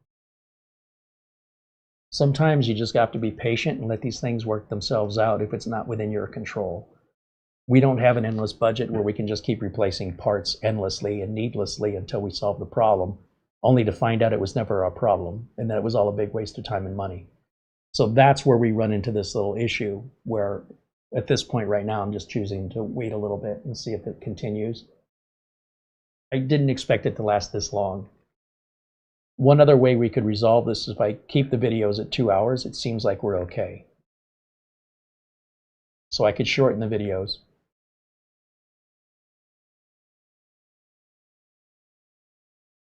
Mike's Unboxing said he uploads at 5,000 kilobits a second at 1080p at 30 frames a second. He never managed to get 4K to work. Yeah, we had trouble getting 4K to work. I initially tried 4K broadcast back at Studio A and it was too soon. And then once I got 4K working, you know, you have to get a 4K camera, you have to get a 4K capture card. It's an expensive upgrade, and I had to upgrade my bandwidth so I could have the upload bandwidth to do that. And I don't know that it benefits the channel at all to be in 4K, honestly. If we were broadcasting at 1080 and we weren't putting this kind of demand on the servers, at least temporarily, that would reduce the likelihood of these drop frames happening. But usually when it starts happening is an indication that I've been on a long time. So maybe it's just a sign, hey, wrap it up. You know, a 4-hour live broadcast is pretty excessive. I try to keep them between 2 and 3 hours. Now, when we do the follow-up on this unit, we'll go ahead and wipe it clean and reinstall Windows and see if we can download drivers or if we even need to. If we get everything from Windows Update, and we'll email Kubb about the thermal pad, about the drive, and see what their response is, and we'll share their response with you. So that'll follow up on part 2. We only have one new mini PC left to review. It's an A00 star that I believe is bare bones. It'll need RAM and storage. And after that, we don't have any more products. So I'm hoping between, you know, all the videos we do after that will be part 2 follow-ups. I think we have 5 follow-ups to do. That's another 2.5 weeks of video. And I'm hoping between now and then, some other projects will come in. Could be repairs, builds, you never know. The phone could ring tomorrow. And if it does, then we'll push that other stuff away to make room for what comes in and deal with that. And when that's done, then fall back to the regularly scheduled stuff. That's the best I can hope for at this point. Otherwise, we'll do, you know, question and answer, ask me anything, that kind of thing. Steve Miller said it's a bad time to be a content creator and an enthusiast PC builder. PC prices are going to be sky high for a long time, thanks to tariffs and AI. Yeah, I mean, I don't have a crystal ball. I don't know what you call a long time versus what I think is a long time. But nobody can really know the market, right? I mean, if we did, you could just make some really good investments and become rich off of it if you really knew what you were saying. But the fact is, you're projecting and you are speculating. And your speculation is as valid as anybody else's. You may choose to speculate in a positive light. You may choose to speculate in a negative light. You're choosing negative. You could be right, but only time will tell. I still have a career. You understand? Like, the businesses that have computers still need to keep their businesses up and running. It is neither a consumer issue, nor is it an enthusiast issue. If they want to continue to earn a living, to be able to keep their houses and feed their families, their business has to be running. And so long as that is the case, there's plenty of work and money to be made in this industry, regardless of consumer issues. If the price of candy went up, and now little kids can't afford the candy with their allowance, I don't have a lot of empathy for that. I'm sorry you can't get your candy this month. I'm sorry sugar prices went so high you cannot afford your candy bar with your allowance. It's just adulting, man. You deal with it. And quite often in my experience, what I find is people's attitudes in response to whatever it is they're responding to, that's a choice they're making. The actual thing that happened, that's 10%. How you choose to react to it, your attitude, is 90% of the problem, in my opinion, that you're making for yourself. So if it takes as much energy to think positively as it does to think negatively, why would you choose the negative side? Things are bad right now. They may get worse. They may get better. It may be a week. It may be a year. It's raining. When's it going to stop raining? You have no control over it, but you can choose to make the best of it. You can see this as a golden opportunity, or you can see this as, well, the expression is, some people hear opportunity knocking at their door, and they choose voluntarily to complain about the noise. These are the choices we make as humans. You are in control of your attitude. You are not in control of what's happening. But you can choose to see the bright side of it just as easily as you choose to see the bad side. But understand that is your choice. I try to find a balance between the two. I try to be hopeful, but I also plan for the worst. So hope for the best, but expect the worst. That's where I find the balance. I want to be prepared. I don't want to be blindsided in a worst case scenario. But I also don't want to walk away from what could be a solid opportunity tomorrow. And I left a day too soon. You know what I mean? So attitude, 90% of your life is your attitude. 10% is what's actually happening that you're reacting to. I think you can Google that. I think it's a scientifically proven psychological effect that people voluntarily make a choice that they may not even be aware. You're doing it subconsciously. But if you're aware of it and you realize what you're doing and you don't like it, you're the only one who can make that change. There's a lot of opportunity right now because this is happening. And if you don't see it that way, that's your choice.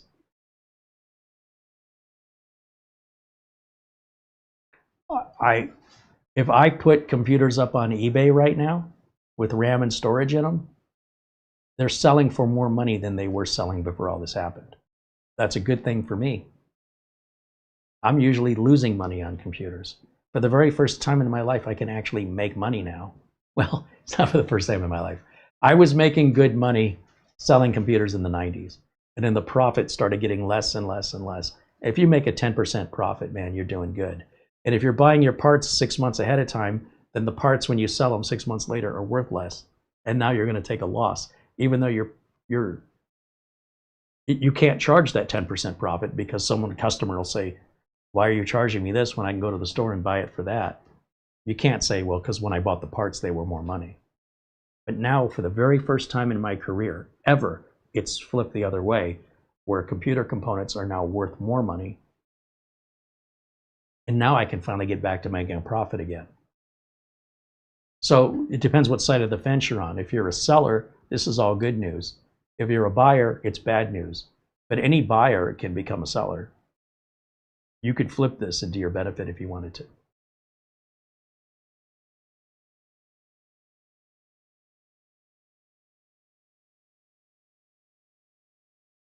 Andy said he's enjoying the shift to minis, as am I.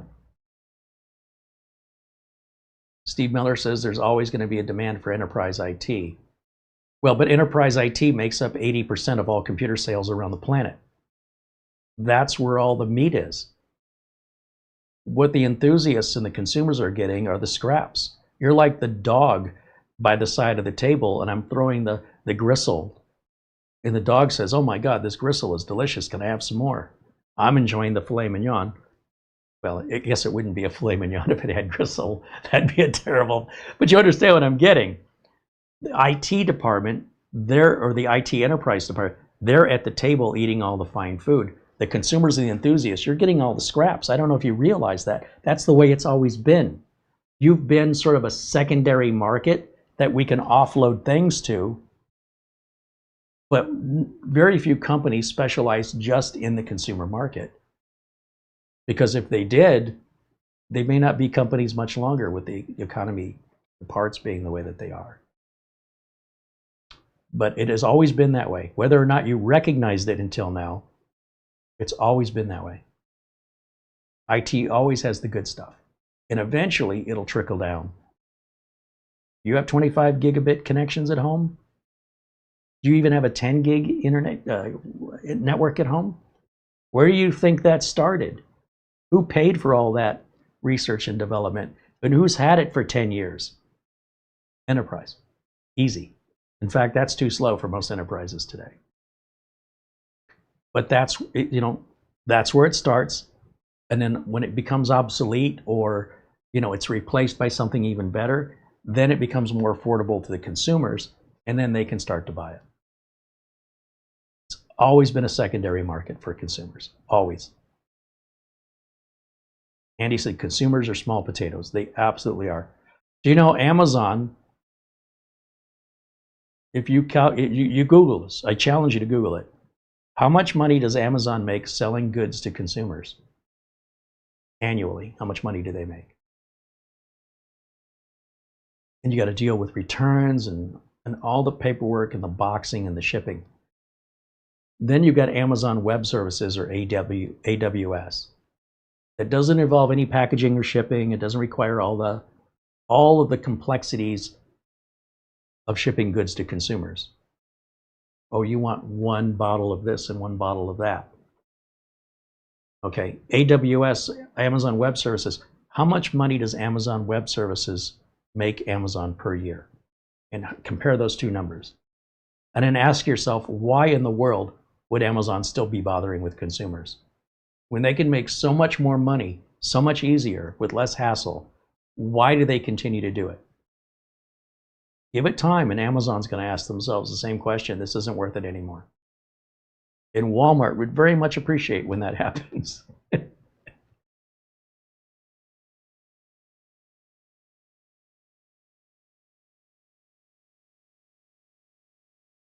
Smith Bryce says, Carey, that's a nice looking mini PC. It's a little different from the norm. Yeah, this comes to us from France. A company called Kubb, K-U-B-B. I think that's how they pronounce it in France. Mike's Unboxing said, the fall season should improve the PC consumer market if GTA 6 launches on time. But the PC launch will probably be 2027 rather than the fall of 2026. So given that, Mike's Unboxing and myself were in the industry, I believe that those projections are likely more accurate than an enthusiast perspective, but it could be completely wrong. Could be completely wrong. It's still speculation. The question is, does the person in the industry have a more accurate speculation than a person that's outside, outside of the industry buying into it? Generally speaking, people in the industry have a better idea of what's actually happening, generally.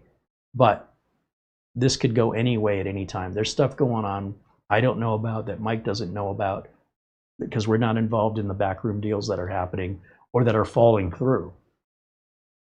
And when they fall through, things start getting better for us, and nobody saw it coming. Companies don't usually tell you when times are tough. They hide it. They hide it from their own employees. They know plenty of people, myself included. You go to work one day and you notice people outside that aren't getting in the building. And you're what's going on? How come we're not in the building? Door's locked. And then what do? You go check the door. Yeah, it's locked. Duh. Why is the door locked? I don't know.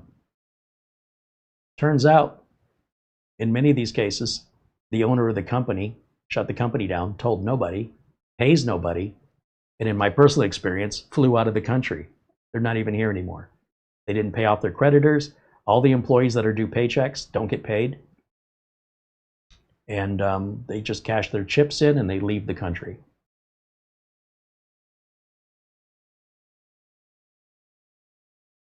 Even the employees get screwed over. The employees barely making enough money to make ends meet work the last 2 weeks, if you're paid every other week, completely for free and unpaid. All your paid vacation or sick time gone. You'll never see it. It's gone. And that's usually kept a secret. For good reason. Because if they told you, you probably would quit.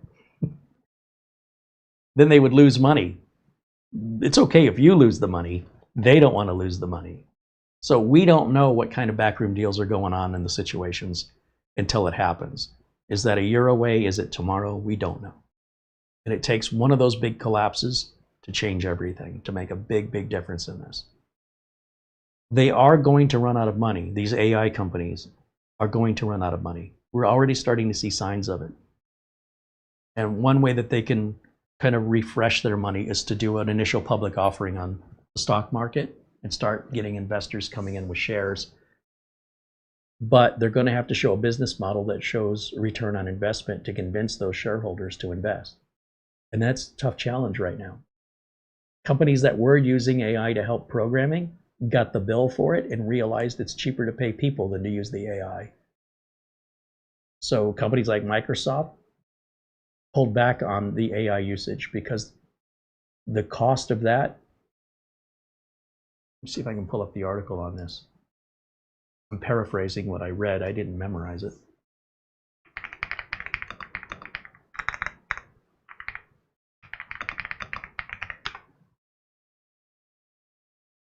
Both enterprise clients and tech giants like Microsoft itself are finding that running AI operations at scale is staggeringly expensive.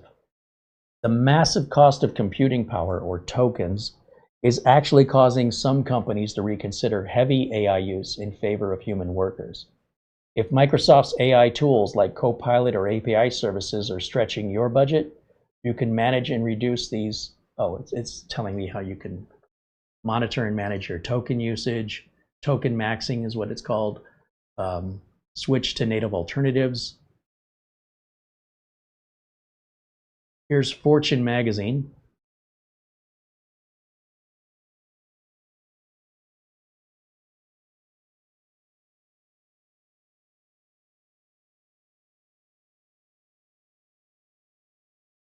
Microsoft reports are exposing AI's real cost. Using the tech is more expensive than paying human employees.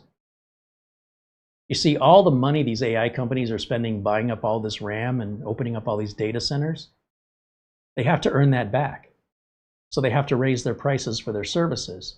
And when their services, because they've got so much debt, their services need to make that money back as soon as possible in order to satisfy the investors. If the investors aren't getting any investment back on, or returns back on their investment, they might just pull their money and take it somewhere else, in which case you're not going to have any operational funds and you'll have to shut your company down. This is a very difficult tightrope walk, and the money at stake here is insane. Microsoft's Foundry deal, which includes investing up to $5 billion in Anthropic and giving Foundry customers access to Claude models, as well as Anthropic's $30 billion commitment to purchase Azure compute capacity, is a deal, right, that they're working on. This is what I'm talking about, these behind-the-scenes deals we may not know about. And this is going on all the time. Even Uber, their chief technology officer, has already burnt through its entire 2026 AI coding tools budget in just 4 months. And that's after the company had actively incentivized adoption, wanting people to use the AI, telling their employees, use these tools. Now they're saying, wait, don't use them so much. It's, hey, hey, little child, would you like some candy? Don't take so much candy, just take one. Oh, God, it's so funny. You think you're having a hard time as a consumer. You need to just start adding a lot of commas and zeros and start talking about what's really going on. And you should feel a lot better about your situation when you see what Microsoft and Anthropic and ChatGPT, you know, OpenAI, what these companies are going through right now. I don't know how you're getting out. I don't know how they are getting out of bed without just the weight of the world on their shoulders. This is a huge risk. And there's going to be some fallout. All these companies can't survive. Somebody's going to run out of money first, and their competitor's going to buy them and absorb their resources. So now they've got all that RAM the other company had. They've got all the data centers the other company had. And they got it for a fraction of the price without dipping into new manufacturing, which then means it's better for them, less competition. As you as a consumer want to use AI, they're going to whittle down your choices several. You've got about a dozen right now. Within the next 2 years, it'll really whittle down to 4. It's going to happen that fast. And all the investors who put all their money into those other companies, that end up running out of money first, they're going to lick their wounds. They're going to sell off whatever they can get their shares for, which will be a financial loss for those investors, which will be far more than anything you or I are spending.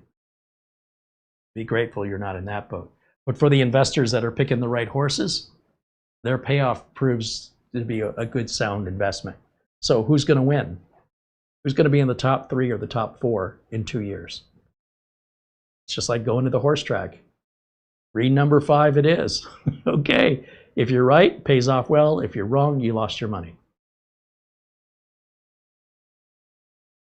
Or you lost some of your money.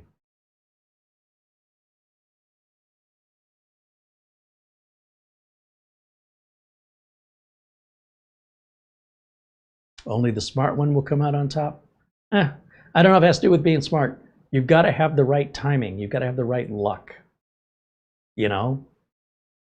You can't usually do it just on luck, and you usually can't do it just on smart. You need to have both.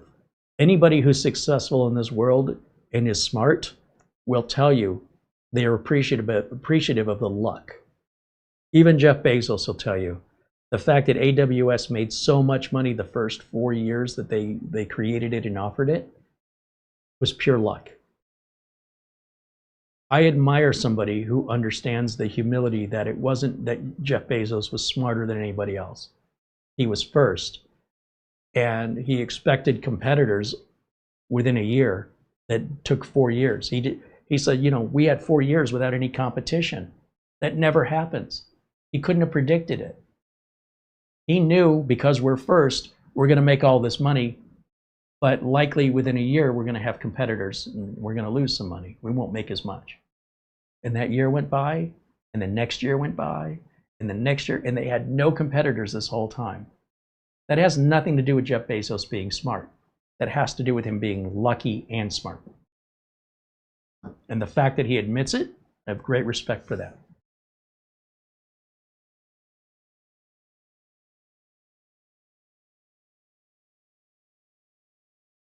Coreyman said companies need to host their own local AI. It's so much cheaper. Models are getting much better. Yeah, but you have to understand the scale of this, right?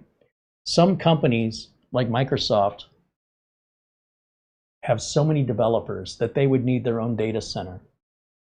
This would be a massive investment. And it'd probably be cheaper for them to just keep paying the employees. On a small scale, then what you say makes sense. But on a big scale, financially, it's a disaster right now. There's a reason why companies aren't doing it.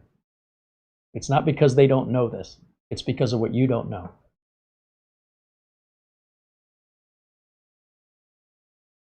Steve Miller said the Kindle was the best thing Amazon ever released. Yeah, not according to mom and pop bookstores, not according to publishers who are losing profits because Amazon did that. And if you read the book on how that was done, ironically, you read a book about it.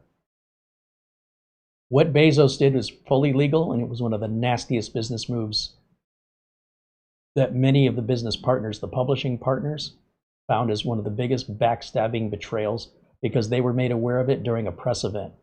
So they were humiliated in front of the press. And Bezos held all the cards. He said, I don't care if you like it or not, because I'm changing your business model. And I'm not going to ask you for your permission, and you're not going to partner with me on it. This is how you're going to run your business from now on. Or you can keep doing things the way you're doing it, and let's see how long you stay in business. If you refuse to publish a digital version of your content, or you refuse to license it to us so we can do it for you, and you only want to sell books at Barnes & Noble, good luck with that. But if you want to sell millions of books, and you don't have to publish it, just provide us a digital copy, you're going to make less money per book, but you're going to sell a lot more of them. You're going to make it in quantity.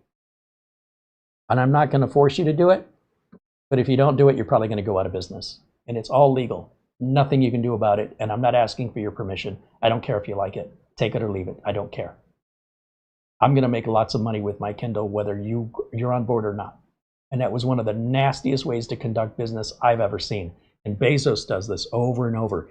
He betrays and backstabs and uses everything that he can in his power, and there's no defense, you against Amazon? How do you think Amazon got Zappos? Zappos did not want to sell. And Amazon said, well, we'll just keep selling the same shoes you sell for less money, and we'll see who runs out of money first. We'll sell them for less than we paid for them. And Zappos said, well, so will we. And we said, okay, let's see who's going to run out of money first. And then Bezos said, do you want to reconsider our offer? And they said no. And they said, okay, well, we're going to keep lowering the prices until you do. Now, guess who owns Zappos? Guess who didn't want to sell Zappos? Guess who decided, I'd rather keep Zappos alive than be stubborn and go out of business? The owners of Zappos. So what they ended up doing is saying, okay, you're going to destroy us and all of our employees are going to be without jobs. So if you promise to keep our employees, keep our factory, our base in Las Vegas, and make sure that, nothing's changing, that our corporate culture remains the same, then we as the owners of the company will step down so all of our employees can continue to take care of their families and all of our customers can continue to receive service as normal. And Jeff Bezos said, perfectly acceptable. Here's the paperwork, sign it off, collect your check, have a nice day, moves on to the next deal. That to me is not a good way to conduct business. I'm also broke and Jeff Bezos has yachts. Okay, so who's right and who's wrong in this? It's all legal, 100% legal. It's just a nasty way to do it. It's also a very effective means to get rich.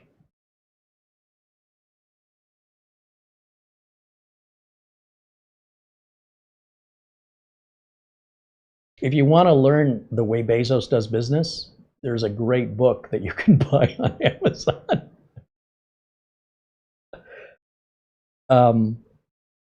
A person who does a great job writing about tech is a guy named Ashley Vance. And he gets interviews with people that don't normally allow interviews.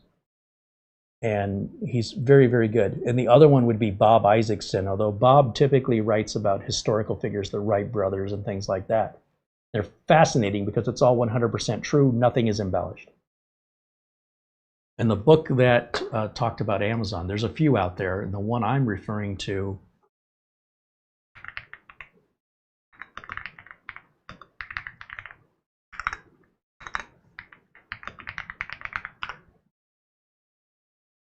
I think it's Ashley Vance.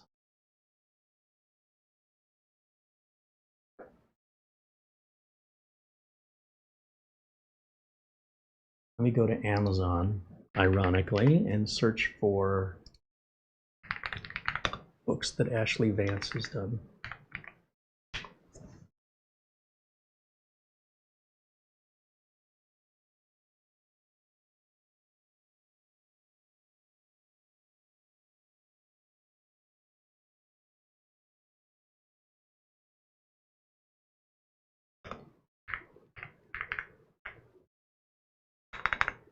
I pretty much like all of Ashley Vance's books. I'm just verifying if it was Ashley Vance that wrote the book I'm thinking of.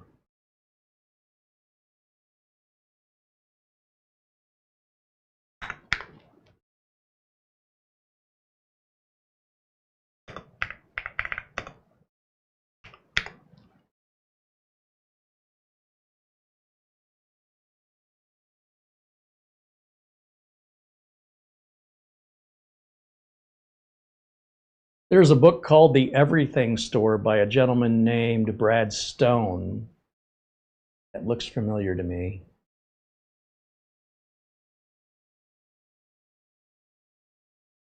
There's a lot of books about Bezos. Just a lot of them aren't authorized.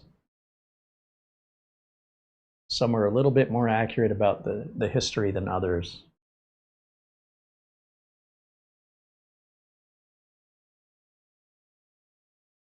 I'd have to look in my book collection and see if I still have it.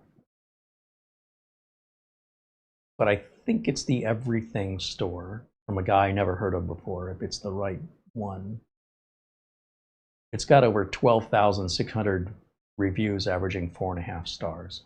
So it may be this is the book I'm thinking of, Jeff Bezos and the Age of Amazon by Brad Stone. It's very eye-opening. One of the things Jeff Bezos is known for doing, if you don't know much about Amazon or the internal company culture, is he's a very frugal man. But when they first started out, he needed a table. He did not go to the store and buy a table.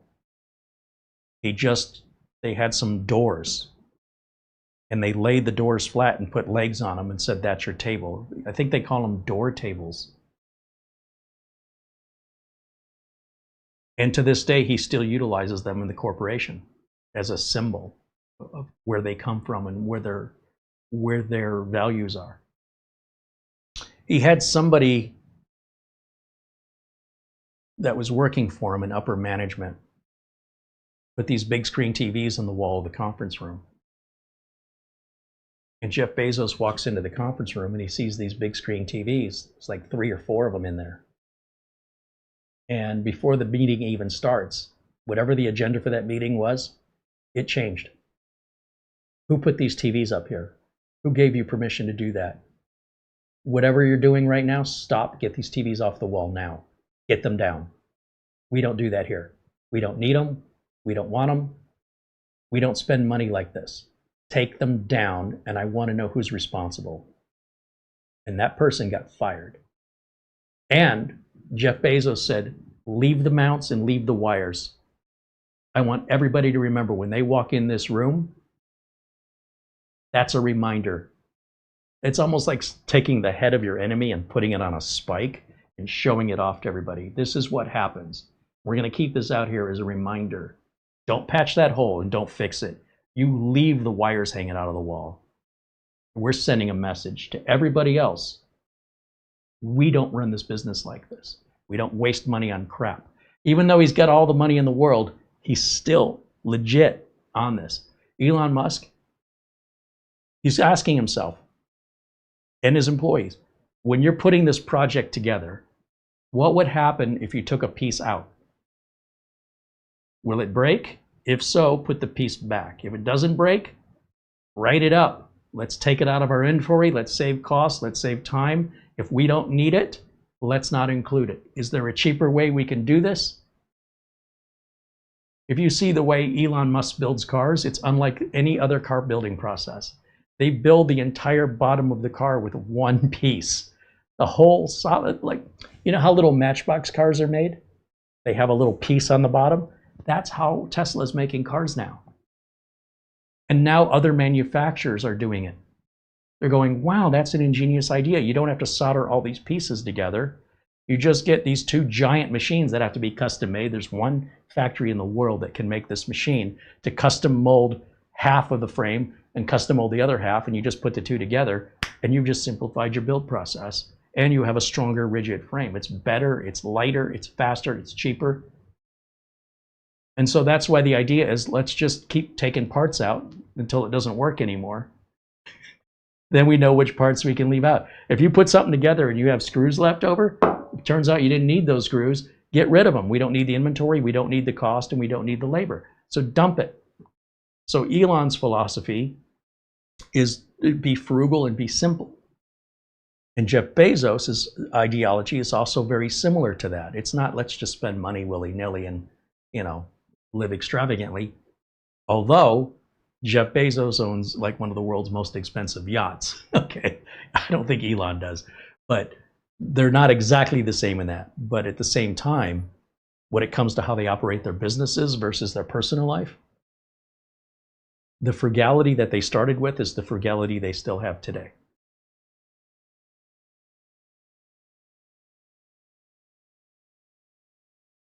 You just think about, your boss leaving the cables and wires hanging out and saying, do not fix that.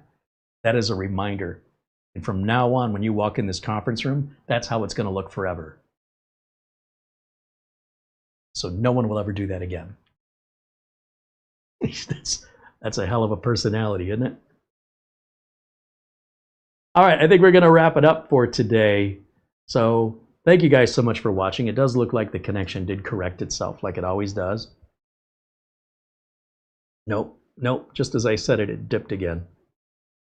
Thank you so much for watching. Thank you to all the members. Thank you for all of your interactions. Thank you to Mara. She makes the thumbnails, the video notes. She's the one who coordinated this company in France, Kubb, and reached out to them. I read an article about them, and I said, hey, Mara, why don't you reach out to this company and see it? I looked on YouTube. Nobody's got any reviews. So we went out and we asked them, and we ask a lot of companies. A lot of companies either don't respond or, I don't know, they want control of the review. Most of these that we reach out to don't end up with any success. But, you know, we try, we just keep trying, and you got to keep asking, and you will get some yeses. Kubb gave us a positive answer, sent us both the smaller unit and the larger unit. We've already done the review of the larger unit. And my only concern is that warranty, you know, having to ship it out of the country. But again, they're still new to the US, and that'll take some time. And that's a condition of being first. You know what I mean? Like, if I waited till they were here, there'd probably already be other reviews. So thank you to Kubb for sending us the units so we can review them. And of course, we're doing this for you. So thank you guys for giving us the motivation and the incentive to continue to look out and advocate on your behalf, and make product introductions that you would otherwise not know are available from other content creators, because they're not getting products the way we do it. When we can go out and we can buy the products we're interested in, we don't have to do reviews on products we're not interested in simply because that's what the company's agenda is. We have control and autonomy. And without you, that would not be possible, and we're doing it for you. So we can't thank you enough for being a part of this little experiment. And we hope that it'll continue on indefinitely. In the meantime, we are back tomorrow on our members-only shows every Monday at 1 o'clock for everybody in green. Those shows are only available to members, and they will never be made available to the public. It's a benefit of membership. If you see anything on the channel that I'm reviewing and you want to know if I can sell it to you, we often do want to sell the units, not necessarily units that are sent to us for free, but units that we've paid for, so we can recoup our funds. And we usually, you know, we take a loss. I mean, why would you pay us full price for it when you can just go to Amazon and buy it? And we have to pay for shipping, which Amazon, you know, if you're the consumer, you don't pay for shipping on Amazon, right? Not usually. So we take a financial loss on it, but at least we can recover some of the funds, and then that can help us fuel another purchase for another review that we can again do independently because we want to, not because we have to, and are held under no obligatory timeline or what we're allowed to say or not allowed to say. Most content creators on YouTube, no matter what, very few of them can afford to make videos as frequently as we do based solely on YouTube revenue. Not anymore.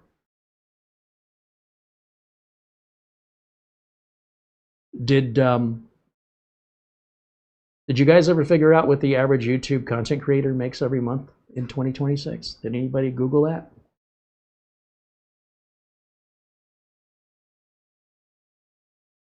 I don't recall seeing any responses to that question I asked earlier. It just occurred to me, I forgot to follow up.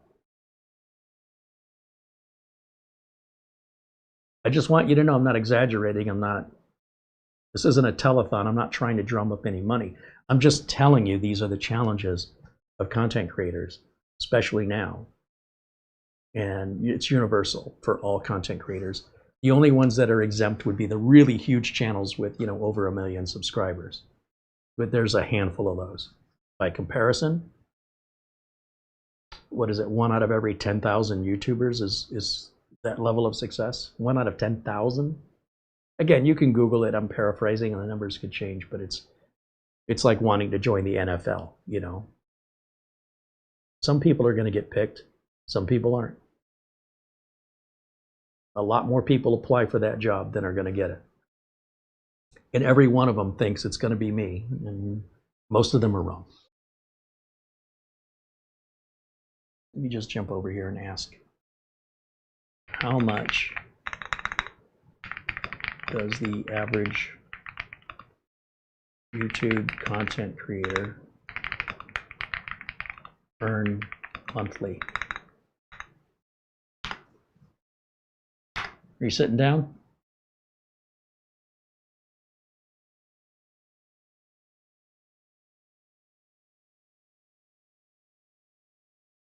The median AdSense, in other words, the revenue that's generated from advertising for most monetized creators is under $200 every 30 days. I don't know about you, but can you live off of less than $200 a month? I can't. If a content creator has, say, 1,000 to 10,000 subscribers, they'll earn between $100 to $1,000 maximum every 30 days. Mid-tier creators from 10,000 to 100,000 subscribers can earn as much as $2,000 a month maximum. Established content creators, which have 100K to 1 million subs, can earn from between listen to this range, $2,000, the same 2,000, to as much as $50,000 a month. So here's my next question. What percentage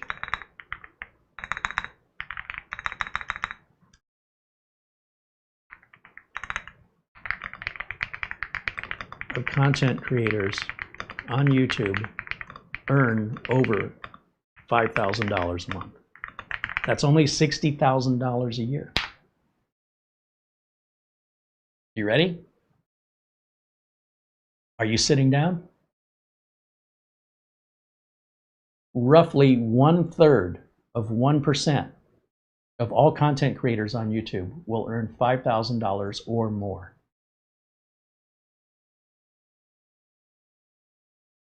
That's depressing. That's lower than I thought. I mean, that's, wow. If you want to do YouTube for a career, it is harder now than it's ever been.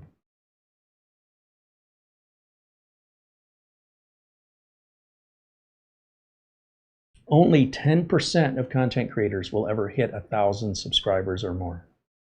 1 in 10. The bottom 90% of content creators, the most common content creator, has under 1,000 subscribers and earned $0 per month. Only 2.6% of YouTube content creators can qualify for AdSense, which is the thing that pays you. 2.6% will even qualify to get that $100 or $200 a month. That's the top 2.6%. And 1/3 of 1% will earn $5,000 or more a month. So what are the odds that you're going to be in that if you want to be a content creator? Well, you really got to believe in yourself, and I hope you have somebody financing the road trip to get you there, because you got to finance yourself to build up to that. So that's the challenge we're all facing as content creators on YouTube universally. It doesn't matter what your content is. That's where we're at in 2026. This is not a good time to get started unless you've got somebody financing you. Otherwise, it's a fun hobby, you know, if you want to vent on the weekends and do something like that for fun. But if you want to do it full-time for a living, it's never been more difficult to establish that than it is right now. Here's hoping things will turn around. But, you know, when I started this channel in 2008, there was not such a thing as monetization. As far as I know, it didn't exist. So I never started this channel to earn any money, and I never started this channel to do it full-time either. But yet here we are.